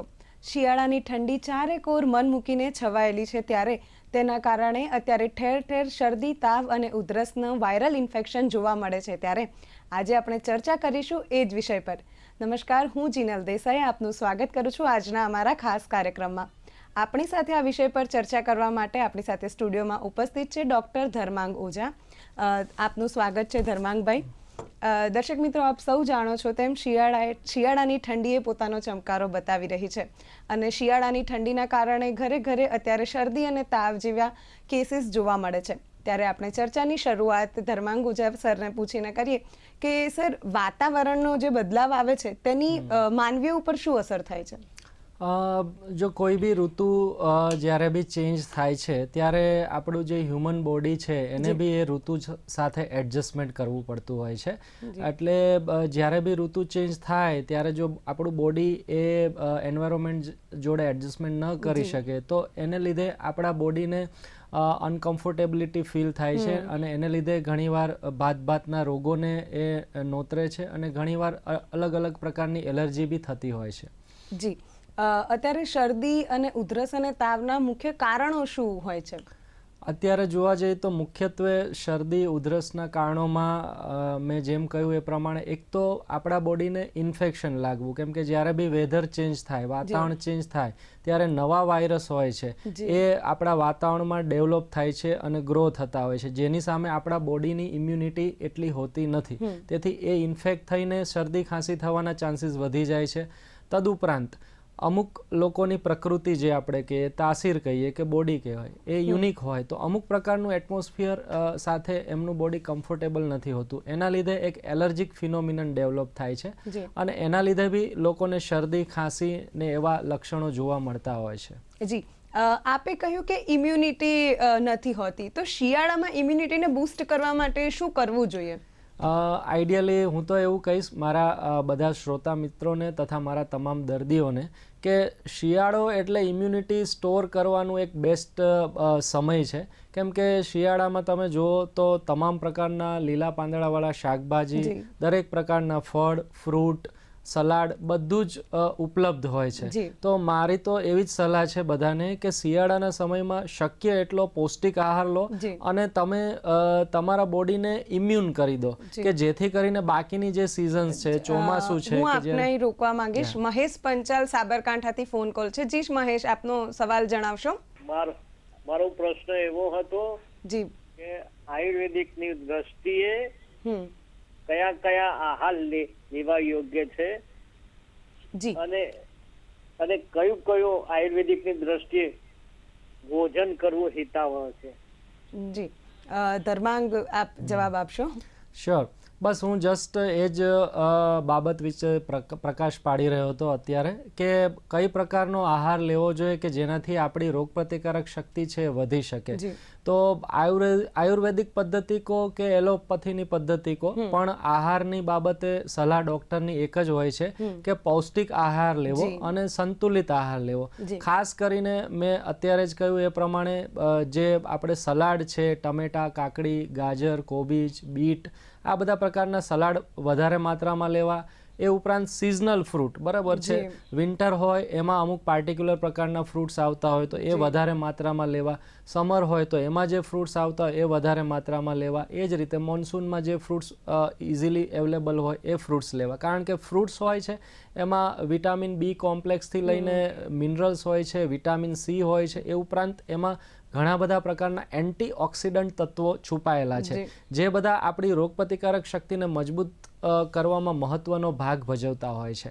તેથી મારી સલાહ એવી છે કે લીલા શાકભાજી, સલાડ, ફ્રૂટ્સ વધારે માત્રામાં લેવા. આ ઉપરાંત પ્રોટીન વધુ માત્રામાં મળે એવો પદાર્થ બી વધારે લેવા, જે ખાસ કરીને કઠોળ. એમાં બી જે આપણે સાદી ભાષામાં કહીએ કે ભાઈ ફણગાવેલા કઠોળ, ફણગાવેલા મગ છે, ફણગાવેલા ચણા છે, જેને સ્પ્રાઉટેડ્સ કહીએ આપણે, તો એ વધારે માત્રામાં સેવન કરવાથી આપણા બોડીનું પ્રોટીન લેવલ અપ આવે છે, જે આપણને રોગ ન થવામાં બી મદદ કરે છે, અને ઇન કેસ આપણને કોઈ ઇન્ફેક્શન લાગી બી જાય છે તો એની સામે ફાઇટ કરવામાં બી એ હેલ્પફુલ થાય છે, અને આપણી રિકવરી જે કહો ઇન્ફેક્શન એમાંથી ઝડપી બહાર થતી હોય છે. જી, આ થઈ ખોરાક વિશેની વાત. હવે વાત છે એક્સરસાઇઝની. તો કયા પ્રકારની એક્સરસાઇઝ આપણે કરવી જોઈએ અને યોગ્ય સમય કયો છે એક્સરસાઇઝ માટેનો?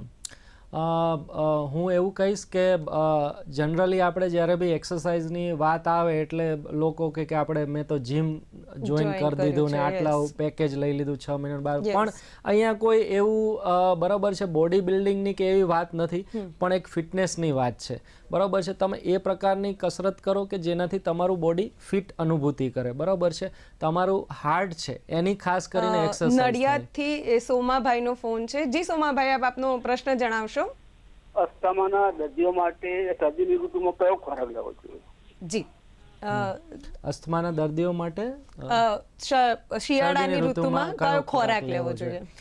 અસ્થમાના દર્દીઓએ બી જે મેં હમણાં સલાહ સૂચન આપ્યું એ પ્રકારનો જ ખોરાક લેવો જોઈએ, અને ખાસ કરીને અસ્થમાના દર્દીઓએ બહારનું ચીજ વસ્તુઓ ખાવાનું ટાળવું જોઈએ. ખાસ કરીને ચટણી, સોસ અથવા જે આર્ટિફિશિયલ સ્વીટનર્સ નાખેલી વસ્તુઓ છે, ખાસ કરીને તીખી તળેલી વસ્તુઓ છે કે જે પૌષ્ટિક નથી પણ ખાલી આપણને ટેસ્ટમાં મજા આવે છે, આ પ્રકારની વસ્તુઓ તો ખરેખર અસ્થમાના કે એલર્જીના દર્દીઓએ ત્યજવી જ જોઈએ, કારણ કે અસ્થમા એક એલર્જીક કન્ડિશન છે, અને આ બધા પ્રકારનું ભેળસેળયુક્ત ખોરાક ખાવામાં આવી જાય તો એનાથી એલર્જી થવાની શક્યતા વધી જતી હોય છે.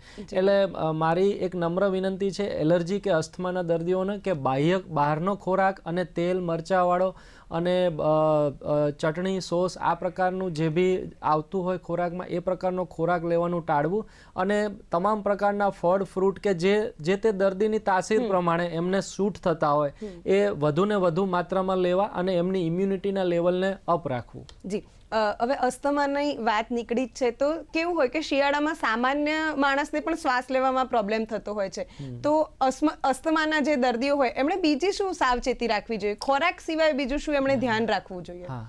અસ્થમાના દર્દીએ આઈડિયલી આમ તો હું સાદી ભાષામાં કહીશ કે પોતે જ પોતાના ડૉક્ટર થોડું બની જવું જોઈએ. એમને કઈ વસ્તુથી એલર્જી છે એનો થોડો જાતે જ અભ્યાસ કરવો જોઈએ. તો ઘણીવાર દરેકના શરીરની પ્રકૃતિ યુનિક હોય છે. અમુક વ્યક્તિને કોઈ વસ્તુની એલર્જી હોય તો એ જ વસ્તુની બીજા વ્યક્તિને એલર્જી નથી હોતી. તો ઉદાહરણ તરીકે 10 અસ્થમાના પેશન્ટ છે તો એમાં 2 અસ્થમાના દર્દીને ચોકલેટની એલર્જી હોય, બીજા 8 દર્દીને ચોકલેટની ન બી હોય, એને વાતાવરણની હોય. પછી એ સિવાયના બીજા 2 દર્દીઓને ઝાપટ ઝૂપટ કે ધૂળ, રજકણો કે પોલ્યુશનની એલર્જી હોય. એટલે થોડું સેલ્ફ એનાલિસિસ બી અસ્થમાના દર્દીઓ કરવું કે એમને કઈ પ્રકારની પરિસ્થિતિ સર્જાય છે કે જે દરમિયાન એમને જે અસ્થમા છે એ વધી જતો હોય છે અને એમને શ્વાસ લેવામાં તકલીફ થતી હોય છે. પણ in general as a doctor અમારા આટલા વર્ષનો અનુભવ અને અમારી જે પ્રેક્ટિસ છે એને ધ્યાનમાં રાખતા અમારું અનુભવ અને અમારું જજમેન્ટ એવું કહે છે કે ખાસ કરીને એર પોલ્યુશન છે, ધૂળ, રજકણો ઉડતા હોય, અથવા ઘણીવાર કિચનમાં સ્ત્રીઓ ખાસ કરીને વઘાર કરતા હોય તો જે એના રજકણો ઉડતા હોય છે તો એના લીધે એલર્જી થતી હોય છે. આ ઉપરાંત વાતાવરણમાં તાત્કાલિક ધોરણે પલટો આવી જાય. ઘણીવાર ઠંડીની ઋતુ હોય એકદમથી ઠંડી ઓછી થઈ જાય, ગરમીની ઋતુ હોય એમાં માવઠું પડી જાય, ચોમાસું હોય અને એમાં ઠંડો પવન આવે, તો એકદમથી જે રેપિડ સ્વિચ ઓવર થાય છે સિઝનના, એ બી ઘણીવાર અસ્થમાના જે દર્દીઓ હોય છે એની સાથે કોપ અપ નથી કરી શકતા, અને એના લીધે અસ્થમાનું એક્ઝેસર્બેશન કહીએ અમારી મેડિકલ ટર્મિનોલોજીમાં એ થઈ જતું હોય છે. તો આ પ્રકારના જે રેપિડ સ્વિચ ઓવર થાય સિઝનના ત્યારે ખાસ કરીને અસ્થમાના દર્દીએ સચેત રહેવું અને બિનજરૂરી બહાર નીકળવાનું ટાળવું. હા, ઠંડીની ઋતુમાં ગરમ કપડાં પહેરવા, ગરમીની ઋતુમાં બહાર બિનજરૂરી ન નીકળવું, અને ચોમાસાની ઋતુમાં પલળી ન જવાય એનું પૂરતો ધ્યાન રાખવો, અને શક્ય એટલો મેં કીધું એમ પૌષ્ટિક આહાર લેવો. આ ઉપરાંત ખાદ્ય ચીજો છે અથવા તો અમુક દવાઓ છે, આની બી ઘણા દર્દીઓને એલર્જી હોય છે. એના ભાગ સ્વરૂપે બી અસ્થમા થયેલું ના દાખલા જોવા મળે છે. અમુક પાર્ટિક્યુલર પ્રકારનું ફૂડ ખાય એના પછી એકદમથી એમને ખાંસી થઈ જતી હોય છે અને શ્વાસ લેવામાં તકલીફ પડે છે, શ્વાસ નળી પર સોજો આવી જાય છે અને એમને સત્વરે હોસ્પિટલ જવું પડતું હોય છે. તો અમુક દર્દીએ ઓબ્ઝર્વ કરવું કે ભાઈ આ પ્રકારનું ફૂડ ખાઉં પછી મને આ તકલીફ વધી જાય છે, તો એ ફૂડનું એક ચેકલિસ્ટ એમણે બનાવવું જે તે દર્દીએ અને એ ફૂડ શક્ય એટલું ટાળવું. જી, આપણે એક્સરસાઇઝની વાત કરતા હતા, તો કયો યોગ્ય સમય છે એક્સરસાઇઝ માટે અને કેવા પ્રકારની એક્સરસાઇઝ કરવી જોઈએ?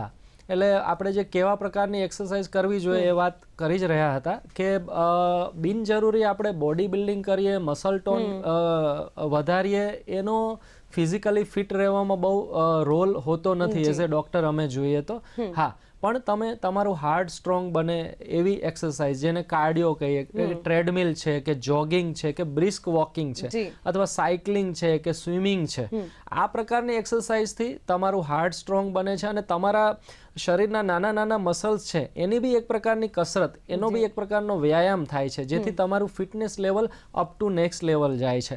આ ઉપરાંત આપણે ભારતમાં બહુ સારા સારા યોગ ગુરુ છે અને એ ઉપરાંત મેડિટેશન માટેના બી ઘણા ગુરુ છે, તો એમનો ગાઈડન્સ લઈને આપણે યોગ છે અને મેડિટેશન છે એ બધી ટેકનિકનું બી આમાં યુઝ કરવો જોઈએ અને એને બી ખાલી યોગ તરીકે નહીં પણ એક મેડિકલ દ્રષ્ટિએ જોવું જોઈએ અને આપણા જે ફેફસાની કેપેસિટી છે એ વધારવામાં બી આ પ્રકારના જે યોગ છે એ આપણને બહુ જ ફાયદાકારક હોય છે. જેમ કે આપણે જોવા જઈએ રિસેન્ટલી કોવિડ વખતે બી આપણે શ્વાસની કસરત, ઊંડા શ્વાસ લો, છોડો, રોકી રાખો, આ પ્રકારની કસરત બધા લોકો ઘરે ઘરે કરતા હતા. તો એ જ વસ્તુને હવે કન્ટિન્યુ રાખવી જોઈએ, મારી દૃષ્ટિએ ભૂલી ન જવી જોઈએ. અને સમય કયો એક્સરસાઇઝનો? સમય આમ જોવા જઈએ તો જે અર્લી મોર્નિંગ નો સમય છે, બરાબર છે, જે આપણે પરોઢનો સમય કહીએ કે જ્યારે જસ્ટ આપણો સનરાઈઝ થાય છે અને પોલ્યુશન લેવલ 0 તો ના કહી શકાય પરંતુ બહુ જ ઓછું હોય છે અને એક આપણે નેચરના સાનિધ્યમાં હોય અને નેચરની જોડે આપણે પેરેલલ હોય એવું આપણે એક મેન્ટલી બી ફીલ કરી શકીએ. તો જે આપણું એક્સરસાઇઝ કરવાની જે કેપેસિટી છે એ આપણી મેક્સિમમ હોય છે અને ત્યારની જે ચોખ્ખી હવા આપણા બોડીમાં જાય તો એ આપણા બોડીને ફાયદાજનક હોય છે. અને આપણે જો મોર્નિંગમાં જ એક્સરસાઇઝ કરીએ તો આપણો આખો દિવસ જ ફ્રેશનેસથી ભરેલો જતો હોય છે. એવો બી અમારો ઓવરઓલ અનુભવ છે અને દર્દીઓ પાસેથી લીધેલો સર્વેના ડેટા છે. જી, તમે હમણાં કીધું કોરોનામાં આપણે જ્યારે કરતા હતા એક્સરસાઇઝ ને બધું, તો અત્યારે કોરોનાની શું સ્થિતિ છે? કારણ કે ઘણીવાર એવું થાય છે કે કેસ વધી જાય પછી નથી જોવા મળતા, તો અત્યારે એક ડોક્ટર તરીકે તમે શું કહેશો? એઝ ઓફ નાવ હું એટલું કહીશ કે નો ડાઉટ હજુ કોવિડનું નેક્સ્ટ વેવ જે કહી શકાય એ આપણા ગુજરાતમાં કે ભારત દેશમાં હજુ આવી નથી ગયું. બટ એનો મતલબ એ નથી કે આપણે ફરીથી જે એક મિનિટ, તરલાબેનનો જામનગરથી ફોન છે. જી તરલાબેન, આપ આપનો પ્રશ્ન જણાવશો. હા, મારો પ્રશ્ન છે ધૂળ, ધુમાડો વગેરેથી થતી શરદી રૂપી એલર્જી માટે એલોપેથિક એન્ટી એલર્જીક ઇન્જેક્શનનો કોર્સ છે ખરો?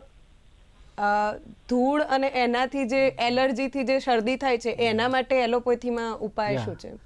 હા, તમે જે પ્રશ્ન પૂછ્યો એમનો હું ચોક્કસથી જવાબ આપું છું કે હા, જે ધૂળ ધુમાડા કે ડસ્ટથી જે આપણને એલર્જી થતી હોય અને એના લીધે ઘણા લોકોને રનિંગ નોઝ, નાકમાંથી પાણી પડવું અથવા બહુ જ કન્ટિન્યુઅસ છીંકો આવી અથવા કન્ટિન્યુઅસ ખાંસી આવી ઉંટાટિયા જેવી, તો આ પ્રકારની જે તકલીફ થતી હોય છે એને કાબૂમાં લેવા માટે એલોપેથી સાયન્સમાં બી દવાઓ રહેલી છે કે જે સત્વરે તમારા રોગને કાબૂમાં લેતી હોય છે, જેને એન્ટીહિસ્ટામિનિક દવાઓ કહેતા હોય છે.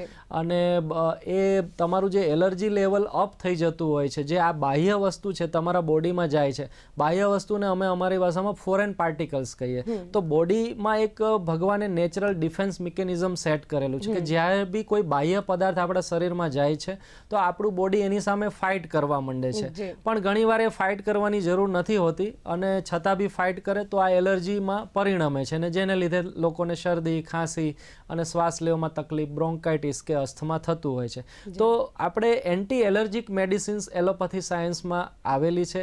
એનો તમે ફિઝિશિયન ડૉક્ટરની સલાહ મુજબ જો દવા લાંબા સમય માટે લો અને ધીમે ધીમે જેમ જેમ તમારું એલર્જીનું લેવલ ડાઉન થાય, તમારો રોગ કાબૂમાં આવે અને મૂળમાંથી મટવા આવે એમ એ એન્ટી એલર્જીક દવાઓને તમે બંધ કરો તો ઘણીવાર આ એલર્જી છે એ જડમૂળમાંથી મટી જતી હોય છે. આ ઉપરાંત જ્યારે બી એલર્જીની વાત આવે ત્યારે એક સ્ટીરોઇડ નામનો શબ્દ એની જોડે જોડાઈ જતો હોય છે. તો એના વિશે બી હું થોડું તમને નોલેજ આપવા ઈચ્છીશ, કેમ કે જનરલી જ્યારે બી કોઈના મોઢેથી સ્ટીરોઇડ એવું નામ સાંભળીએ એટલે આપણા મગજમાં નેગેટિવ પોઈન્ટ્સ બહુ બધા આવી જતા હોય છે કે સ્ટીરોઇડ તો ના લેવાય, સ્ટીરોઇડ લેવાથી કિડની ખરાબ થઈ ગઈ, બીપી વધી ગયું, ડાયાબિટીસ આવી ગયું, આંખનો પડદો ડેમેજ થઈ ગયો, શરીર ફૂલાઈ ગયું વગેરે વગેરે. પણ જે સાધારણ એલર્જીની દવા છે ઘણીવાર એ એલર્જીને કંટ્રોલ કરવામાં સચોટ આપણને ઈલાજ નથી કરી શકતી. તો એવી પરિસ્થિતિઓમાં અનુભવી ફિઝિશિયન કે જે તે ડૉક્ટરની સલાહ મુજબ જો થોડા ઘણા પ્રમાણમાં દર્દીના વજન, ઊંચાઈ, કદ પ્રમાણે સ્ટીરોઇડ દવાઓ લેવામાં આવે તો એલર્જી સત્વરે કંટ્રોલમાં આવતી હોય છે અને એલર્જીને કારણે થતા કોમ્પ્લિકેશનમાંથી દર્દી બચી જતું હોય છે. અને પછી જે તે ડૉક્ટરને તમે આગળ કોન્ટેક્ટમાં રહો અને એ વહેલી તકે સ્ટીરોઇડને ઓછા કરીને બંધ કરી દેતા હોય છે. પરંતુ ઘણીવાર શું થાય છે કે આ સ્ટીરોઇડ દવાથી એકદમથી એલર્જી કંટ્રોલમાં આવી જતી હોય એટલે ઘણા દર્દીઓ જાતે જ દવાઓ લઈ લે છે અને સેલ્ફ મેડિકેશન કરે છે.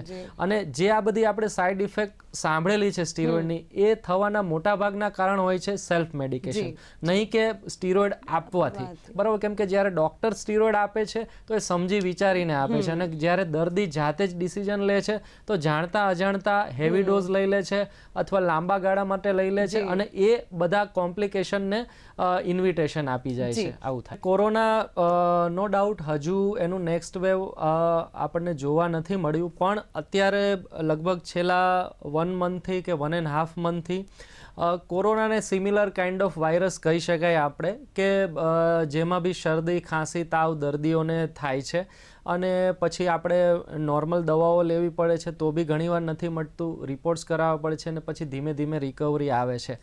આ વાયરસ બી એક જે શ્વસન તંત્રને અસર કરતો વાયરસ જ છે, જે આપણે પહેલાંના જમાનામાં ફ્લૂ થઈ ગયો એવું કહેતા હતા એમ આ એક હ્યુમન ઇન્ફ્લુએન્ઝા વાયરસનો જ પ્રકાર છે. નો ડાઉટ અત્યારે સ્વાઇન ફ્લૂના કેસીસ એટલા જોવા નથી મળી રહ્યા અને કોવિડના બી એટલા કેસીસ નથી જોવા મળી રહ્યા, પણ આ એક એને સમાંતર કક્ષાનો વાયરસ કહી શકાય. ઘણીવાર H3N2 એ પ્રકારના સ્ટ્રેઇનના બી વાયરસ અત્યારે અમે જોઈએ છીએ, કરાઈએ છીએ, રિપોર્ટ પોઝિટિવ આવતા હોય છે.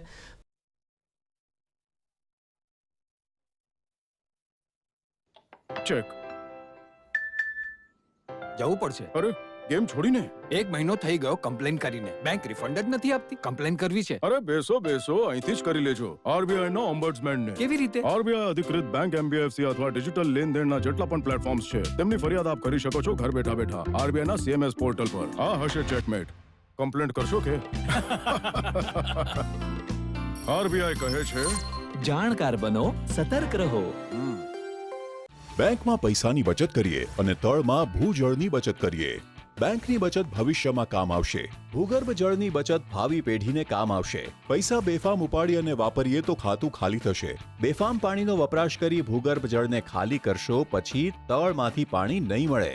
પૈસા બચાવશો તો જ એટીએમ કાર્ડ કામમાં આવશે. ભૂગર્ભ જળ બચાવશો તો જ કુવા અને પાતાળ કુવા કામમાં આવશે. પૈસાની જેમ પાણીનો બગાડ અટકાવી આપણું અને ભાવિ પેઢીનું જીવન બચાવીએ.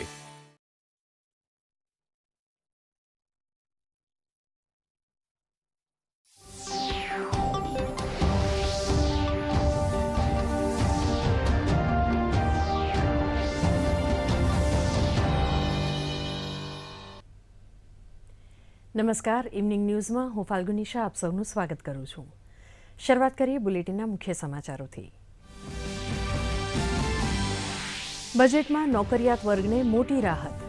3 લાખ રૂપિયા સુધીની વાર્ષિક આવક ઉપર નહીં ચૂકવવો પડે ઇન્કમ ટેક્સ, તો 3 થી 6 લાખના સ્લેબ ઉપર 5% આવકવેરો લાગુ.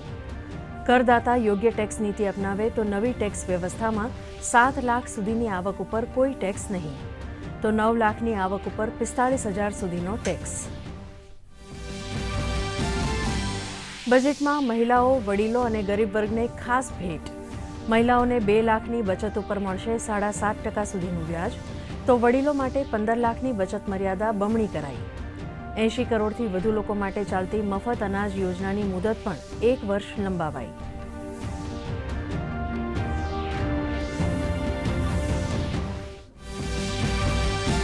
દેશના અર્થતંત્રને વધુ વેગ આપવા પ્રોત્સાહક પગલું. પાયાગત માળખાના વિકાસ ઉપર 33% વધારો.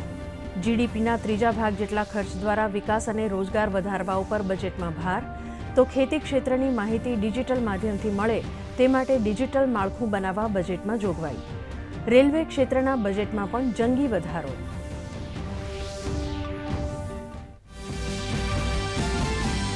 મોબાઈલ, ઇલેક્ટ્રિકલ વ્હીકલ, સાયકલ અને ટીવી સહિતની લોક ઉપયોગી વસ્તુઓ થશે સસ્તી. ગોલ્ડ અને સિલ્વરમાં કસ્ટમ ડ્યુટી વધારાતા ઇમ્પોર્ટેડ જ્વેલરી બનશે મોંઘી. તો સિગારેટ સહિતની તંબાકુની બનાવટ માટે પણ કરવો પડશે વધુ ખર્ચ.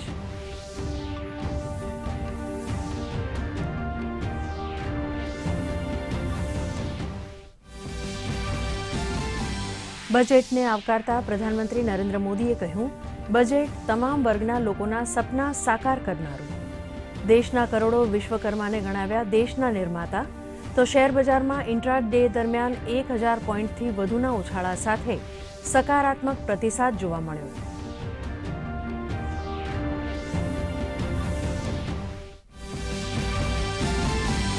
મુખ્યમંત્રી ભૂપેન્દ્ર પટેલ અને રાજ્યપાલ આચાર્ય દેવવ્રતે બજેટને વધાવ્યું. મુખ્યમંત્રીએ બજેટમાં ગુજરાતની ડાયમંડ ઇન્ડસ્ટ્રી અને ગિફ્ટ સિટી IFSCA માટેની જોગવાઈઓને ગણાવી લાભદાયી. તો રાજ્યપાલે મિલેટ્સ ખેતી માટેની યોજના માટે નાણામંત્રીને પાઠવ્યા અભિનંદન.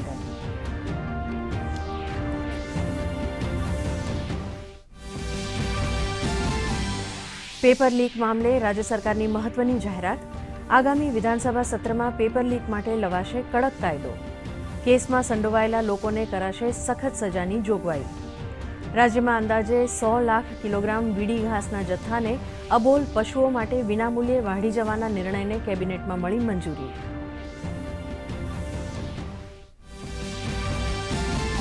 રાજ્ય નાગરિક પુરવઠા નિગમના તમામ ગોડાઉનને હાઈ ક્વોલિટી CCTV કેમેરા નેટવર્કથી કરાશે સજ્જ. અનાજ વિતરણમાં પારદર્શિતા લાવવા 5000થી વધુ કેમેરા લગાવાશે. તો રાજ્યમાં અત્યાર સુધીમાં લાયસન્સ વિનાની 1247 દુકાનો સીલ કરાઈ હોવાની માહિતી આપતા પ્રવક્તા મંત્રી.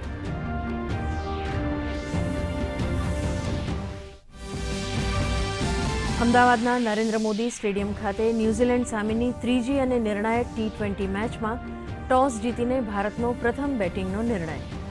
ભારતીય ટીમમાં યજુવેન્દ્ર ચહેલને સ્થાને ઉમરાન મલિકનો સમાવેશ. ઘર આંગણે નિર્ણાયક મેચને લઈને ક્રિકેટ પ્રેમીઓમાં ભારે ઉત્સાહ.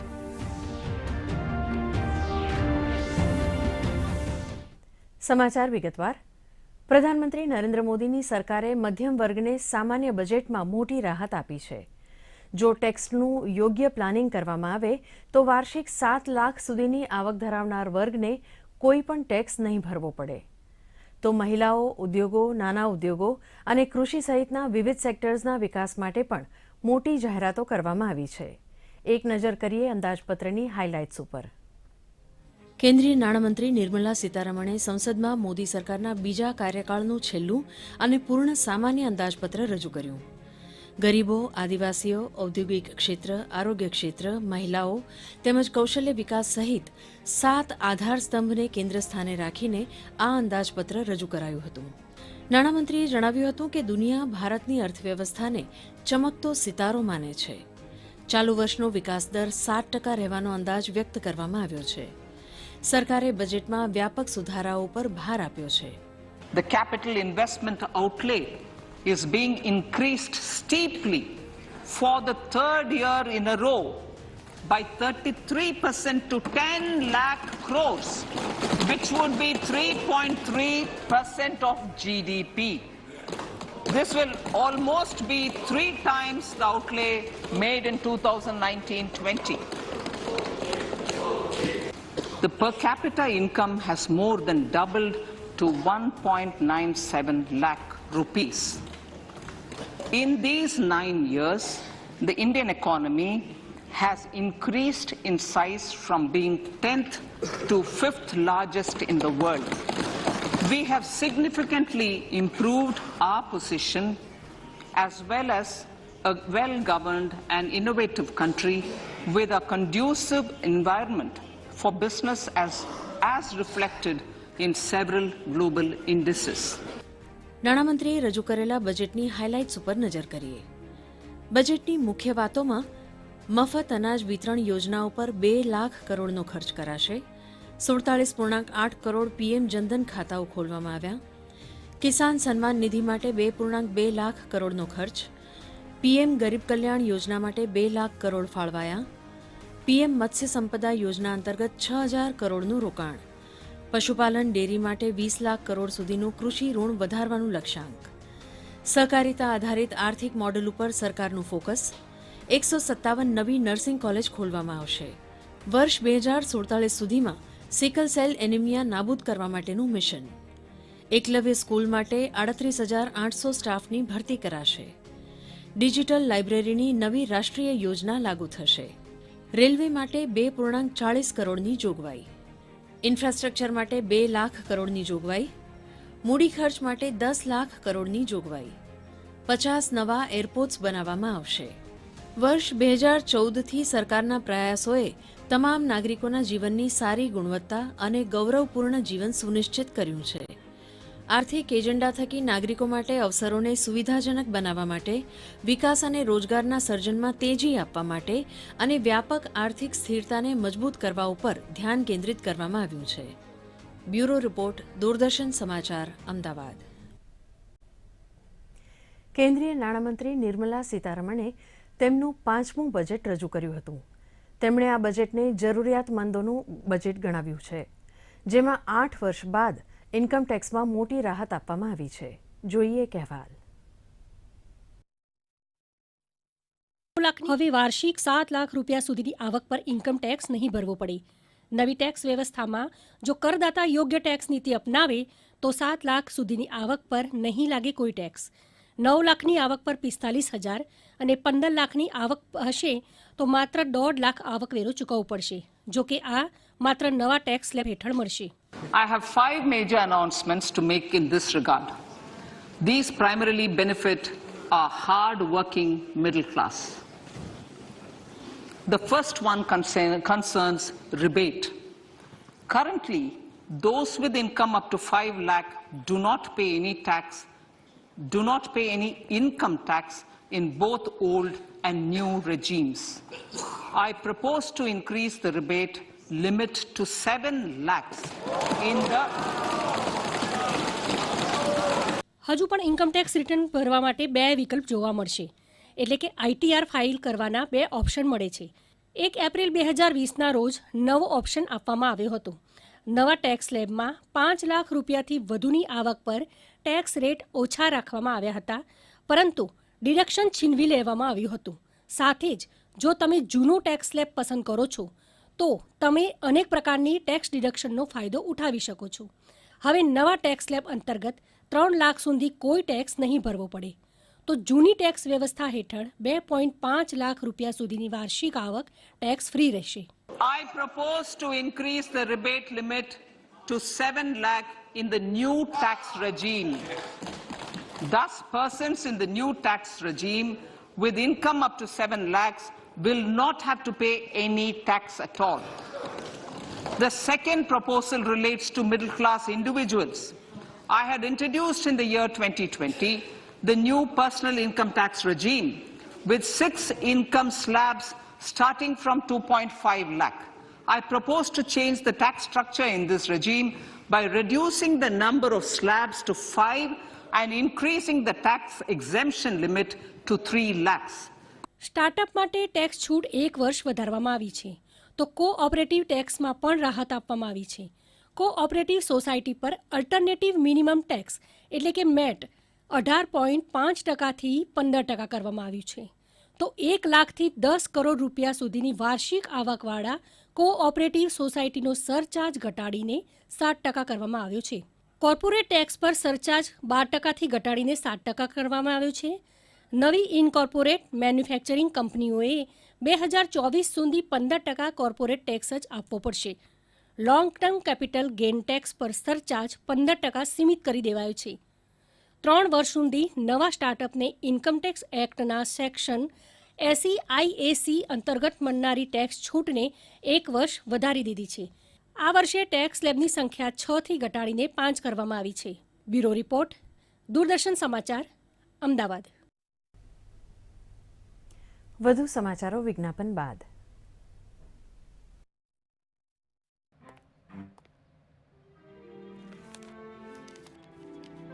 આટલા જલ્દી પૈસા ડબલ? ઓ, જમા કરશો તો પછી ભોગવશો. અહીં લાવ. હવે લોભામણી સ્કીમ્સમાં પૈસા જમા કરવા એટલે દગાની સંભાવના. એટલા માટે પૂરી તપાસ, એ પછી પૈસા જમા, નહીં તો આપના પૈસા થઈ જશે હુર. આરબીઆઈ કહે છે, જાણકાર બનો, સતર્ક રહો.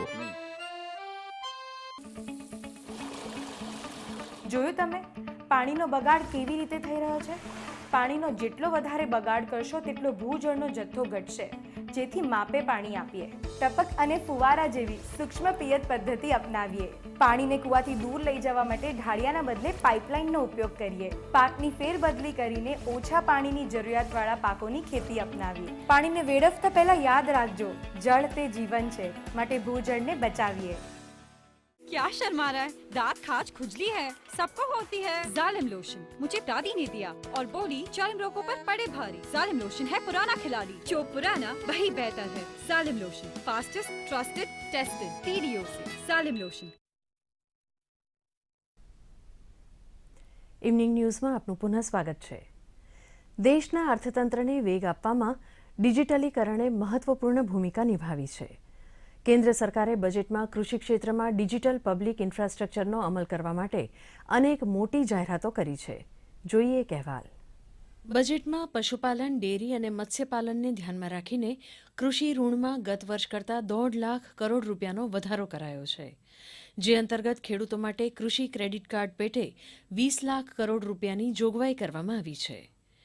ખેડૂતોને ખેતી વિશે સરળતાથી માહિતી મળી શકે તે માટે પબ્લિક ઇન્ફ્રાસ્ટ્રક્ચર ફોર એગ્રીકલ્ચર અંતર્ગત ઓપન સોર્સ તરીકે ડિજિટલ પ્લેટફોર્મ પૂરું પાડવામાં આવશે, જે અંતર્ગત ખેડૂતોને ખાતર, બીજ, માર્કેટ અને સ્ટાર્ટઅપ્સ સુધીની માહિતી ઓનલાઈન મળી શકશે. We will launch an Atmanirbhar Clean Plant program to boost availability of disease-free, quality planting material for high-value horticultural crops at an outlay of 2,200 crores. ગામડામાં ખેતીને પ્રોત્સાહન મળે અને યુવા ખેડૂતો સ્ટાર્ટઅપ ક્ષેત્રે આગળ આવે તે હેતુથી એગ્રીકલ્ચર એક્સિલરેટર ફંડ દ્વારા ગામડાના ખેડૂતોને સ્ટાર્ટઅપ શરૂ કરવાની તક પૂરી પાડવામાં આવશે. આ ઉપરાંત વૈકલ્પિક ખેતી માટે પણ પ્રોત્સાહક યોજના અમલી કરાશે. By young entrepreneurs in rural areas, the fund will aim at bringing innovative and affordable solutions for challenges faced by farmers. It will also bring in modern technologies to transform agricultural practices, increase productivity and profitability. To enhance the productivity of extra long staple cotton, we will adopt a cluster-based and value chain approach through public-private partnerships. This will mean સહકારથી સમૃદ્ધિના સંકલ્પને સાકાર કરવા બજેટમાં સહકારી સમિતિઓ માટે 2,516 કરોડ રૂપિયાની જોગવાઈ કરવામાં આવી છે.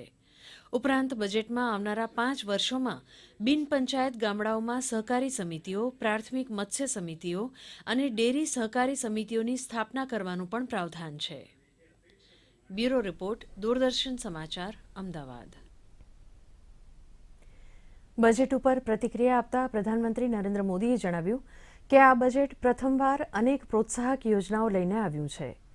એમાં લોકો માટે ટ્રેનિંગ, ટેકનોલોજી, ક્રેડિટ અને માર્કેટ સપોર્ટની વ્યવસ્થા કરવામાં આવી છે.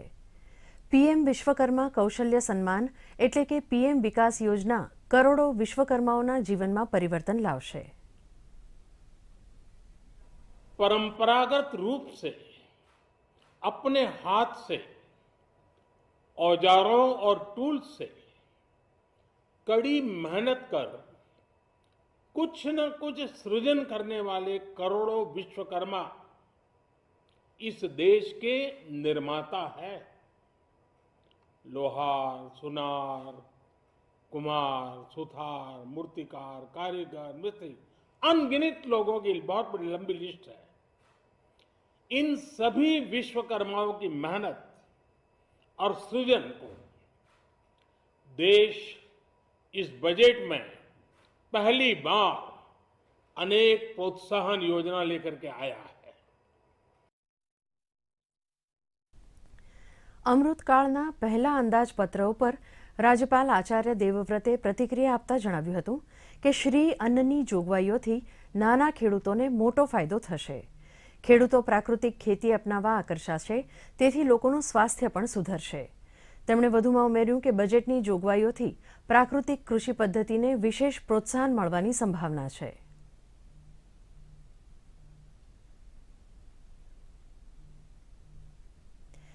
ગુજરાતના મુખ્યમંત્રી ભૂપેન્દ્ર પટેલે આજે રજૂ કરાયેલ બજેટને અમૃતકાળનું ગરીબો, વંચિતો અને પીડિતોને ધ્યાનમાં રાખીને બનાવેલું અમૃત બજેટ ગણાવ્યું હતું.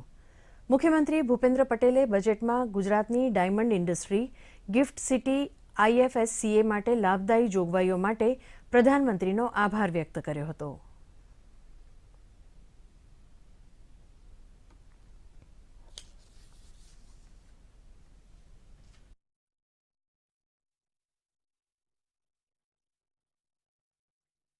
ગિફ્ટ સિટીમાં IFSCA ખાતે વ્યાપાર વૃદ્ધિ માટેની નવતર પહેલ આ બજેટના માધ્યમથી કરવામાં આવી છે તે આવકારદાયક છે. લેબ ગ્રોન ડાયમંડના ઉત્પાદનને વૃદ્ધિ આપવાનો આગવો પ્રયાસ કરવામાં આવ્યો છે, જેથી સુરત જેવા વિવિધ શહેરોમાં ડાયમંડ ઉદ્યોગને મોટો ફાયદો થશે. મુખ્યમંત્રી ભૂપેન્દ્ર પટેલની અધ્યક્ષતામાં મળેલ રાજ્ય મંત્રીમંડળની બેઠકમાં મહત્વના નિર્ણયો લેવામાં આવ્યા હતા. આ અંગે પ્રવક્તા મંત્રી ઋષિકેશ પટેલે માહિતી આપતા જણાવ્યું હતું કે 100 લાખ કિલોગ્રામ વીડીના વધારાના ઘાસના જથ્થાને ગૌશાળા, પાંજરાપોળ, સહભાગી વન વ્યવસ્થા સમિતિઓ, સ્થાનિક સ્વરાજ્યની સંસ્થાઓ અને દૂધ ઉત્પાદક મંડળીઓને વિના મૂલ્યે વાઢી લઈ જવાની મંજૂરી આપવાનો નિર્ણય કરાયો છે. અનાજ વિતરણમાં વધુ પારદર્શિતા લાવવા માટે પુરવઠા નિગમના તમામ ગોડાઉન્સમાં CCTV કેમેરા લગાવવામાં આવશે. તેમણે વધુમાં ઉમેર્યું કે જાન્યુઆરી મહિનામાં લાયસન્સ વિના ચાલતી 3200થી વધુ મીટ શોપ વિરુદ્ધ કેસ દાખલ કરવામાં આવ્યો છે. અત્યાર સુધીમાં 1247 દુકાનો સીલ કરાઈ છે. પેપર લીક મામલે પ્રવક્તા મંત્રીએ જણાવ્યું હતું કે આગામી વિધાનસભા સત્રમાં આ માટે કડક કાયદો બનાવવામાં આવશે.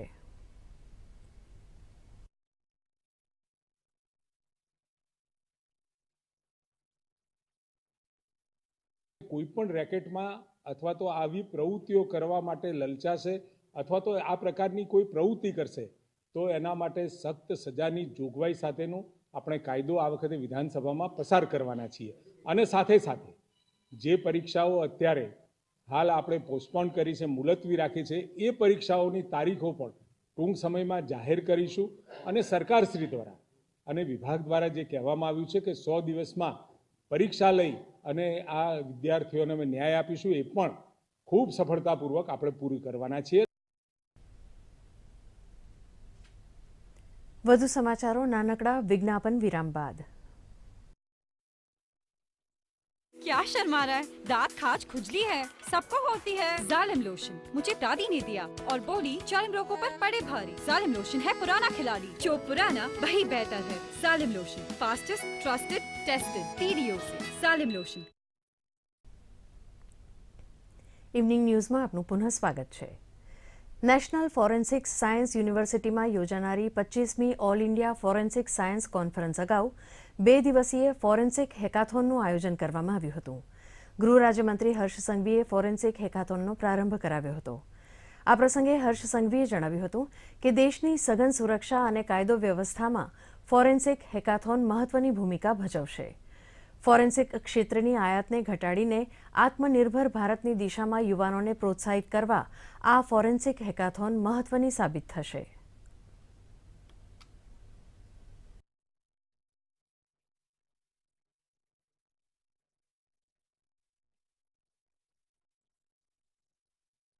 कई स्टार्टअप्स जो फॉरेंसिक लैब्स में, फॉरेंसिक इक्विपमेंट्स में जो आने वाले दिनों में ये इक्विपमेंट्स इंडिया में बनाने का प्रयोग करेंगे.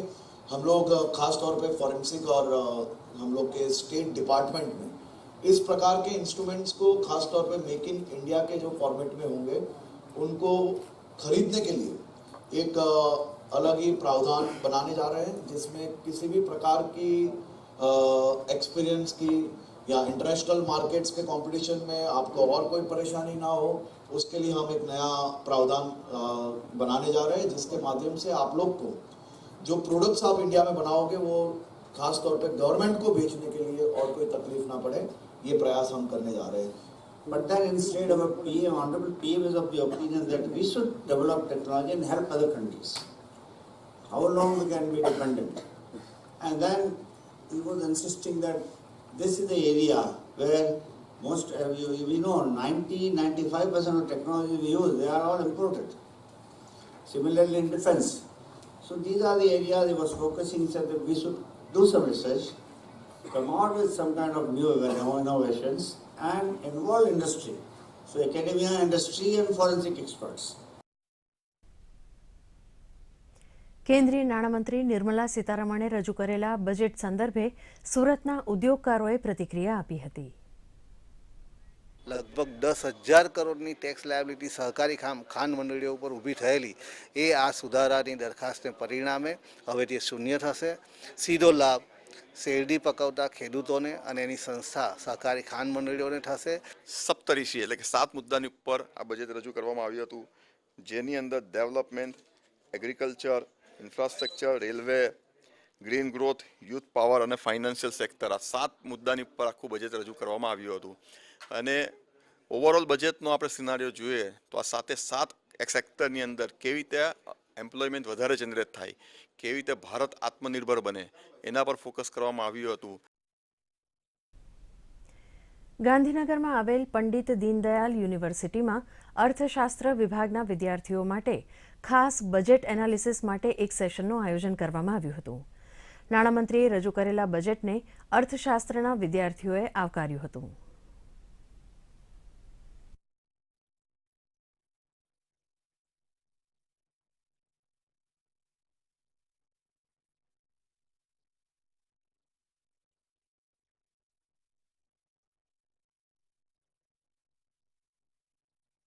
तेज़ी से आगे बढ़ें वर्ल्ड इकनॉमी में, तो उसके लिए इस बजट का फोकस रहा है रिवाइव करने में इंडस्ट्रियल ग्रोथ. इसका फोकस रहा है कि डोमेस्टिक सेक्टर इन जनरल ज़्यादा डेवलप हो, माइग्रेशन रिड्यूस हो, और एजुकेशन में नए सेंटर्स खोले जा रहे हैं. स्किल गैप जो कि एक बड़ा मुद्दा रहा है, उसके लिए भी स्किल डेवलपमेंट सेंटर्स खोले जा रहे हैं प्रधानमंत्री कौशल विकास योजना में. સૌથી ઇન્ટરેસ્ટિંગ વસ્તુ મને એ લાગી કે ઇન્કમ ટેક્સમાં ધરખમ ઘટાડા કરવામાં આવ્યા છે, જેમાં જે ટેક્સ એક્ઝેમ્પશન્સ હતું, જે ટેક્સ એક્ઝેમ્પશન હતું એ 5 લાખથી 7 લાખ કરી દેવામાં આવ્યું છે, જેથી મધ્યમ વર્ગના જે પરિવારો છે જેમની ડિસ્પોઝેબલ ઇન્કમમાં વધારો થઈ શકે છે. નાણામંત્રી નિર્મલા સીતારમણે મોદી સરકારના બીજા કાર્યકાળનું અંતિમ પૂર્ણ બજેટ રજૂ કર્યું હતું. બજેટમાં સરકારની જાહેરાત પ્રમાણે કેટલીક વસ્તુઓ મોંઘી તો કેટલીક વસ્તુઓ સસ્તી થઈ છે.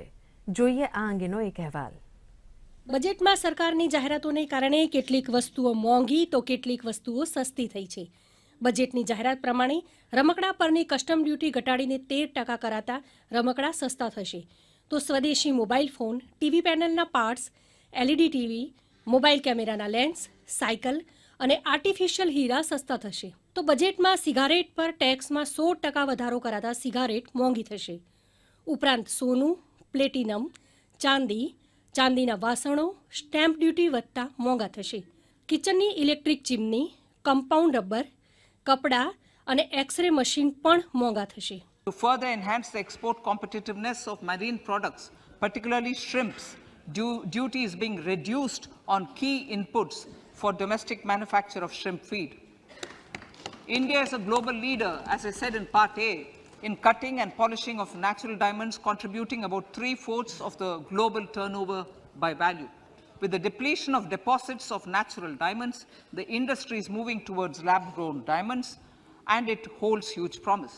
To seize this opportunity, I propose to reduce the basic customs duty on seeds used in their manufacture. I also propose to increase the import duty on silver doors, bars and articles to align them with that on gold and platinum. MSME sector માટે સરકારે 2 લાખ કરોડની મદદની ઘોષણા કરી છે. આ ફંડનો ઉપયોગ કોરોનાની અસરમાંથી એમએસએમઈ સેક્ટરને બહાર લાવવા માટે કરાશે. Emergency credit line guarantee scheme હેઠળ 5 ઓગસ્ટ 2022 સુધી ઇમરજન્સી સેવાઓ પૂરી પાડતા એમએસએમઈ સેક્ટર માટે રૂપિયા 3.67 લાખ કરોડની લોન મંજૂર કરવામાં આવી છે. Last year, I proposed revamping of the credit guarantee scheme for the MSMEs. I am happy to announce that the revamped scheme will take effect from 1st April 2023 through infusion of 9,000 crores in the corpus.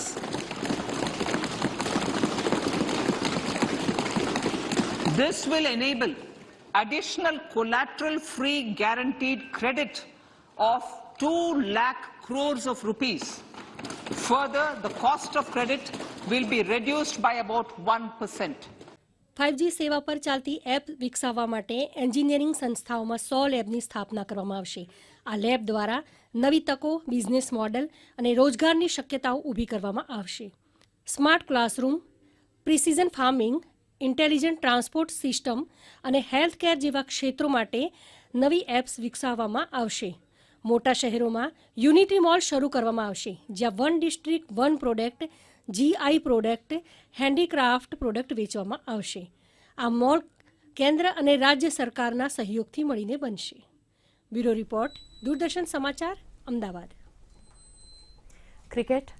અમદાવાદના Narendra Modi stadium ખાતે ભારત અને New Zealand વચ્ચેની નિર્ણાયક T20 મેચમાં ભારતે toss જીતીને batting કરવાનો નિર્ણય લીધો છે.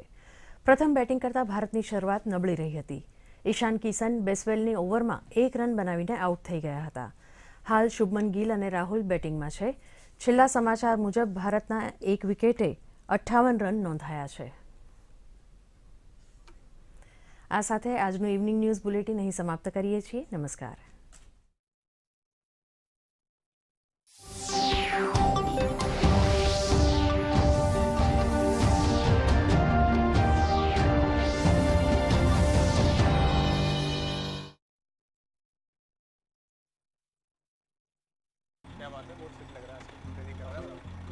ત્રણ મહિનામાં પૈસા ડબલ? વાહ! ફાસ્ટ અને હાઈ રિટર્ન્સ પણ. શું સ્કીમ છે? કાલે તો નહોતું અહીંયા અને કાલે હશે પણ નહીં. તે ક્યારેય 5 ઓવરમાં ડબલ સેન્ચુરી મારી છે? આવી સ્કીમના પ્રલોભનમાં આવી જઈને આપણે છેતરાઈ શકીએ છીએ. અને આરબીઆઈ કહે છે તમારા પૈસા સુરક્ષિત રાખો અને સમજદારીપૂર્વક રોકાણ કરો. જો વધુ રિટર્ન્સની પાછળ ભાગ્યા તો રિસ્ક પણ વધુ ઉઠાવવું પડશે. અને ફાસ્ટ રિટર્ન્સથી સાવધ રહો. અને ફાસ્ટ બોલિંગથી પણ. આરબીઆઈ કહે છે જાણકાર બનો, સતર્ક રહો. જોયું પાણીના બેફામ ઉપયોગનું પરિણામ? જળ સંચય માટે વરસાદી પાણીનો સંગ્રહ કરીએ, પાણીના વહેણ પર ચેકડેમ બનાવીએ, કૂવા અને બોરવેલથી રિચાર્જ વધારીએ, ઘરની છતનું વરસાદી પાણી ઘરના ભૂગર્ભ ટાંકામાં સંગ્રહ કરીએ, ખેત તલાવડી અને ગામ તળાવ બનાવીને પાણીનો સંગ્રહ કરીએ. વહી જતા વરસાદી પાણીનો સંગ્રહ વધારવાથી પાણીનો પુરવઠો ક્યારે ઓછો નહીં પડે. પાણીનો બચાવ કરીને આવનારી પેઢીનો હક અદા કરીએ. પાણી બચાવ, જીવન બચાવ.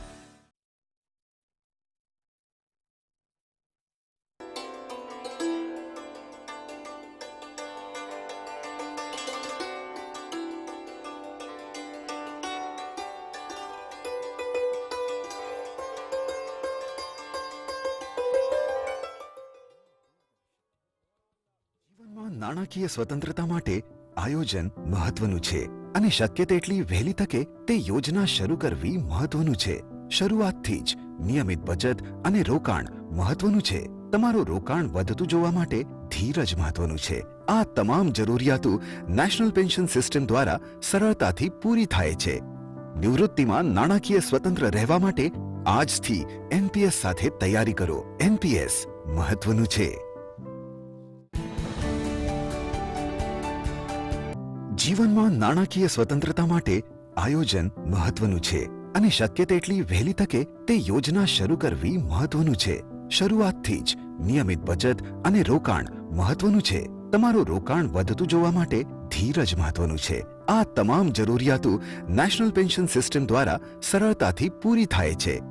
નિવૃત્તિમાં નાણાકીય સ્વતંત્ર રહેવા માટે આજથી એનપીએસ સાથે તૈયારી કરો. એનપીએસ મહત્વનું છે.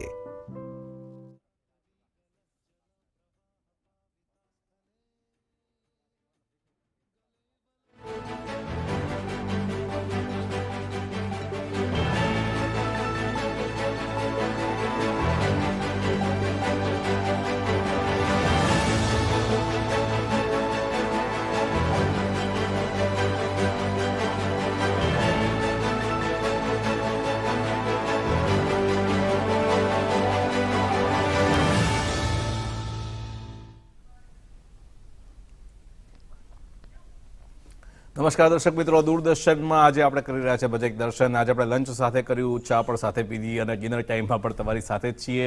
અને આ ડિનર ટાઈમની ચર્ચાને વધુ અસરકારક બનાવવા માટે આપણી સાથે સ્ટુડિયોમાં સરસ મજાના મહેમાન ઉપસ્થિત છે. મારી સાથે નિશિત જોશી, મારા સહયોગી પણ છે. અને મહેમાનોનો પરિચય કરીએ. પંકજ કોટક, જે અર્થ નિષ્ણાત છે, રાહે જે ગ્રુપના રિજનલ હેડ છે. પંકજભાઈ, આપનું ખૂબ ખૂબ સ્વાગત છે. દર વર્ષની જેમ આપણને હંમેશા સાથ સહકાર આપતા મુકેશભાઈ, કે જે કદાચ તમારા ટેક્સના બધા, મેં તમને કહ્યું હતું ટેક્સ વિશેની આપણે સરસ મજાની વાત બપોર સાંજે કરવાના છીએ. મુકેશભાઈ આપણી સાથે જોડાયા છીએ, આપનું પણ ખૂબ ખૂબ સ્વાગત છે. અને ડૉક્ટર નિરંજન હીરાનંદાની મુંબઈથી આપણી સાથે ખાસ જોડાયા છે. ડૉક્ટર હીરાનંદાની, આપનું પણ ખૂબ ખૂબ સ્વાગત છે. જી પંકજભાઈ, આપનાથી શરૂઆત કરીશ. આ ટેક્સને જે લોકો અત્યારે હાલ જ ઓફિસથી ઘરે આવ્યા છે, જેને આખા દિવસમાં કશી ખબર જ નથી કે શું થયું છે, તો શું કહેશો ટૂંકમાં, શું છે આ બજેટની અંદર? આ બજેટ દરેકને કંઈક ને કંઈક ઓફર કરતું બજેટ છે. નો બડી ઇઝ ડિપ્રાઇવ્ડ ઇન ધીસ બજેટ. અને આમ જોવા જઈએ તો અગાઉના 2 કે 3 બજેટનું આ થીમેટિક કન્ટિન્યુટી છે. મેં ગઈ વખત બી મારી ચર્ચામાં કીધું હતું કે ધીસ ઇઝ અ ફોલોઅપ. એક કન્ટિન્યુટી આની અંદર સતત જોવા મળે છે. રિફોર્મ્સની વાત હોય કે માઇક્રો કે મેક્રો ઇકોનોમિક ફેક્ટર્સને સાથે લઈને ચાલવાની વાત હોય. This is a purely academic budget which satisfies all sectors and it is up to the point. જી નિશિતભાઈ, આપ. મુકેશભાઈ, અમૃતકાળનું પહેલું બજેટ છે ને જે પણ હવે જે બજેટ બને છે એ પોલિસી મેકિંગ તો આવનારા 25 વર્ષને ધ્યાનમાં રાખીને, એટલે 2047 સુધીનું વિઝન હોય. ખાસ કરીને ટેક્સની જ વાત કરીએ આપણે, કારણ કે આપ એઝ અ ટેક્સ એક્સપર્ટ છો ને દર્શકોની પણ એવી અપેક્ષા છે કે આ વખતે ટેક્સમાં જે રીતના રિઝિમ ચેન્જ થયા છે અને જે રીતના નવા નવા નિયમો આવ્યા છે એના વિશે આપ માહિતી આપો. તો શું છે આ ટેક્સ ઓલ્ડ વર્સિસ ન્યૂ, આ કન્સેપ્ટને શું કહેશો? અને આજ તો ખુશ બહોત હો ગયે તુમ, અમિતાભ બચ્ચનનો જે ડાયલોગ છે એ મધ્યમ વર્ગને કેટલો ફાયદો કરાવશે?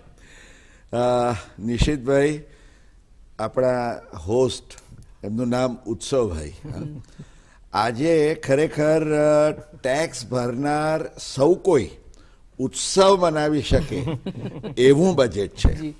અને મેં એમ કહ્યું કે આ અમૃતકાલમાં આવકવેરો ભરતા કરદાતાઓને કદાચ એમ કહીએ કે નાણામંત્રીએ પંચામૃત આપ્યું છે, તો એમાં જરાય અતિશયોક્તિ નથી. છેલ્લા 4 દશકાથી વધુ સમયથી હું બજેટ્સની એનાલિસિસ કરતો રહ્યો છું.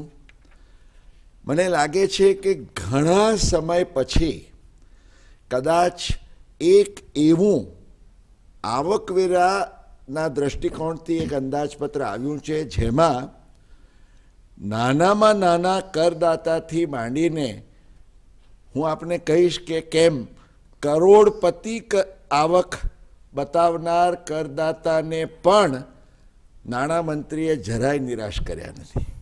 એટલે across the board, at least as far as individual tax payers R concern, કારણ કે આપણે જાણીએ છીએ કે કંપનીઝના કેસમાં તો કે એમને ઘણી બધી રાહતો છેલ્લા 2 અંદાજપત્રોમાં આપવામાં આવી હતી, with the keeping in pace with the international trends. પણ નિશિતભાઈ, જે વ્યક્તિગત આવકવેરો ભરતા કરદાતાઓ હતા એમની જે અપેક્ષાઓ હતી એ પૂર્ણ થતી નહોતી.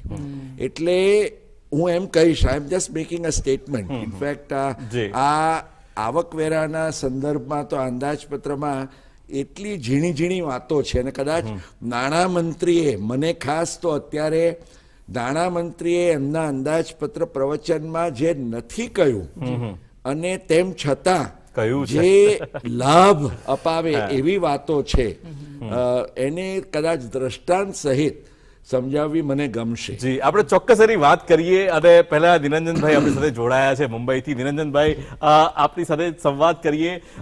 બહુ અગત્યનું સેક્ટર આપણી પાસે છે કે રિયલ એસ્ટેટ સેક્ટર, અને જે કેપિટલ એક્સપેન્ડિચરની જે વાત કરી છે કે એની અંદર વૃદ્ધિ જોવા મળી રહી છે. જ્યાં આપણે જોઈએ તો રોડ, રસ્તા કે જે ઇન્ફ્રાસ્ટ્રક્ચર છે એને વધારવાની વાત છે.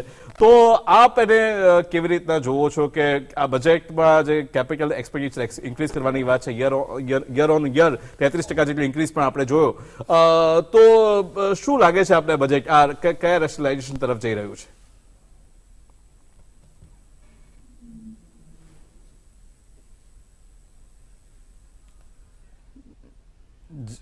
જી જી જી જી જી ચોક્કસ ચોક્કસ ઇન્ટરનેટ કનેક્ટિવિટીમાં કંઈક પ્રશ્ન આવવાથી આપણે પંકજભાઈ આપને પૂછવા માંગીશ ખાસ કરીને આ વખતે સરકારની બેલેન્સ બુક કેવી છે એટલે ગઈકાલે પણ આપણે જોયું કે ભાઈ ઇકોનોમિક સર્વે પણ એક ગ્રોથનો આંકડો ટાંક્યો હતો અત્યારે પણ ગ્રોથ વિશે વાત કરી કે 7%ની આસપાસ ફિસ્કલ ડેફિસિટ કે ભાઈ આપણો આવક જાવકનો ખર્ચો છે કે આપણે કંઈક મેનેજ કરી લઈશું તો આ મેનેજ થશે કઈ રીતના અને આ બાબતે સરકાર શું કહી રહી છે?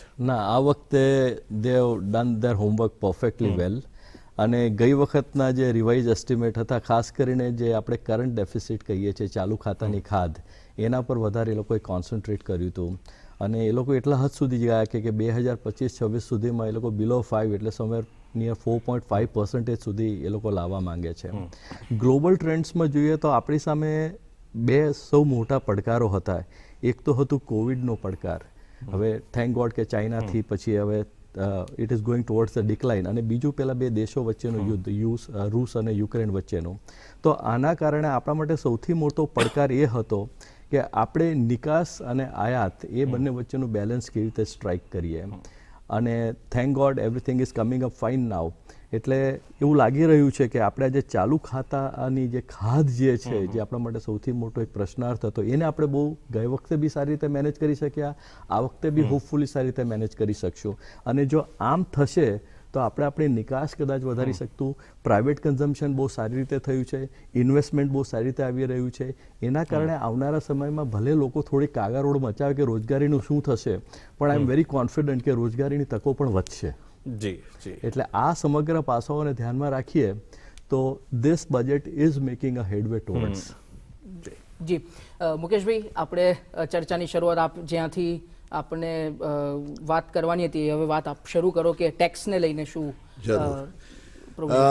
મને લાગે છે કે આખી ઇન્કમ ટેક્સની પ્રપોઝલ્સને જો મારે ખૂબ જ એક સરળ રીતે ડીકોડ કરીને મૂકવી હોય તો હું એમ કહીશ આંકડામાં મધ્યમ વર્ગ એટલે આજે આપણે સામાન્ય રીતે 15 લાખ રૂપિયાની આવક ગણીએ કે માસિક 2.25 લાખ રૂપિયા જેને કોઈને મળે છે. જે આપણે ચાર્ટ એક સ્લેબ પણ અહીંયા જોઈ શકીએ છીએ નવું રિજીમ પણ અહીંયા ખાલી ટકાવારી છે.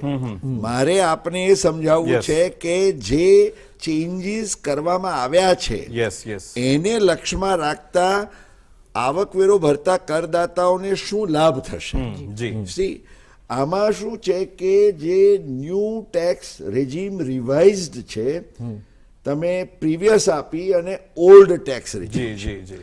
હવે જે 3 વર્ષ પહેલા જ્યારે આ ઓલ્ડ વર્સિસ ન્યૂની વાત આવી ને ત્યારે સમહાઉ એ જે ન્યૂ સ્કીમની અંદર જે કેટલીક દૂરમદ્રષ્ટિભરી બાબત થી એક જે સેટ કરવી જરૂરી હતી એ પ્રકારનું આયોજન થઈ શક્યું નહોતું. એટલે ફ્રેન્કલી સ્પીકિંગ લગભગ એમ કહું તો મધ્યમ વર્ગનો કરદાતા છે 15 લાખ રૂપિયા સુધીની આવક ધરાવતો જે મધ્યમ વર્ગનો કે નાનો કરદાતા છે એ તો ઓલ્ડ સ્કીમને જ વળગીને રહ્યો હતો.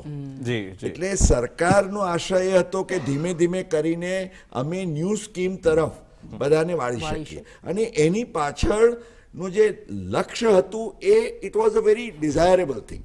કારણ કે સરકાર જ્યારે તમારામાં વિશ્વાસ મૂકતી હોય કે ભાઈ તમે જે કંઈ ક્લેમ કરો છો તે યોગ્ય છે, તમારી ઇન્કમ વિશે તો સરકારને બધી જ ખબર છે કારણ કે કયા સોર્સિસમાંથી શું તમને પગાર ક્યાંથી આવે છે, બેંકનું વ્યાજ ક્યાંથી આવે છે, આ છે તે છે, એવરીથિંગ ધ ગવર્મેન્ટ નોઝ. હવે તો તમારું સેવિંગ બેંકના ખાતાનું તમે કદાચ 500 રૂપિયાનું વ્યાજ પણ ચૂકી જાઓ ને તો એ સીપીસી એના પ્રોસેસિંગમાં તરત હિટ કરે. કેમ? કારણ કે બેંક તમારા રૂપિયા વ્યાજની વિગતો એના એન્યુઅલ ઇન્ફોર્મેશન રિટર્નમાં ફાઇલ કરે છે. પ્રશ્ન ક્યાં થતો હતો કે જે આટલા બધા ડિડક્શન્સ અને જે એક્ઝમ્પશન્સ વગેરે હતા, હવે એ ડિડક્શન્સમાં કોઈએ સાચું ખોટું માંગી લીધું, જાણે અજાણે પણ માંગી લીધું, તો એનું વેરિફિકેશન ક્યાં થાય?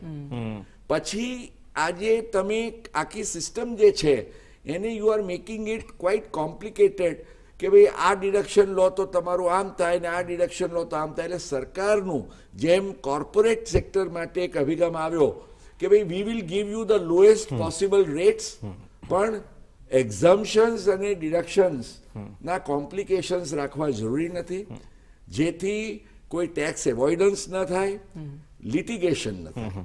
એટલે એનો ઓબ્જેક્ટિવ બહુ સરસ હતો. પણ ઓલ્ડ સ્કીમ ને જ્યારે તમે નવાની સાથે સરખામણી કરો તો પેલો નાનો કરદાતા તો એમ જ કે મારે આ નવામાં પ્રવેશવું નથી. એટલે આ જે એક વિરોધાભાસ હતો, મને લાગે છે કે પહેલી વાર એક ખૂબ સૂઝબૂઝથી જે કંઈ હેન્ડીકેપ્સ હતા ન્યૂ સ્કીમના એ એમણે દૂર કર્યા. એટલે જે પંચામૃતની વાત કરીને 5 મહત્વની રાહતો વ્યક્તિગત કરદાતાને આ અંદાજપત્રમાં આપવામાં આવી છે. તો આપણે 1, 2, 3, 4, 5 કરીશ અને હું દ્રષ્ટાંત સાથે સમજાવીશ તો સમગ્ર બાબત ક્લિયર થઈ જશે. ચોક્કસ આપણે એને લઈએ, એ ચર્ચાને આપણે લઈએ જ છે આગળ.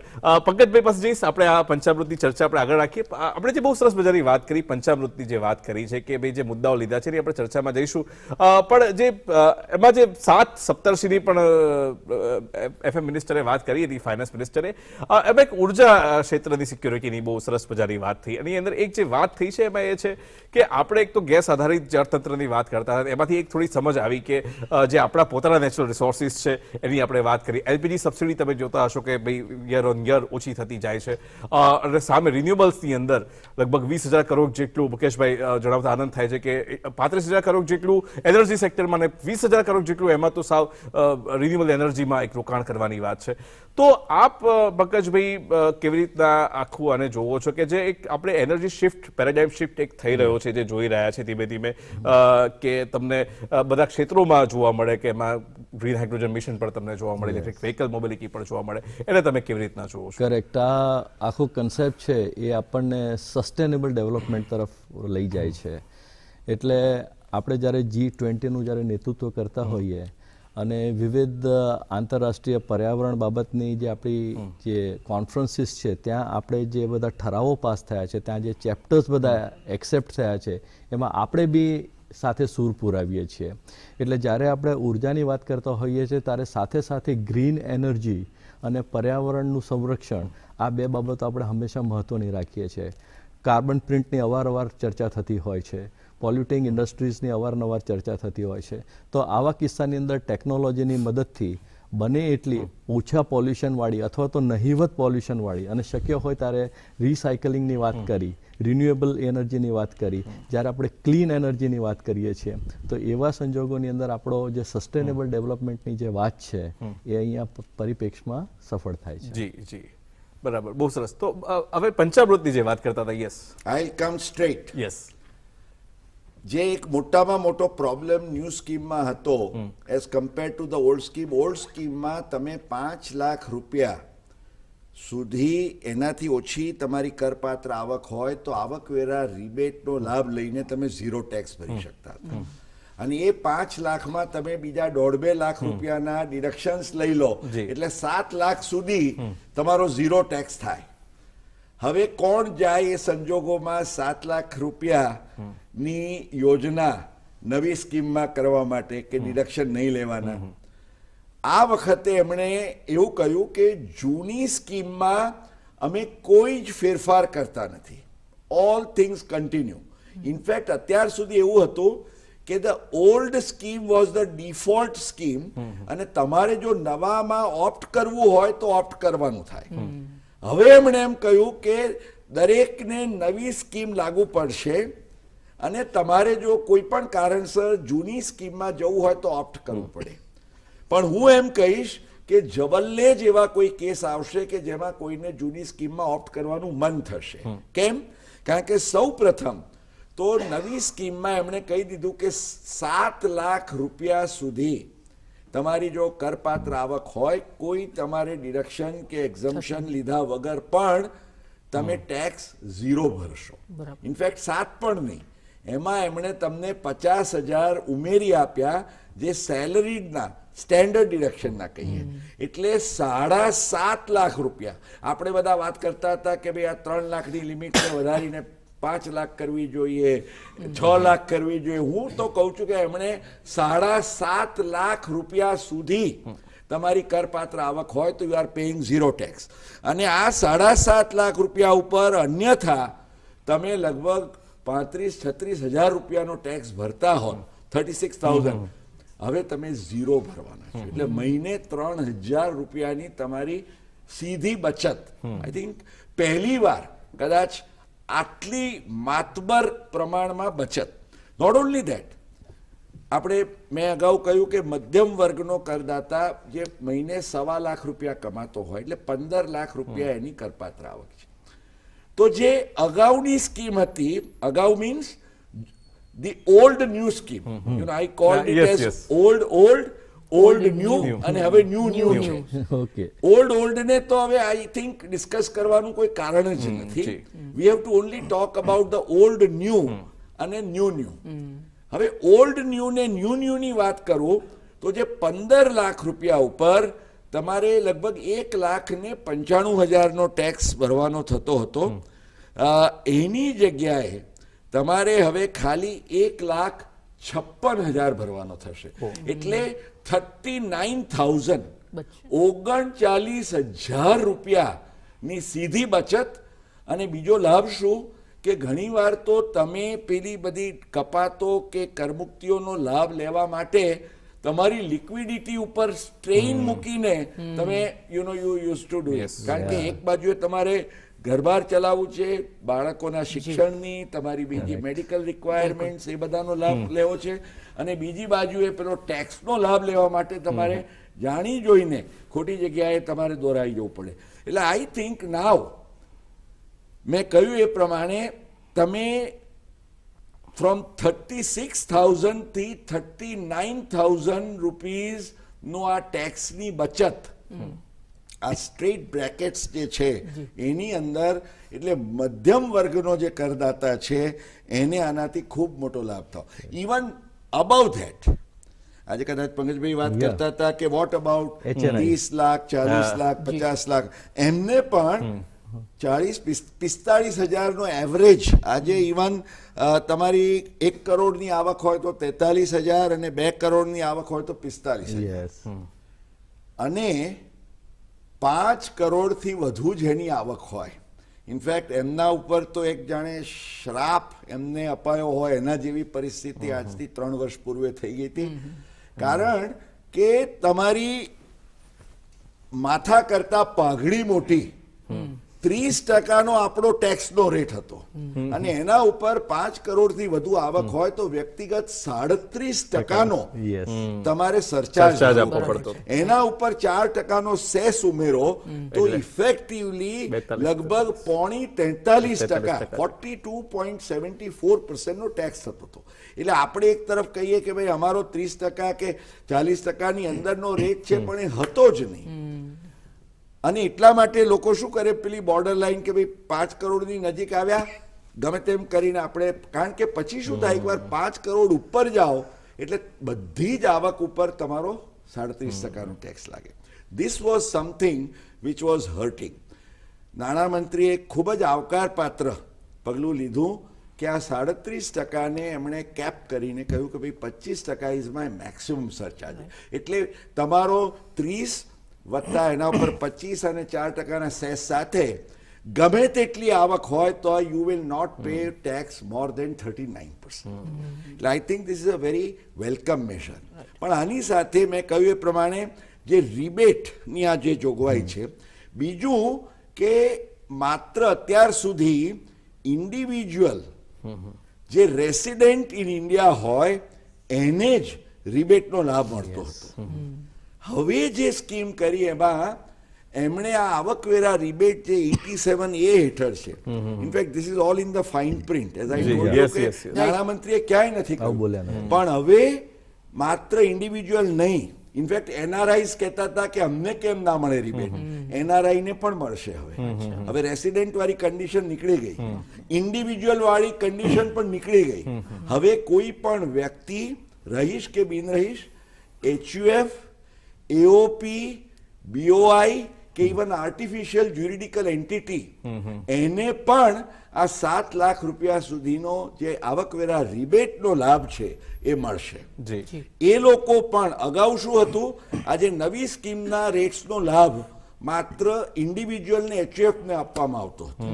આજે દાખલા તરીકે કોઈ પ્રાઇવેટ ટ્રસ્ટ હોય કે કોઈ AOP હોય, આ વખતથી કોઓપરેટિવ સોસાયટીઓ માટે પણ એક અલગ ઇન્સેન્ટિવ આપવામાં આવ્યા છે. પણ હું આપણા દર્શક મિત્રોને એમ કહીશ કે the fine print of the budget gives these benefits of the new scheme across the board.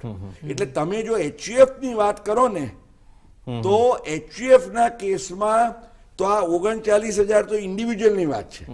HUF ના કેસમાં તો 15 લાખ રૂપિયાની તમારી આવક હોય તો આ તમને જે અમુક એટલે પર્ટિક્યુલરલી AOP ના કેસમાં મેં કહ્યું પ્રમાણે તો you will go to get the benefit of more than a lakh of rupees. 1 લાખ રૂપિયાથી વધારે તમને જે તમે અગાઉ, કારણ કે you never were in the new, તમે માત્ર ઓલ્ડમાં હતા, એટલે આ વખતે જે ન્યૂ છે ને એના માટેના દરવાજા પણ એમણે મોટા પાયે વિશાળ કરીને ખોલ્યા છે. એટલે આઈ ફીલ, અને એટલા માટે જ આપ જુઓ, છેલ્લે એક જ ઓબ્ઝર્વેશન કરીશ, એમણે કહ્યું કે 37,000 કરોડ રૂપિયાની ટેક્સ રેવન્યુ નો લોસ કરવા માટે આઈ થિંક એમાં અપેક્ષિત, હું તો માનતો હતો કે એમણે આપવું જરૂરી, કારણ કે 4 વર્ષમાં લગભગ કશું જ આપી શક્યા નહોતા to the personal income tax.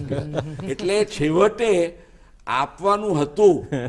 Of course તમે કહેશો કે ભાઈ હવે ઇલેક્શન ટકોરા મારે છે, પણ whatever it is, election or no election, finally the income taxpayer has got what he should have been given. બહુ સરસ વાત કરી. પંકજભાઈ, તમે કંઈક એડ કરવા માંગો? પછી મારે એક પ્રશ્ન પૂછવો છે. મુકેશભાઈની વાતમાં એક બે જ વસ્તુ એડ કરીશ કે આ વખતે પ્રાઇવેટ સેક્ટર માટે પણ એ લોકોએ એક નવી વાત લાવ્યા. અત્યાર સુધીમાં એવું હતું કે જે લીવ એન્કેશમેન્ટ જે પ્રાઇવેટ સેક્ટરમાં હતું એ એક લિમિટ સુધી જ હતું, એ 2002માં કે કંઈક ડિસાઇડ થયું હતું. હવે એ લોકોએ એની મર્યાદા વધારીને લગભગ 25 લાખ સુધીની કરી છે. That is one good thing. મને બીજી એક વાત એ ગમે છે કે જે સિનિયર સિટીઝન સેવિંગ્સની જે વાત હતી, હવે એ 15 લાખથી વધારીને સીધી 30 લાખ કરી છે. હવે આપણે 8% પણ ગણીએ મુકેશભાઈ તો રફલી 2,50,000 2,40,000 જેવું વાર્ષિક વ્યાજ થઈ જાય. એટલે મહિને 20,000 રૂપિયાની ઇન્કમ સિનિયર સિટીઝનને મળી શકે, જ્યારે FD ના રેટ. અને પંકજભાઈ, અમદાવાદી કે ગુજરાતી હોય ને તો એ આ 30 ના 60 પણ બનાવી શકે. કેમ? કારણ કે સિનિયર સિટીઝનમાં આજે પતિ પત્ની બંને જો 30 વર્ષથી ઉપરની વયના હોય, ભલે એ 30 લાખ રૂપિયાની લિમિટ 60 વર્ષ ઉપરના હોય તો એ 60 ઉપર પતિ ને પત્ની બંનેને 30 લાખની લિમિટ મળે. ભલે નાણા પતિના હોય પણ એ થોડું કોસ્ટલી થઈ એટલે ટેક્સ ફ્રી. ના બંને 240 આની ઇન્કમ ના હોય. સી આજે હું તમને કહું કે ફ્રેન્કલી સ્પીકિંગ, ઇવન આજે 15 લાખ રૂપિયાની આવક ઉપર what is your average tax rate? Just around 10%. આજે 50 લાખ રૂપિયાની આવક ઉપર પણ your average rate of tax is just about 25%. 30 કે 40 લાખ ઉપર you are within a range of around 15 to 20%. એટલે હવે મને લાગે છે કે ટેક્સ ભરવામાં મને જાણે કીડીઓ કરડતી હોય એ વાત તમે કરો તો એ સંપૂર્ણપણે અસ્થાને છે. બિલકુલ બિલકુલ, બહુ મહત્વની વાત કરી કે સંપૂર્ણપણે અસ્થાને છે. હવે જે લોકો છે, જે લોકો નતા ભરતા અથવા તો ઓછો ભરવાનો પ્રયત્ન કરતા હતા, એ પ્રેરાશે જે રીતનો એમનો જે કર આવતો હશે એ પ્રમાણે. પંકજભાઈ, બીજી જે વાત, છેલ્લી વાત છે અને પછી આપને વાતને પૂરી કરીએ. સપ્ત ઋષિની જે વાત કરી જે નાણામંત્રીએ, એમાં 2 મુખ્ય ફોકસ, આમ તો 3 પણ 2ની વાત કરીએ આપણે. એક એમણે ગ્રીન ગ્રોથની વાત કરી છે એની અંદર, અને બીજું જે છે યુથ પાવર. યુથ પાવરમાં એમને સ્ટાર્ટઅપ્સ, જે આપણી 3rd લાર્જેસ્ટ ઇકોસિસ્ટમ છે, એની એક વાત છે. અને ગ્રીન ગ્રોથ, કારણ કે જે રીતે COP20માં જે રીતે પ્રાઇમ મિનિસ્ટરનું જે વિઝન છે એની વાત છે. તો હવે આ 2 મહત્વ ઉપર સરકારનું ફોકસ હવે આની ઉપર રહ્યું છે. આ કેટલું મહત્વપૂર્ણ છે આવનારા વર્ષો માટે? ના, બહુ ફ્યુચરિસ્ટિક વાત છે.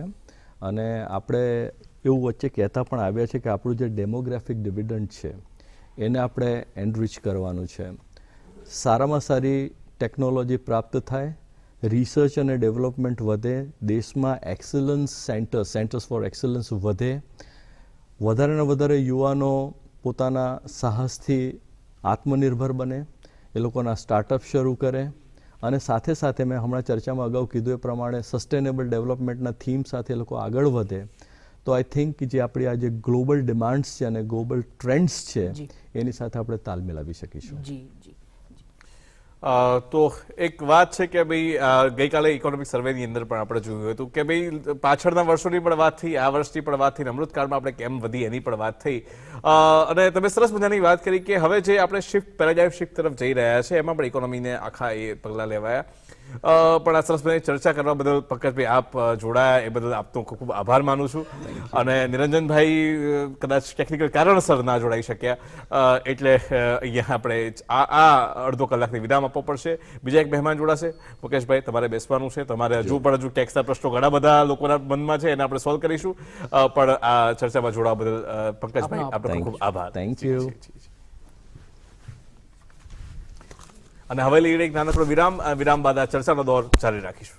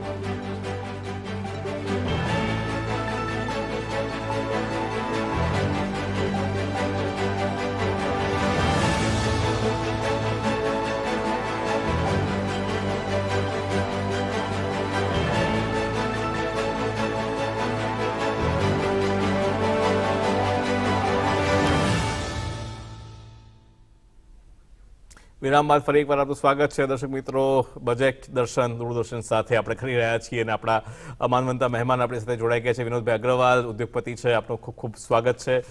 વિનોદભાઈ, આપણાથી શરૂઆત કરીએ. ઉદ્યોગો માટે આ બજેટ કેવું છે? શું દેખાઈ રહ્યું છે ઉદ્યોગોને આ બજેટમાં? જેમ ફાઇનાન્સ મિનિસ્ટરે કીધું કે આ બ્લુ પ્રિન્ટ છે આપણે ઇન્ડિયા એટ 100 માટેની, તો આપણે આ બજેટને as a foundation at India level, but it is a directional level for the global India. આપણે આજે ઇન્ડસ્ટ્રીઝની વાત કરીએ તો એમને ઘણા બધા ઇન્ડસ્ટ્રીઝને ટચ કરી છે. કોઈ પણ એક પર્ટિક્યુલર સેક્ટરની વાત નથી કરી, પણ ઓવરઓલ મેન્યુફેક્ચરિંગ પર્ટિક્યુલરલી સેક્ટરને જે ડિફરન્ટ વાત કરવામાં આવી છે, એનાથી મેન્યુફેક્ચરિંગ જે સેક્ટર છે ઇન્ડિયાનું, જે આપણે એટલીસ્ટ 25% સુધી જીડીપીનો જે શેર છે ત્યાં લઈ જવું પડશે, જે અત્યારે 12% છે જો આપણે 5 ટ્રિલિયન ઇકોનોમી તરફ જઈશું. બટ ઓવરઓલ બજેટને તમે જોશો તો it is a signal to the world કે ઇન્ડિયા ઇઝ રેડી, તમારા માટે રેડ કાર્પેટ પાથરવામાં આવ્યું છે, please come invest in India. તો એનાથી આપણને જે આગળ જતાં ચાઇના +1ની જે પોલિસી વર્લ્ડ માટે જે રાહ જોવાતી હતી, એ એક ઇનડાયરેક્ટ સિગ્નલ આપ્યું છે વર્લ્ડ માટે કે તમે આવો અહીંયા ઇન્વેસ્ટ કરો. એટલે આગળ જતાં એમ લાગે છે કે એફડીઆઈસ પણ વધશે ઇન્ડિયાની અંદર, અને આપણી જે લોકલ ઇન્ડસ્ટ્રીઝ છે, એમએસએમઈસ છે, એમને પણ ઇનડાયરેક્ટલી એનું બેનિફિટ મળશે. કોઈ ડાયરેક્ટ બેનિફિટ એટલું બધું નથી આપ્યું, પણ ઇનડાયરેક્ટલી જે ઇન્ફ્રાસ્ટ્રક્ચરમાં જે સ્પેન્ડિંગ થશે કે એનાથી જે એન્સિલરી યુનિટ્સ છે એનાથી જે ટચ થઈને જે બીજી એમએસએમઈ ઊભી થશે, અને સાથે સાથે જોબ ક્રિએશન પણ એને લીધે થશે. એટલે એમને ડાયરેક્ટ એમ્પ્લોયમેન્ટ વિશે વાત નથી કરી, પણ એમને સ્કિલ ડેવલપમેન્ટ માટે વાત કરી છે, કારણ કે જે ઇન્ડસ્ટ્રીઝ આવશે નવી, અથવા તો જેનું કેપેસિટી બિલ્ડિંગ થશે, એમને જે આપણે એમ્પ્લોયેબલ યુથ જોઈશે એના વિશેની વાત કરવામાં આવી છે. જી બિલકુલ. વિનોદભાઈ, તમને જ હું બીજો પ્રશ્ન પૂછવા માંગુ છું કે તમે એમએસએમઈસની વાત કરી. MSMEs are backbone of any country, India. હવે basically revamped credit guarantee scheme જે છે ફોર એમએસએમઈસ, 1 એપ્રિલ 2023થી એ સ્કીમ લોન્ચ થશે. આના વિશે કેવું કહે છે? કારણ કે 2 લાખ કરોડ રૂપિયા આપવાનું વિધાઉટ કોલેટરલ જે સરકારનો જે ટાર્ગેટ છે એ છે. આનાથી, કારણ કે કોવિડ વખતે એક સમય એવો આવ્યો હતો કે એની અંદર 5 લાખ કરોડ આપણે ઘણા બધા. હા, હવે આ એક કેટલું મહત્વપૂર્ણ પગલું છે આપની દ્રષ્ટિએ? જે આપણે કાલનું ઇકોનોમિક સર્વે પણ જોયું હશે તો એમાં પણ પર્ટિક્યુલરલી એક મેન્શન થયું છે કે એમએસએમઈને જે ક્રેડિટ ગ્રોથ છે જે એમને આપવામાં આવ્યું છે 30% ઇન્ક્રીઝ થયું છે, જે આપણે એનાથી પહેલાં કોઈ દિવસ નહોતું જોયું. કારણ કે એમએસએમઈ જે એક સેક્ટર એવું છે જે મિનિમમ કેપિટલ ડિપ્લોય કરીને મેક્સિમમ એમ્પ્લોયમેન્ટ આપે છે. તો જો આપણે હજુ પણ એને ક્રેડિટ વધારે આપીએ, અને એક પર્ટિક્યુલરલી એની અંદર જે લોકોએ મેન્શન કર્યું છે કે બેન્કિંગ રેગ્યુલેશન્સને રિફોર્મ્સ ને એને થોડુંક ચેન્જ કરવું પડશે, કારણ કે આજની તારીખમાં એક નાનો માણસ જ્યારે બેંકમાં જાય છે એ ધક્કા ખાઈને થાકી જાય છે, પણ જ્યારે આ ક્રેડિટ લિંક પોલિસીસ કે જે આવે છે, જેમ કે આપણે ECGLમાં જોયું હતું કોવિડ ટાઈમે, ત્યારે મેનેજરો એમએસએમઈની પાછળ પડ્યા હતા કે સાહેબ અમારે લઈ લો, કારણ કે અમારું ટાર્ગેટ પૂરું નહીં થાય તો સેન્ટ્રલ ગવર્મેન્ટ અમને દંડો મારશે. સો એ જે પુશ છે ઇકોનોમીમાં જે એમએસએમઈ થ્રુ આવી શકે છે, ઇટ ઇઝ વેરી ઇમ્પોર્ટન્ટ. એટલા માટે આ બહુ જ વેલકમ સ્ટેપ છે કે જે 5 લાખ કરોડ પછી જે બીજું 2 લાખ કરોડનું એક ટાંચ આપવામાં આવશે, એનાથી લાગે છે કે આપણે જીડીપી હજુ પણ બૂસ્ટ થશે.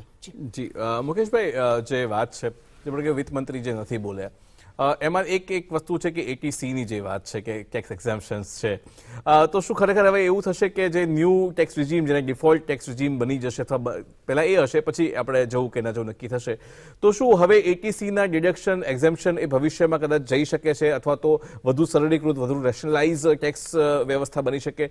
શું આપનું અનુમાન છે કે આને કહેવું ના કહેવું? આપ શું કહેશો આના અંગે? ઉત્સવભાઈ, આને you have to look at this from a broader perspective. See, ultimately, ATC પાછળનું એક જે ફોકસ હતું, obviously એક was to promote savings and investments. એ લોકોને વધારે તમે એ તરફ પ્રોત્સાહન આપી શકો, અને સાથે સાથે તમે એમને you give the benefit of tax. હવે ટેક્સ પેયર છે ને એ તો સીધું ગણિત એ માણશે, એને અત્યારે એની પાસેથી એની જૂની એટીસી ઝૂંટવી લેવામાં આવી નથી, પણ તમને એમ કહેવામાં આવે કે ભાઈ તમારે એટીસી લેવું હોય તો તમે વિચારો, પણ યુ ડિસાઇડ બેમાંથી કઈ સ્કીમ. હવે એટીસી લઈને જો તમારે વધારે ટેક્સ ભરવાનો હોય, એટીસી, એટીડી કે ઇવન સેક્શન 24 હેઠળ તમે હાઉસિંગ લોન ઇન્ટરેસ્ટ વગેરે, it all depends on the facts of each case. પણ the option fortunately is given to the taxpayer. પણ મેં કહ્યું એ પ્રમાણે હવે સરકારનું એક થિંકિંગ ક્લિયર છે કે ભાઈ we want the default scheme to be the new regime. અને જો ઓલ્ડમાં જવું હોય, અને મેં આપને અગાઉ સમજાવ્યું પ્રમાણે એની પાછળનો જે આશય છે voluntary compliance, placing trust on the taxpayer. અને તમે જુઓ તો આ અંદાજપત્રમાં ઇવન ઇઝ ઓફ ડુઈંગ બિઝનેસના સંદર્ભમાં એમણે કેટલાક સરસ પગલાં લીધા છે. એની સાથે જે એક આ આવકવેરાને લક્ષમાં લઈએ તો એક ખૂબ આવકારપાત્ર બાબત આ અંદાજપત્રમાં એ આવી છે કે જે આપણે ત્યાં જે પ્રિઝમ્પટિવ ઇન્કમ સ્કીમ છે, અને એ પ્રિઝમ્પટિવ ઇન્કમ સ્કીમ ઠીક પ્રમાણમાં લોકપ્રિય પણ બની. કેમ? કારણ કે તમારે એકાઉન્ટ્સ નહીં રાખવાના, ઓડિટની કોઈ ચિંતા નહીં. તમે જે આવક, જો એના જે માપદંડ નક્કી કરવામાં આવ્યા છે એ માપદંડની અંદર દર્શાવવા તૈયાર હો તો સરકાર તમને બીજા કોઈ જ પ્રશ્ન આવકવેરા ખાતું પૂછવા નથી માગતું.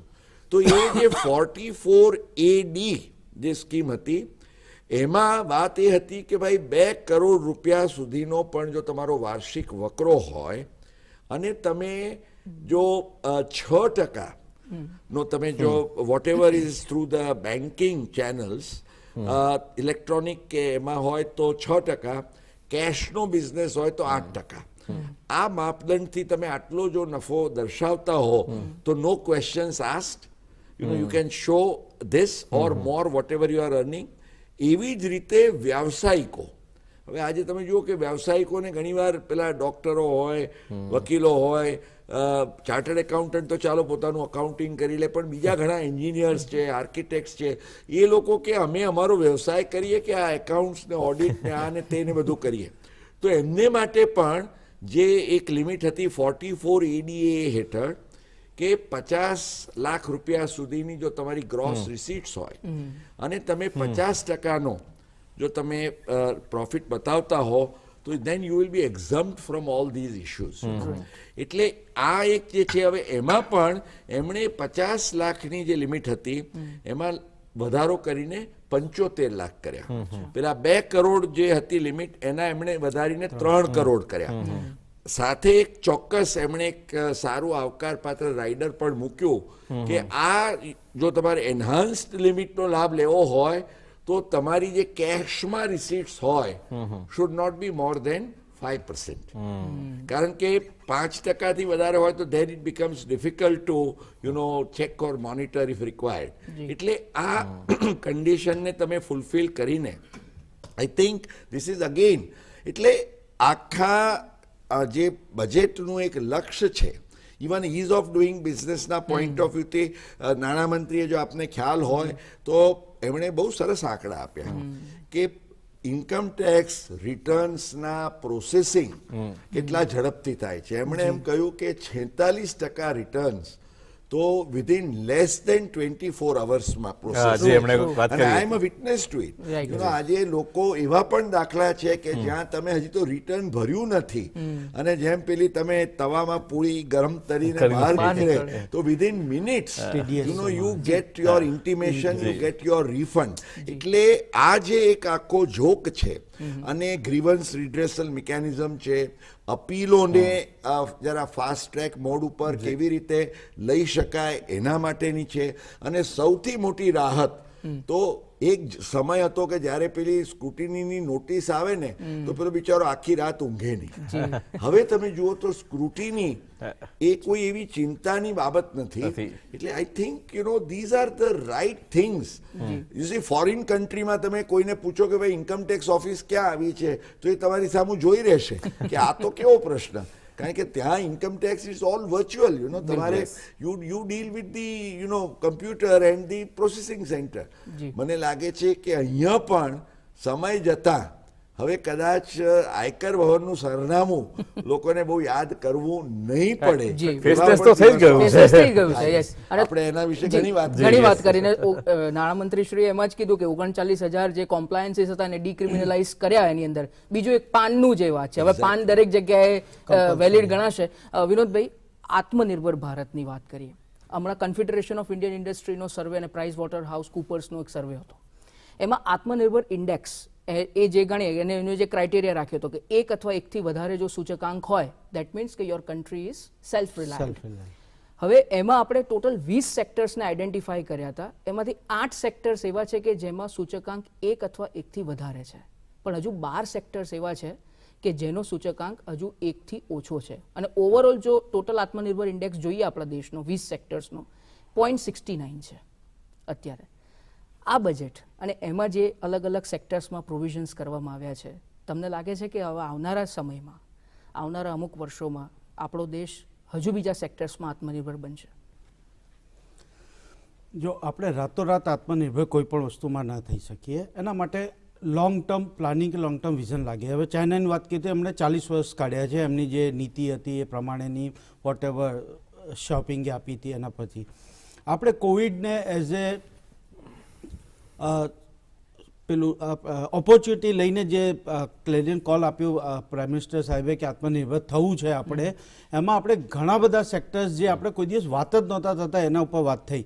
એમાં જે સૌથી લેન્ડમાર્ક સ્કીમ જે આપી એ PLI સ્કીમ આપી છે, કારણ કે હજુ પણ આપણે ઘણા બધા પ્રોડક્ટ્સ માટે ઇમ્પોર્ટ ડિપેન્ડન્સી છે. રાતોરાત આપણે બેન ના કરી શકીએ કોઈ પણ રો મટીરિયલ કે કોઈ પણ વસ્તુને, જે આપણે આ વખતે એમને કસ્ટમ ડ્યુટીમાં પણ કંઈક એવી રીતે ફેરફાર કરીને એ વસ્તુને સાચવી છે.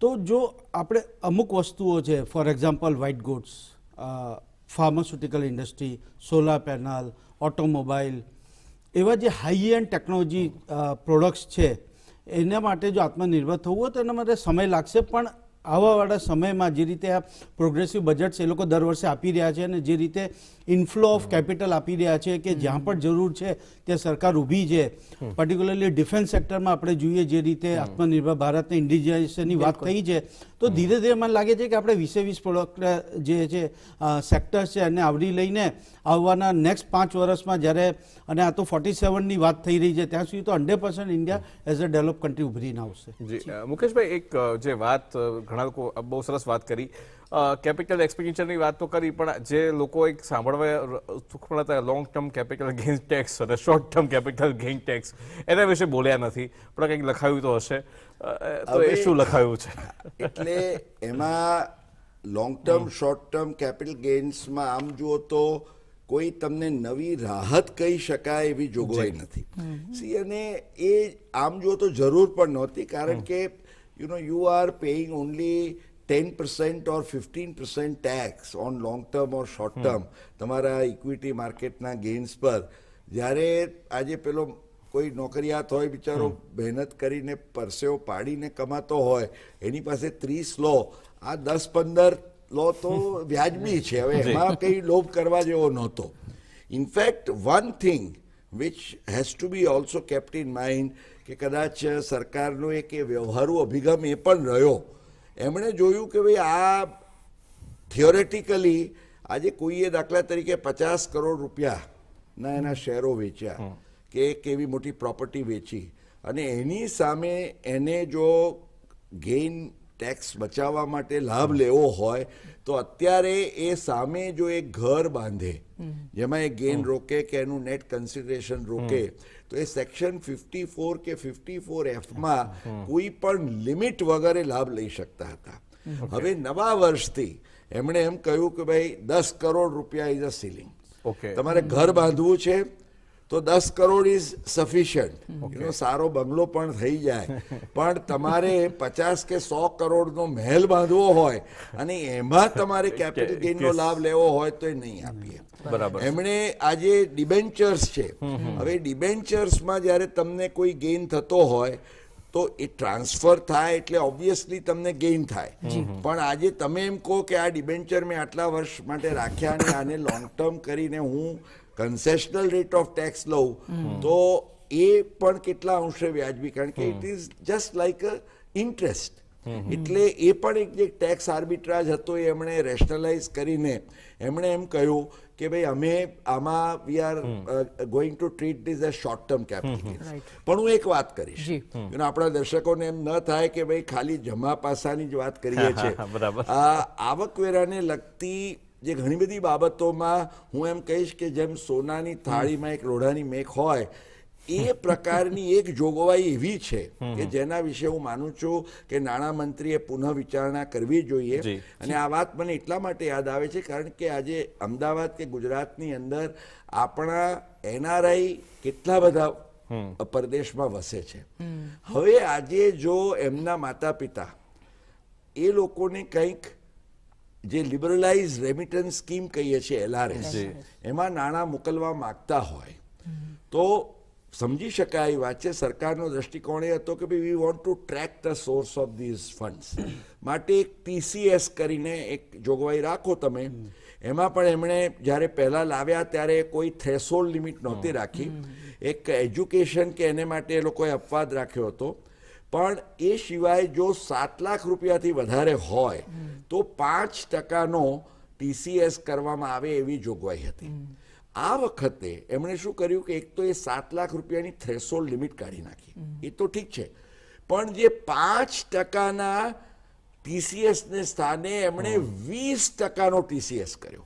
એટલે હવે આજે તમે વિચાર કરો કે દાખલા તરીકે અહીંયા કોઈ ફાધર છે એ પોતાના દીકરાને પરદેશમાં આજે 1 કરોડ રૂપિયા મોકલવા માંગે છે LRSમાં, તો શું થાય કે 20 લાખ તો બેંક કલેક્ટ કરી લેશે અને તમારા ખાતે ઓફકોર્સ 26ASમાં જમા થાય એટલે રિટર્ન ભરતી વખતે તમારે 20 લાખ રૂપિયાનું રિફંડ મળે અને તમારે જે મોકલવાના છે એ તમે 80 લાખ જ મોકલી શકો. હવે જ્યારે તમારો એવરેજ રેટ ઓફ ટેક્સ આજે ઘણો ઓછો હોય, મને લાગે છે કે આ 5ના 20% જે કર્યા, કારણ કે તમારા નાણાં બ્લોક થઈ જાય, એ રિફંડ આવતા આવતા પણ તમને આજે મોટી રકમનું જે ઝડપી આવે છે રિફંડો નાની રકમના, મોટી રકમનું રિફંડ હોય. એટલે આ એક જોગવાઈ છે, મને લાગે છે ક્યાંક કાચું કપાયું છે અને 5ના 20% કરવાનું આ કારણ નહોતું. અલબત્ત તમે મને પૂછો કે આનો કોઈ રસ્તો ખરો, તો હું એમ કહીશ કે ભાઈ આ જોગવાઈ 1 જુલાઈ 2023થી આવવાની છે. એટલે આ ચાલુ નાણાકીય વર્ષ હજી 2 મહિના અને આવતા એપ્રિલ મે જૂન એ 3 મહિનામાં પણ પછી શું, આ 5 મહિનાના 2 નાણાકીય વર્ષમાં તમે જે મોકલી શકો એ તો મોકલો. પણ હું માનું છું કે આ એક જોગવાઈ એવી છે કે જેને નાણામંત્રીએ જરૂરથી રિવ્યુ કરવી આવશ્યક છે. મુકેશભાઈ સરસ રસ્તો બતાવ્યો. વિનોદભાઈ, બીજો જે પ્રશ્ન છે કે જેમ કે આગળ પણ આપની પહેલા જે ગેસ્ટ હતા એમની સાથે પણ મેં થોડી ચર્ચા કરી, પણ તમારી જોડે કારણ કે તમે ઇન્ડસ્ટ્રી સાથે સંકળાયેલા છો ડાયરેક્ટલી, એટલે આ પૂછવાનું મન થાય. એગ્રીટેક સ્ટાર્ટઅપ્સની વાત કરીએ, અત્યાર સુધી સરકારનો ઓલવેઝ પ્રયાસ રહ્યો છે કે એગ્રીટેક સ્ટાર્ટઅપ્સને પ્રોત્સાહન આપવું, પણ અનફોર્ચ્યુનેટલી એવું થયું છે કે કોઈ યુનિકોર્ન સાબિત નથી થયા એગ્રીટેક સ્ટાર્ટઅપ્સ. હવે આના માટે કેવા પ્રકારની હજુ પણ વધારે પ્રયાસ કરવાની જરૂર છે કે જેથી, કારણ કે લોકોનો જોખ હવે વધી રહ્યો છે એગ્રીકલ્ચર પ્રોડક્ટ્સ અને એના માટે, તો આના માટે હવે શું કરી શકાય? આપણા જે એક સ્ટાર્ટઅપ કલ્ચર કે ઇકોસિસ્ટમ ઊભી થઈ હતી એમાં તમે જોશો ને તો 90% એપ બેઝ સ્ટાર્ટઅપ્સ હતા કે ભાઈ શાકભાજી વેચી દઈએ કે એમને એગ્રીટેક કે વાત કરતા હતા, પણ that is not is real agritech startups. એની જરૂર નથી. આપણને હાર્ડકોર હાર્ડવેર કે સોફ્ટવેર યુઝ કરીને કે મેપિંગ કરે કે તમને કઈ ટાઈપનું બિયારણ કરવું જોઈએ, કે ડ્રોન ટેકનોલોજી યુઝ કરીને કે નેનો યુરિયા પ્લાન્ટ્સ જે છે એનામાં ઇનોવેશન કરીને જે ટાઈપના એગ્રીટેક સ્ટાર્ટઅપની જરૂર હતી એવા દેશમાં નહોતા, 1% પણ નહોતા. તો એને વેગ આપવા માટે કે IoT બેઝ છે કે આર્ટિફિશિયલ ઇન્ટેલિજન્સ બેઝ કેવી રીતે આખું એગ્રીકલ્ચરને ચેન્જ કરી શકાય, કેવી રીતે કે ભાઈ નાના નાના તમારી જોડે લેન્ડ્સ છે આપણા ખેડૂતોને, એમને કેવી રીતે કમ્બાઈન કરીને મોટું એક એગ્રીકલ્ચર કરી શકાય, અને ચોઇસ ઓફ જે પ્લાન્ટેશન છે એ કેવી રીતે કરી શકાય, કેવી રીતે એનું જે ઇન્ફોર્મેશન ડિસેમિનેશન છે એ પાર્ટ થયું. બીજું છે કે મોસ્ટ ઇમ્પોર્ટન્ટ છે કે એનું માર્કેટિંગ કેવી રીતે થઈ શકાય.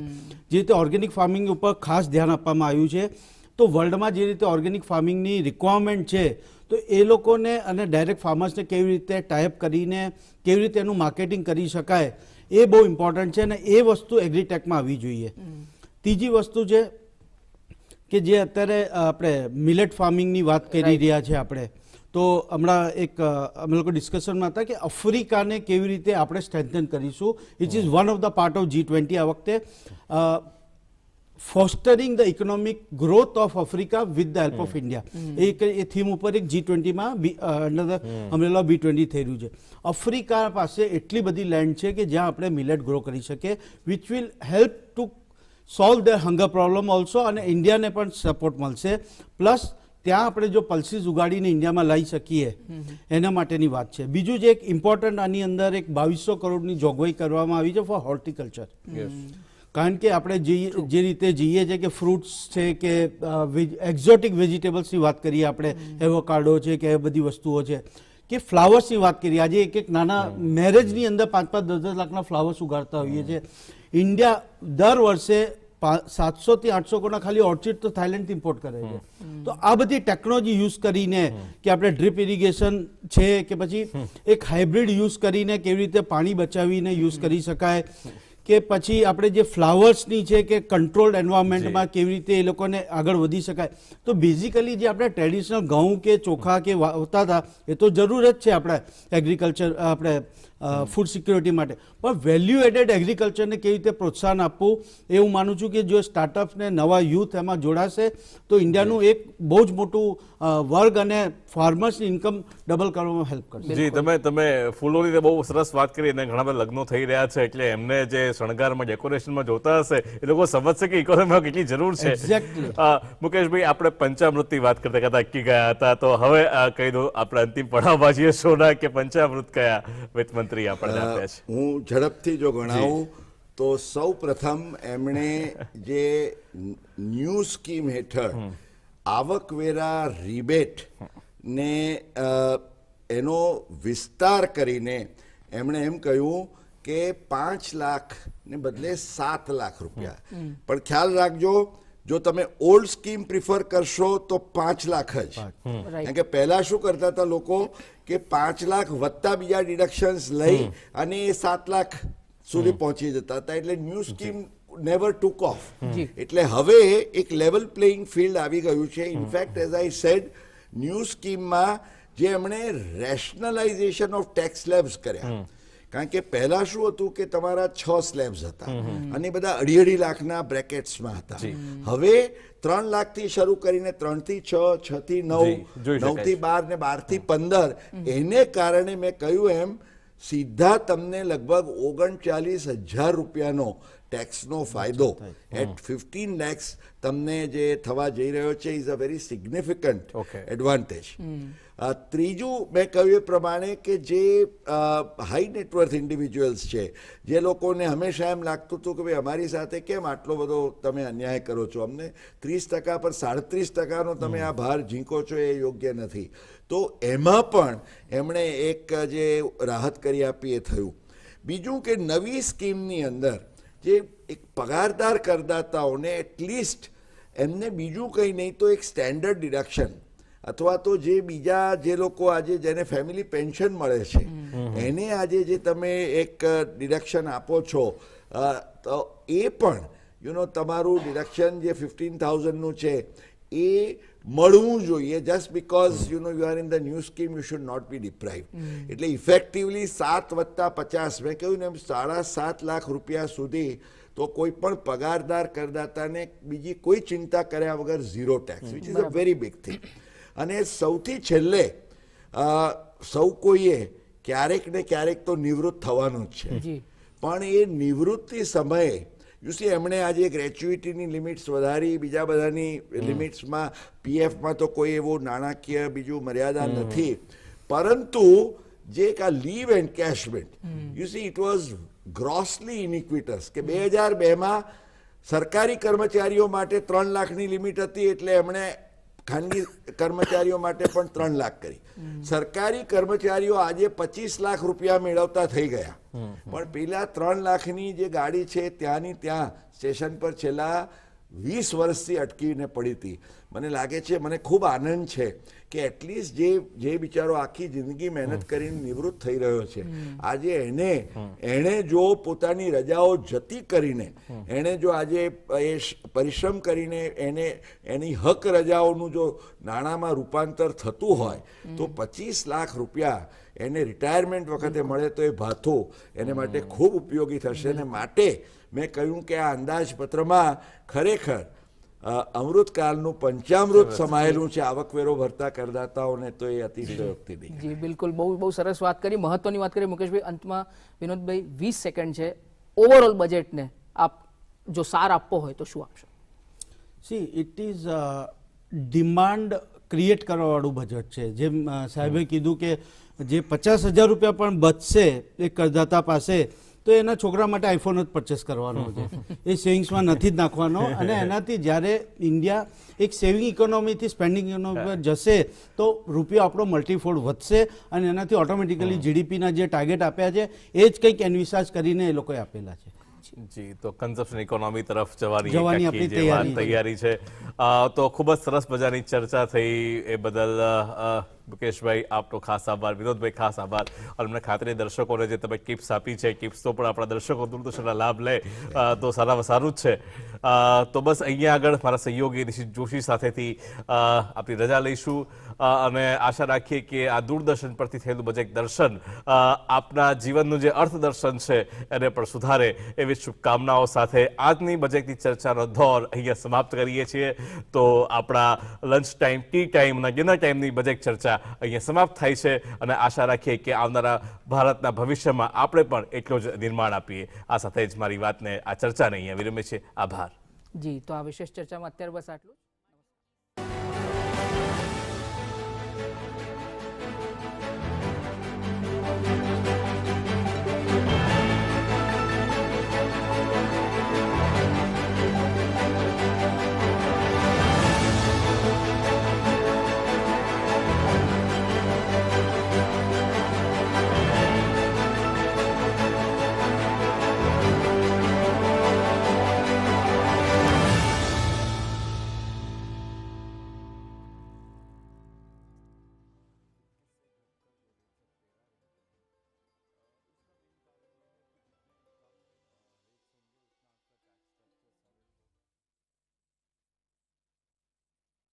વર્ગને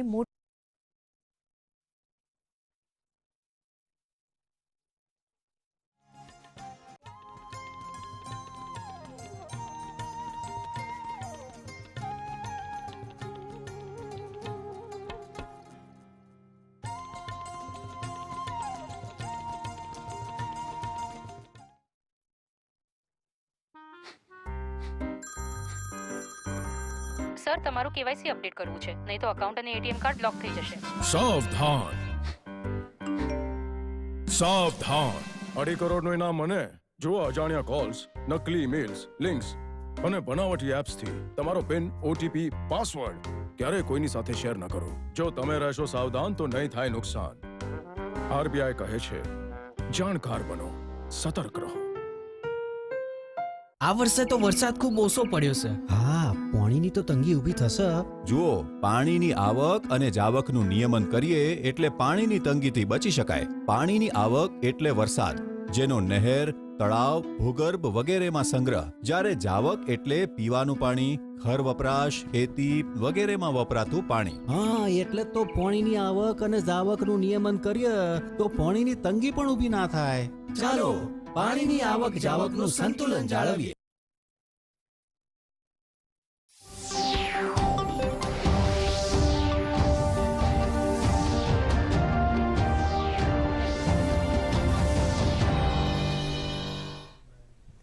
નમસ્કાર દર્શક મિત્રો, ન્યૂઝ ફોકસમાં હું ફાલ્ગુની શાહ આપ સૌનું સ્વાગત કરું છું. શરૂઆત કરીએ બુલેટિનના મુખ્ય સમાચારોથી. બજેટમાં નોકરિયાત વર્ગને મોટી રાહત. 3 લાખ રૂપિયા સુધીની વાર્ષિક આવક ઉપર નહીં ચૂકવવો પડે ઇન્કમ ટેક્સ, તો 3 થી 6 લાખના સ્લેબ ઉપર 5% આવકવેરો લાગુ. કરદાતા યોગ્ય ટેક્સ નીતિ અપનાવે તો નવી ટેક્સ વ્યવસ્થામાં 7 લાખ સુધીની આવક ઉપર કોઈ ટેક્સ નહીં. 9 લાખની આવક ઉપર 45,000 સુધીનો ટેક્સ. બજેટમાં મહિલાઓ, વડીલો અને ગરીબ વર્ગને ખાસ ભેટ. મહિલાઓને 2 લાખની બચત ઉપર મળશે 7.5% સુધીનું વ્યાજ.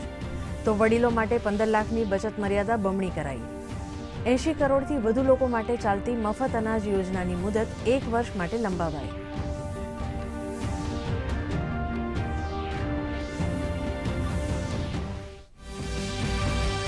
દેશના અર્થતંત્રને વધુ વેગ આપવા પ્રોત્સાહક પગલું. પાયાગત માળખાના વિકાસ ઉપર 33%નો વધારો. જીડીપીના 3જા ભાગ જેટલા ખર્ચ દ્વારા વિકાસ અને રોજગાર વધારવા ઉપર બજેટમાં ભાર. તો રેલવે ક્ષેત્રના બજેટમાં પણ જંગી વધારો.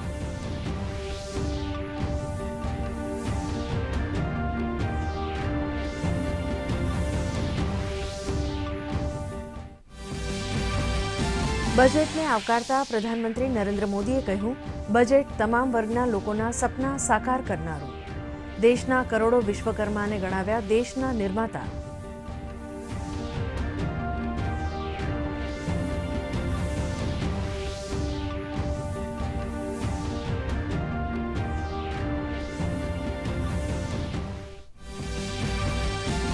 મુખ્યમંત્રી ભૂપેન્દ્ર પટેલ અને રાજ્યપાલ આચાર્ય દેવવ્રતે બજેટને વધાવ્યું. મુખ્યમંત્રીએ બજેટમાં ગુજરાતની ડાયમંડ ઇન્ડસ્ટ્રી અને ગિફ્ટ સિટી IFSCA માટેની જોગવાઈઓને ગણાવી લાભદાયી. તો રાજ્યપાલે મિલેટ્સની ખેતી માટેની યોજના માટે નાણામંત્રીને પાઠવ્યા અભિનંદન.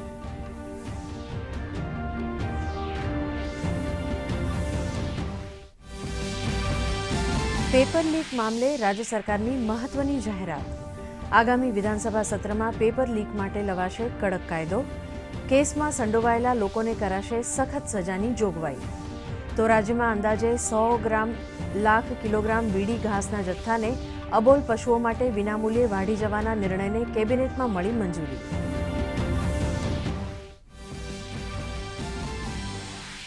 NFSU ગાંધીનગર ખાતે દેશની સૌપ્રથમ ફોરેન્સિક હેકાથોનનો આજથી પ્રારંભ. ગૃહ રાજ્યમંત્રી હર્ષ સંઘવીએ કહ્યું, દેશની સુરક્ષા અને કાયદો વ્યવસ્થાને સઘન બનાવવા આ હેકાથોનની ભૂમિકા મહત્વની. તો આવતીકાલથી 3 દિવસીય ઓલ ઇન્ડિયા ફોરેન્સિક સાયન્સ કોન્ફરન્સનું પણ આયોજન.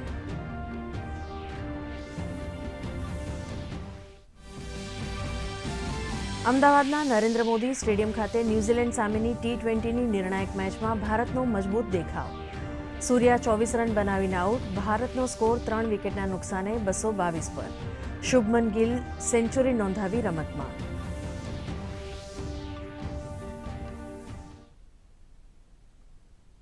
સમાચાર વિગતવાર. પ્રધાનમંત્રી નરેન્દ્ર મોદીની સરકારે મધ્યમ વર્ગને સામાન્ય બજેટમાં મોટી રાહત આપી છે.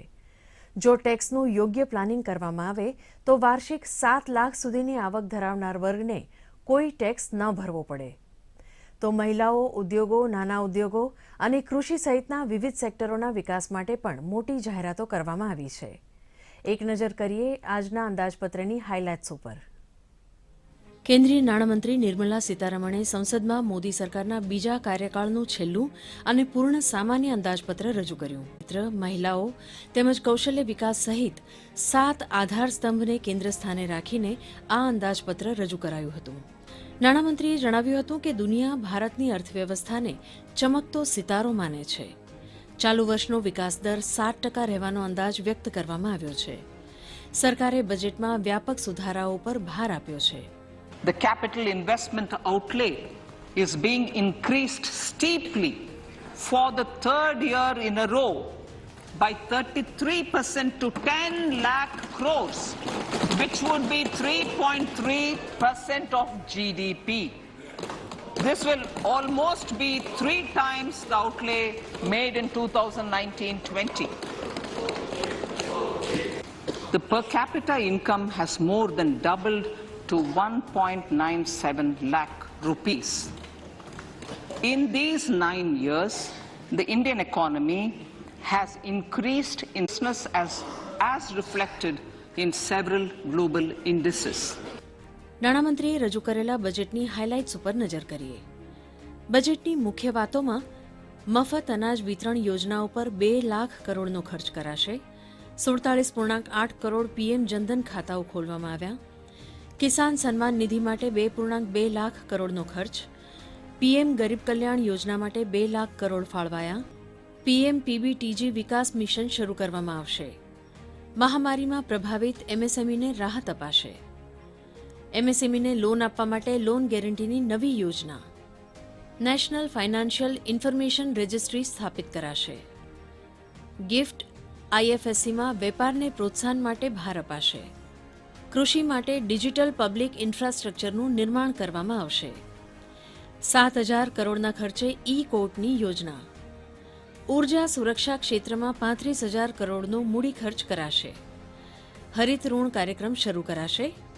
30 સ્કિલ ઇન્ડિયા ઇન્ટરનેશનલ સેન્ટર બનાવાશે. સહકારી બેંકોને કમ્પ્યુટરાઇઝ્ડ કરાશે. 47 લાખ યુવાનોને એપ્રેન્ટિસશીપ પ્રોત્સાહન યોજનાનો લાભ મળશે. વર્ષ 2023-24માં રાજકોષીય ખાધનું 5.9% અનુમાન છે. વાર્ષિક 3 લાખ સુધીની આવક ઉપર કોઈ ટેક્સ નહીં લાગે. બ્યુરો રિપોર્ટ, દૂરદર્શન સમાચાર, અમદાવાદ. કેન્દ્રીય નાણામંત્રીએ વર્ષ 2023-24ના બજેટમાં મહિલાઓ, આદિવાસીઓ અને યુવાનો માટે કેટલીક યોજનાઓની જાહેરાત કરી છે. જોઈએ આ અંગેનો એક અહેવાલ. સરકાર દ્વારા પછાત વર્ગના લોકો, મહિલાઓ અને દિવ્યાંગોને વિવિધ સહાય આપવામાં આવશે. અમૃતકાળ દરમિયાન મહિલાઓ માટે નવી બચત યોજનાની જાહેરાત કરવામાં આવી છે. આ યોજનાઓનો લાભ 2 વર્ષ સુધી લઈ શકાશે. માર્ચ 2025 સુધીમાં મહિલાઓ 2 લાખ રૂપિયા સુધીના મહિલા સન્માન બચત પત્રો ખરીદી શકશે, જેની ઉપર વાર્ષિક 7.5%ના દરે વ્યાજ આપવામાં આવશે. વરિષ્ઠ નાગરિક બચત યોજનાની મર્યાદા 15 લાખથી વધારીને 30 લાખ કરવામાં આવી છે. Mahila Samman Savings Certificate will be made available for a 2-year period up to March 2025. This will offer deposit facility up to 2 lakh in the name of a woman or girls for a tenure of 2 years at fixed interest rate of 7.5% with partial withdrawal option. કેન્દ્ર સરકાર હજુ 1 વર્ષ માટે ગરીબોને અનાજનું મફત વિતરણ કરશે. પ્રધાનમંત્રી ગરીબ કલ્યાણ અન્ન યોજના અંતર્ગત 2 લાખ કરોડથી વધુ ખર્ચ કેન્દ્ર સરકાર કરશે. પ્રધાનમંત્રી આવાસ યોજનાનો ખર્ચ વધારીને 79,000 કરોડ રૂપિયા કરવામાં આવ્યો છે. Continuing our commitment to ensure food and nutritional security, we are implementing from 1st January 2023 a scheme to supply free food grain to all Antyodaya and priority households for the next 1 year. Under PM Garib Kalyan Anna Yojana, the entire expenditure of about 2 lakh crore will be borne by the central government. બજેટમાં આદિવાસીઓ માટે 15,000 કરોડની જોગવાઈ કરાઈ છે. આદિવાસીઓની સામાજિક અને આર્થિક સ્થિતિ સુધારવા માટે પ્રધાનમંત્રી PM PBTG વિકાસ મિશન શરૂ કરવામાં આવશે. તો સરકાર આગામી 3 વર્ષમાં આદિવાસી વિદ્યાર્થીઓને મદદ કરતી 740 એકલવ્ય મોડેલ સ્કૂલ માટે 38,800 શિક્ષકો અને સહાયક સ્ટાફની નિમણૂક કરશે. Pradhan Mantri PBTG Development Mission will be launched. This will saturate PBTG families and habitations with basic facilities such as safe housing, clean drinking water and sanitation, improved access to education, health, nutrition, road and telecom connectivity, and sustainable livelihood opportunities. An amount of 15,000 crores will be made available to implement the mission in the next 3 years. યુવાનોને પ્રવાસન ક્ષેત્રે રોજગાર આપવામાં આવશે. Startup અને શૈક્ષણિક સંસ્થાઓની નવીનતા અને સંશોધનને આગળ લાવવા માટે નેશનલ ડેટા ગવર્નન્સ પોલિસી લાવવામાં આવશે, જેથી દરેક વ્યક્તિ માટે મહત્વપૂર્ણ ડેટા એક્સેસ કરવાનું સરળ રહે. યુવાનોને આંતરરાષ્ટ્રીય તકો માટે તૈયાર કરવા વિવિધ રાજ્યોમાં 30 કૌશલ્ય ભારત આંતરરાષ્ટ્રીય કેન્દ્રો સ્થાપવામાં આવશે. તો કારીગરો માટે પણ PM વિશ્વકર્મા કૌશલ્ય સન્માન પેકેજની જાહેરાત કરવામાં આવી છે. સાથે જ હવે 47 લાખ યુવાનોને એપ્રેન્ટિસશીપ પ્રોત્સાહન યોજનાનો લાભ મળશે. બ્યુરો રિપોર્ટ, દૂરદર્શન સમાચાર, અમદાવાદ. નાણામંત્રી નિર્મલા સીતારમણે દેશના અર્થતંત્રને વેગ આપવા માટે ઇન્ફ્રાસ્ટ્રક્ચર ક્ષેત્રે મોટી જાહેરાતો કરી છે. જોઈએ આ અંગેનો એક અહેવાલ. કેન્દ્ર સરકાર દ્વારા માર્ગ પરિવહન વ્યવસ્થા, રેલવે, આવાસ અને એરપોર્ટ જેવા આધારભૂત સંરચનાના ક્ષેત્રમાં મૂડી ખર્ચ વધારીને દેશમાં રોજગારી સાથે આર્થિક વિકાસને વેગ આપવા ઉપર ભાર અપાયો છે. આ વખતે બજેટમાં મૂડી ખર્ચમાં રેકોર્ડ બ્રેક 33% વધારો કરાયો છે. કેન્દ્ર સરકાર દ્વારા વર્ષ 2023-24 માટે મૂડી ખર્ચ પેટે 10 લાખ કરોડ રૂપિયાનો ખર્ચ કરવામાં આવશે, જે ગત વર્ષે 7.5 લાખ કરોડ રૂપિયા હતો. આ ઉપરાંત રાજ્યોને 50 લાખનું વ્યાજમુક્ત ઋણ આપવાની મર્યાદાને વધુ 1 વર્ષ માટે લંબાવાઈ છે. The newly established Infrastructure Finance Secretariat will assist all stakeholders for more private investment in infrastructure, including railways, roads, urban infrastructure and power, which are predominantly depend on public resources. The harmonized master, a capital outlay of 2.40 lakh crores has been provided for the railways. Modi સરકારના કાર્યકાળના અંતિમ પૂર્ણ બજેટમાં infrastructure અંગે અન્ય મોટી જાહેરાત પેટે railway ક્ષેત્ર માટે 2.40 લાખ રૂપિયાની ફાળવણી કરવામાં આવી છે. આ ફાળવણી વર્ષ 2014ની સરખામણીએ 9 ગણી વધારે છે. સાથે જ પીએમ આવાસ યોજના માટેની ફાળવણીમાં 66% વધારો કરવામાં આવ્યો છે. પીએમ આવાસ યોજના માટે 79,000 કરોડ રૂપિયાથી વધુની ફાળવણી કરવામાં આવી છે. ટ્રાન્સપોર્ટ ઇન્ફ્રા પ્રોજેક્ટ માટે બજેટમાં 75,000 કરોડ રૂપિયાની જોગવાઈ કરવામાં આવી છે. તો દેશમાં 50 નવા એરપોર્ટ્સ, હેલિપોર્ટ્સ અને એરોડ્રોમ્સ બનાવવામાં આવશે. 50 additional airports, heliports, water aerodromes and advanced landing grounds will be revived for improving regional air connectivity. Urban planning reforms and actions to transform our cities into sustainable cities of tomorrow. This means efficient use of land resources, adequate resources for urban infrastructure, transit-oriented development, enhanced availability and affordability of urban land and opportunities for all. Through property tax governance reforms and ring-fencing user charges on urban infrastructure, cities will be incentivized to improve their creditworthiness for municipal bonds. Like the RIDF, an Urban Infrastructure Development Fund will be established through use of priority sector lending shortfall.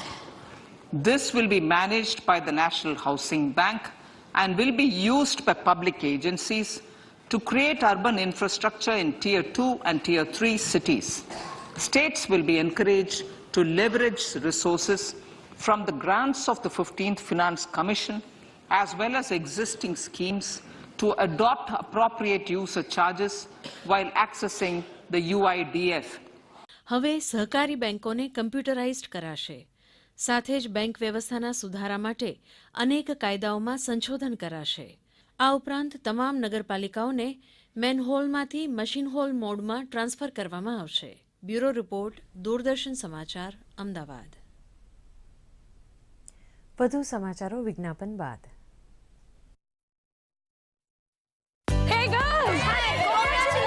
આજે તો party જોઈએ. પેલા champion સાથે એક selfie થઈ જાય. Idea, અહીં જ પાર્ટી કરીએ.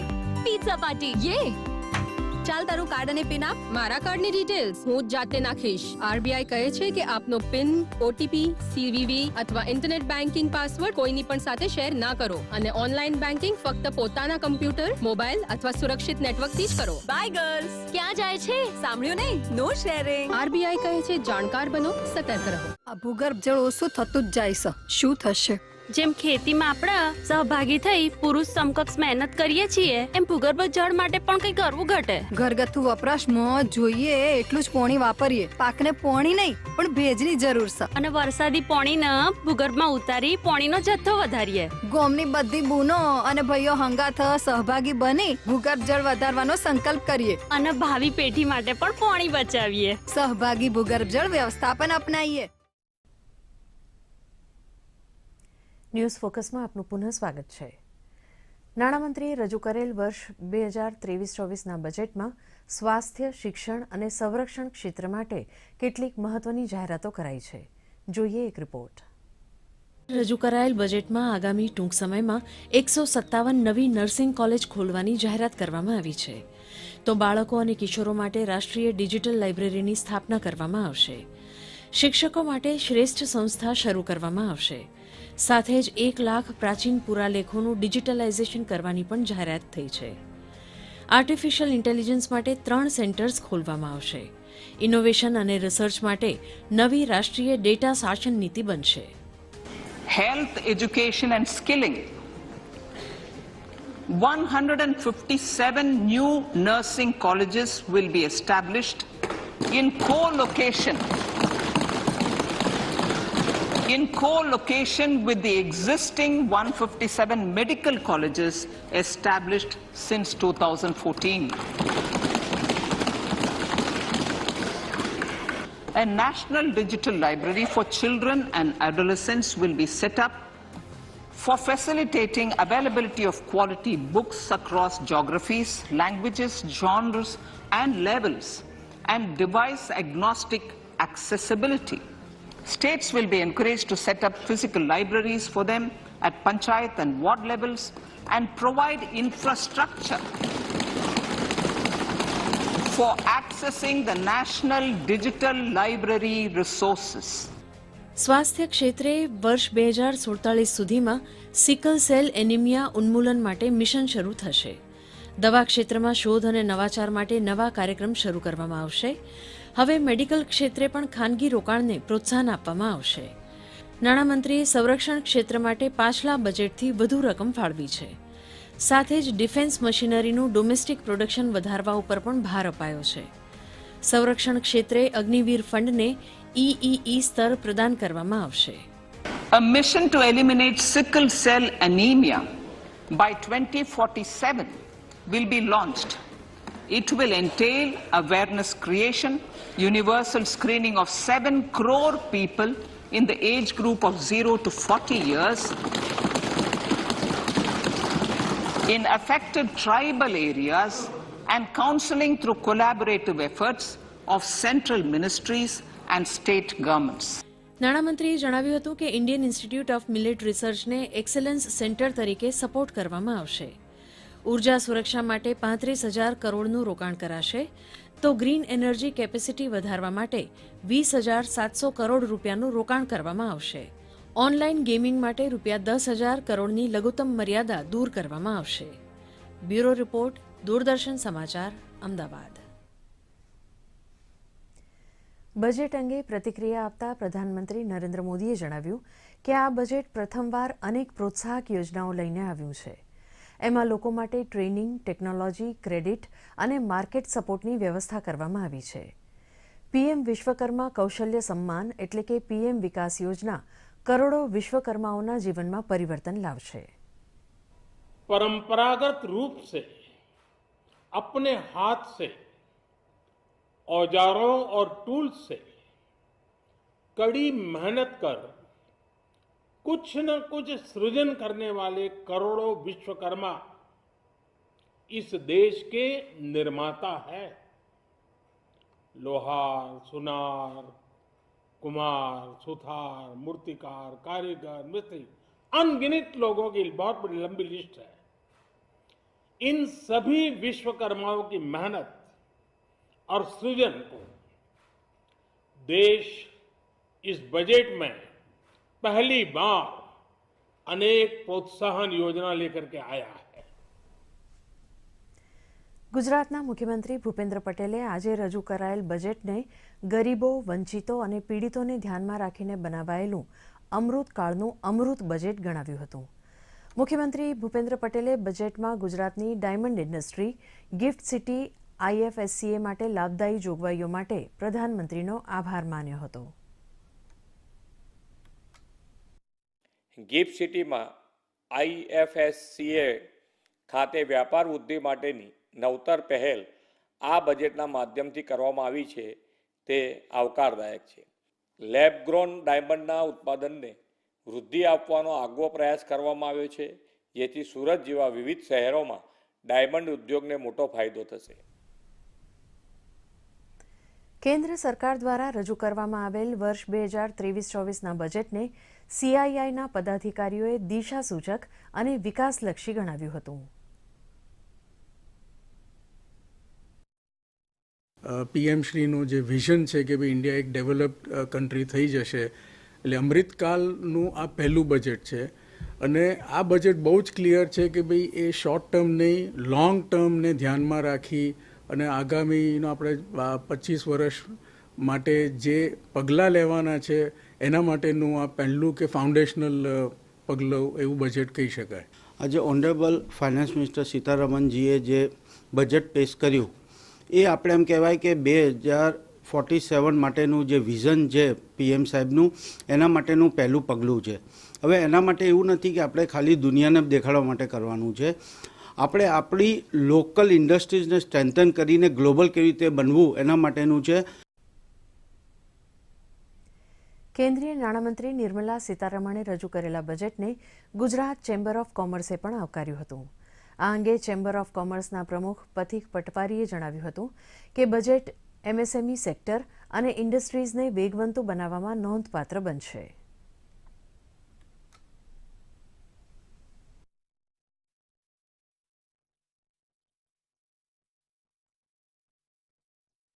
હું જ્યારે સામાન્ય જનતાની વાત કરું છું ત્યારે સીધું ડાયરેક્ટ ટેક્સની અંદર જે 5 લાખની લિમિટ સુધી કોઈ પણ પ્રકારનો વેરો એ લાગતો નહોતો, એ મર્યાદા વધારીને સરકારે 7 લાખ કરી છે. 7 પ્રકારના અલગ અલગ સ્લેબ એ આવકવેરા કાયદાની અંદર હતા, એ ઘટાડીને સરકારે 5 પ્રકારના સ્લેબ કર્યા છે. દેશની અંદર એવું નહોતું વિચાર્યું કે આવું બજેટ આપશે. રિયલીમાં બધા વર્ગને સમાયા, મહિલાઓને સમાયા, સિનિયર સિટીઝનને, એ લોકો અને નાના બાળકોને પણ એના બેનિફિટો મળશે. એટલે એવું દેખાઈ રહ્યું છે આગળ માર્કેટ બહુ સારું ચાલશે. એમને 2-3 એનાઉન્સમેન્ટ કર્યા છે MSME માટેના. એમાં એક તો 95% ઓફ ધેર જે સિક્યોરિટી ડિપોઝિટ જે આપવામાં આવી હતી અથવા પરફોર્મન્સ ગેરંટી જે આપવામાં આવી હતી એને પાછી આપવામાં આવશે એવું એક એમને એનાઉન્સમેન્ટ કર્યું છે. ખરેખર બહુ સારું અને આવકારભર્યું પગલું છે. રાજકોટ એ એન્જિનિયરિંગ ઉદ્યોગનું હબ છે. આજે રજૂ થયેલ બજેટમાં MSME સેક્ટર ઉપર ખાસ ધ્યાન આપવામાં આવ્યું છે. રાજકોટમાં ચેમ્બર ઓફ કોમર્સના હોદ્દેદારોએ કેન્દ્રીય બજેટને આવકાર્યું હતું.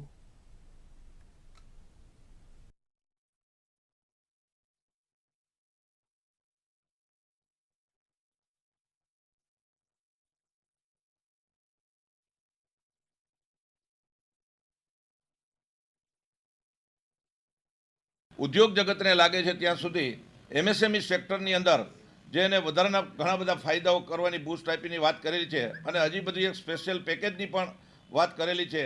જેમ કે ભાઈ 3,000 કરોડ સુધીની જે છૂટછાટની 1% વાત છે.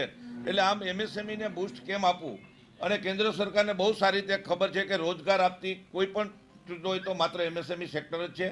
એટલે MSMEને બૂસ્ટ આપી અને ઉદ્યોગ જગતને અને ખાસ કરીને સૌરાષ્ટ્રની અંદર રાજકોટ MSMEથી પથરાયેલું હોય, સૌથી વધારે બેનિફિટ રાજકોટને અને સૌરાષ્ટ્રને થશે એવું મારું સ્પષ્ટપણે માનવું છે. અરવલ્લી જિલ્લામાં લોકોએ આજે રજૂ કરાયેલ બજેટને પ્રજાલક્ષી ગણાવ્યું હતું. ખાસ કરીને ટેક્સમાં અપાયેલી છૂટછાટને લોકોએ મહત્વની ગણાવી હતી. તો શિક્ષણ વિભાગમાં ભરતીની જાહેરાતને શિક્ષણવિદોએ આવકારી હતી. શિક્ષણ માટે નવી જે યોજનાઓ સ્કૂલ ઓફ એક્સલન્સ છે અને નવી કેન્દ્ર સરકારની સમગ્ર શિક્ષા યોજનાની જે નવી યોજનાઓ અને નવી સુરક્ષા માટે, પછી સંસ્કૃત માટે જે નવી 4 યોજનાઓને આજે જે પ્રસિદ્ધ થઈ છે બજેટની સાથે સાથે, એ પણ આવનારા સમયમાં પ્રાથમિક શિક્ષણ માટે ક્રાંતિ લાવશે. જે મોદી સરકારનું જે બજેટ રજૂ થયું તે ખૂબ જ આવકારદાયક છે અને જે પ્રમાણે જે ટેક્સ એમણે ઘટાડી દીધો છે, 6 નો 5 કર્યો અને 7 લાખની જે મર્યાદા કરી એ ખૂબ જ આવકારદાયક છે. અને જે અત્યારે ટેકનોલોજીના જમાનામાં જે ટેકનોલોજીની પર જે એમણે જે એકદમ ઓછું બજેટ કર્યું છે એ ખૂબ જ આવકારદાયક છે. એના માટે હું મોદી સરકાર અને જે આપણા નાણાં મંત્રી છે નિર્મલા સીતારામન, એમનો ખૂબ ખૂબ આભાર માનું છું. મુખ્યમંત્રી ભૂપેન્દ્ર પટેલની અધ્યક્ષતામાં મળેલ રાજ્ય મંત્રીમંડળની બેઠકમાં કેટલાક મહત્વના નિર્ણયો લેવાયા હતા. આ અંગે પ્રવક્તા મંત્રી ઋષિકેશ પટેલે માહિતી આપતા જણાવ્યું હતું કે 100 લાખ કિલોગ્રામ વીડીના વધારાના ઘાસના જથ્થાને ગૌશાળા, પાંજરાપોળ, સહભાગી વન વ્યવસ્થા સમિતિઓ, સ્થાનિક સ્વરાજ્યની સંસ્થાઓ અને દૂધ ઉત્પાદક મંડળીઓને વિનામૂલ્યે વાઢીને લઈ જવાની મંજૂરી આપવાનો નિર્ણય કરાયો છે. અનાજ વિતરણમાં વધુ પારદર્શિતા લાવવા માટે પુરવઠા નિગમના તમામ ગોડાઉન્સમાં સીસીટીવી કેમેરા લગાવવામાં આવશે. તેમણે વધુમાં જણાવ્યું કે જાન્યુઆરી મહિનામાં લાયસન્સ વિના ચાલતી 3200થી વધુ મીટ શોપ્સ વિરુદ્ધ કેસ દાખલ કરવામાં આવ્યો છે. અત્યાર સુધીમાં 1247 દુકાનો સીલ કરાઈ છે. પેપર લીક મામલે પ્રવક્તા મંત્રીએ જણાવ્યું હતું કે આગામી વિધાનસભા સત્રમાં આ માટે કડકમાં કડક કાયદો બનાવવામાં આવશે. કોઈપણ રેકેટમાં અથવા તો આવી પ્રવૃત્તિઓ કરવા માટે લલચાશે અથવા તો આ પ્રકારની કોઈ પ્રવૃત્તિ કરશે તો એના માટે સખ્ત સજાની જોગવાઈ સાથેનો આપણે કાયદો આ વખતે વિધાનસભામાં પસાર કરવાના છીએ. અને સાથે સાથે જે પરીક્ષાઓ અત્યારે હાલ આપણે પોસ્ટપોન કરી છે, મુલતવી રાખી છે, એ પરીક્ષાઓની તારીખો પણ ટૂંક સમયમાં જાહેર કરીશું. અને સરકારશ્રી દ્વારા અને વિભાગ દ્વારા જે કહેવામાં આવ્યું છે કે 100 દિવસમાં પરીક્ષા લઈ અને આ વિદ્યાર્થીઓને અમે ન્યાય આપીશું, એ પણ ખૂબ સફળતાપૂર્વક આપણે પૂરી કરવાના છીએ. નેશનલ ફોરેન્સિક સાયન્સ યુનિવર્સિટીમાં યોજાનારી 25મી all India forensic science conference અગાઉ 2 દિવસીય ફોરેન્સિક હેકાથોનનું આયોજન કરવામાં આવ્યું હતું. ગૃહ રાજ્યમંત્રી હર્ષ સંઘવીએ આ હેકાથોનનો પ્રારંભ કરાવ્યો હતો. હર્ષ સંઘવીએ જણાવ્યું હતું કે દેશની સઘન સુરક્ષા અને કાયદો વ્યવસ્થામાં ફોરેન્સિક હેકાથોન મહત્વની ભૂમિકા ભજવશે. ફોરેન્સિક ક્ષેત્રની આયાતને ઘટાડીને આત્મનિર્ભર ભારતની દિશામાં યુવાનોને પ્રોત્સાહિત કરવા ફોરેન્સિક હેકાથોન महत्वनी साबित થશે. कई स्टार्टअप्स जो फॉरेंसिक लैब्स में फॉरेंसिक इक्विपमेंट्स में जो आने वाले दिनों में ये इक्विपमेंट्स इंडिया में बनाने का प्रयोग करेंगे. हम लोग खास तौर पे फॉरेंसिक और हम लोग के स्टेट डिपार्टमेंट में इस प्रकार के इंस्ट्रूमेंट्स को खास तौर पे मेक इन इंडिया के जो फॉर्मेट में होंगे उनको खरीदने के लिए एक अलग ही प्रावधान बनाने जा रहे हैं, जिसमें किसी भी प्रकार की एक्सपीरियंस की या इंटरनेशनल मार्केट्स के कंपटीशन में आपको और कोई परेशानी ना हो, उसके लिए हम एक नया प्रावधान बनाने जा रहे हैं, जिसके माध्यम से आप लोग को जो प्रोडक्ट्स आप इंडिया में बनाओगे वो खास तौर पे गवर्नमेंट को बेचने के लिए और कोई तकलीफ ना पड़े, ये प्रयास हम करने जा रहे हैं. ક્રિકેટ. અમદાવાદના નરેન્દ્ર મોદી સ્ટેડિયમ ખાતે ભારત અને ન્યૂઝીલેન્ડ વચ્ચેની નિર્ણાયક T20 મેચમાં ભારતે ન્યૂઝીલેન્ડની જીત માટે 235 રનનો લક્ષ્યાંક આપ્યો છે. પ્રથમ બેટિંગ કરતા ભારતની શરૂઆત નબળી રહી હતી. ઈશાન કિશન માઇકલ બ્રેસવેલની ઓવરમાં 1 રન બનાવીને આઉટ થઈ ગયા હતા. આ પછી શુભમન ગિલ અને રાહુલ ત્રિપાઠીએ શાનદાર બેટિંગ કરી હતી. શુભમન ગિલે પોતાની T20 કેરિયરની પ્રથમ સદી ફટકારી હતી. તેમણે 63 બોલમાં અણનમ 126 રન ફટકાર્યા હતા. રાહુલ ત્રિપાઠીએ 44 અને હાર્દિક પંડ્યાએ 30 રન બનાવ્યા હતા. ન્યૂઝીલેન્ડ તરફથી માઇકલ બ્રેસવેલ, બ્લેર ટિકનર, ઈશાન છોઢી અને ડેરિલ મિશેલે 1-1 વિકેટ લીધી હતી. આ સાથે આજનું ન્યૂઝ ફોકસ અહીં સમાપ્ત કરીએ છીએ. નમસ્કાર, શુભરાત્રી.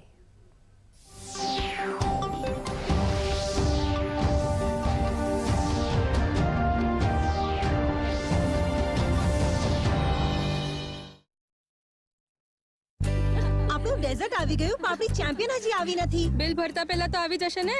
તો ગર્લ્સ, શું ચાલી રહ્યું છે? બિલ થઈ રહ્યું છે. ચાલ તારું કાર્ડ આપ. પિન આપ. આરબીઆઈ કહે છે કે આપનો પિન, ઓટીપી, સીવીવી અથવા ઇન્ટરનેટ બેન્કિંગ પાસવર્ડ કોઈને ના આપો અને ઓનલાઈન બેન્કિંગ ફક્ત પોતાના કમ્પ્યુટર, મોબાઈલ અથવા સુરક્ષિત નેટવર્કથી જ કરો. હે, આ ખાવાની ચેમ્પિયનશિપ હતી કે શું? આરબીઆઈ કહે છે, જાણકાર બનો, સતર્ક રહો.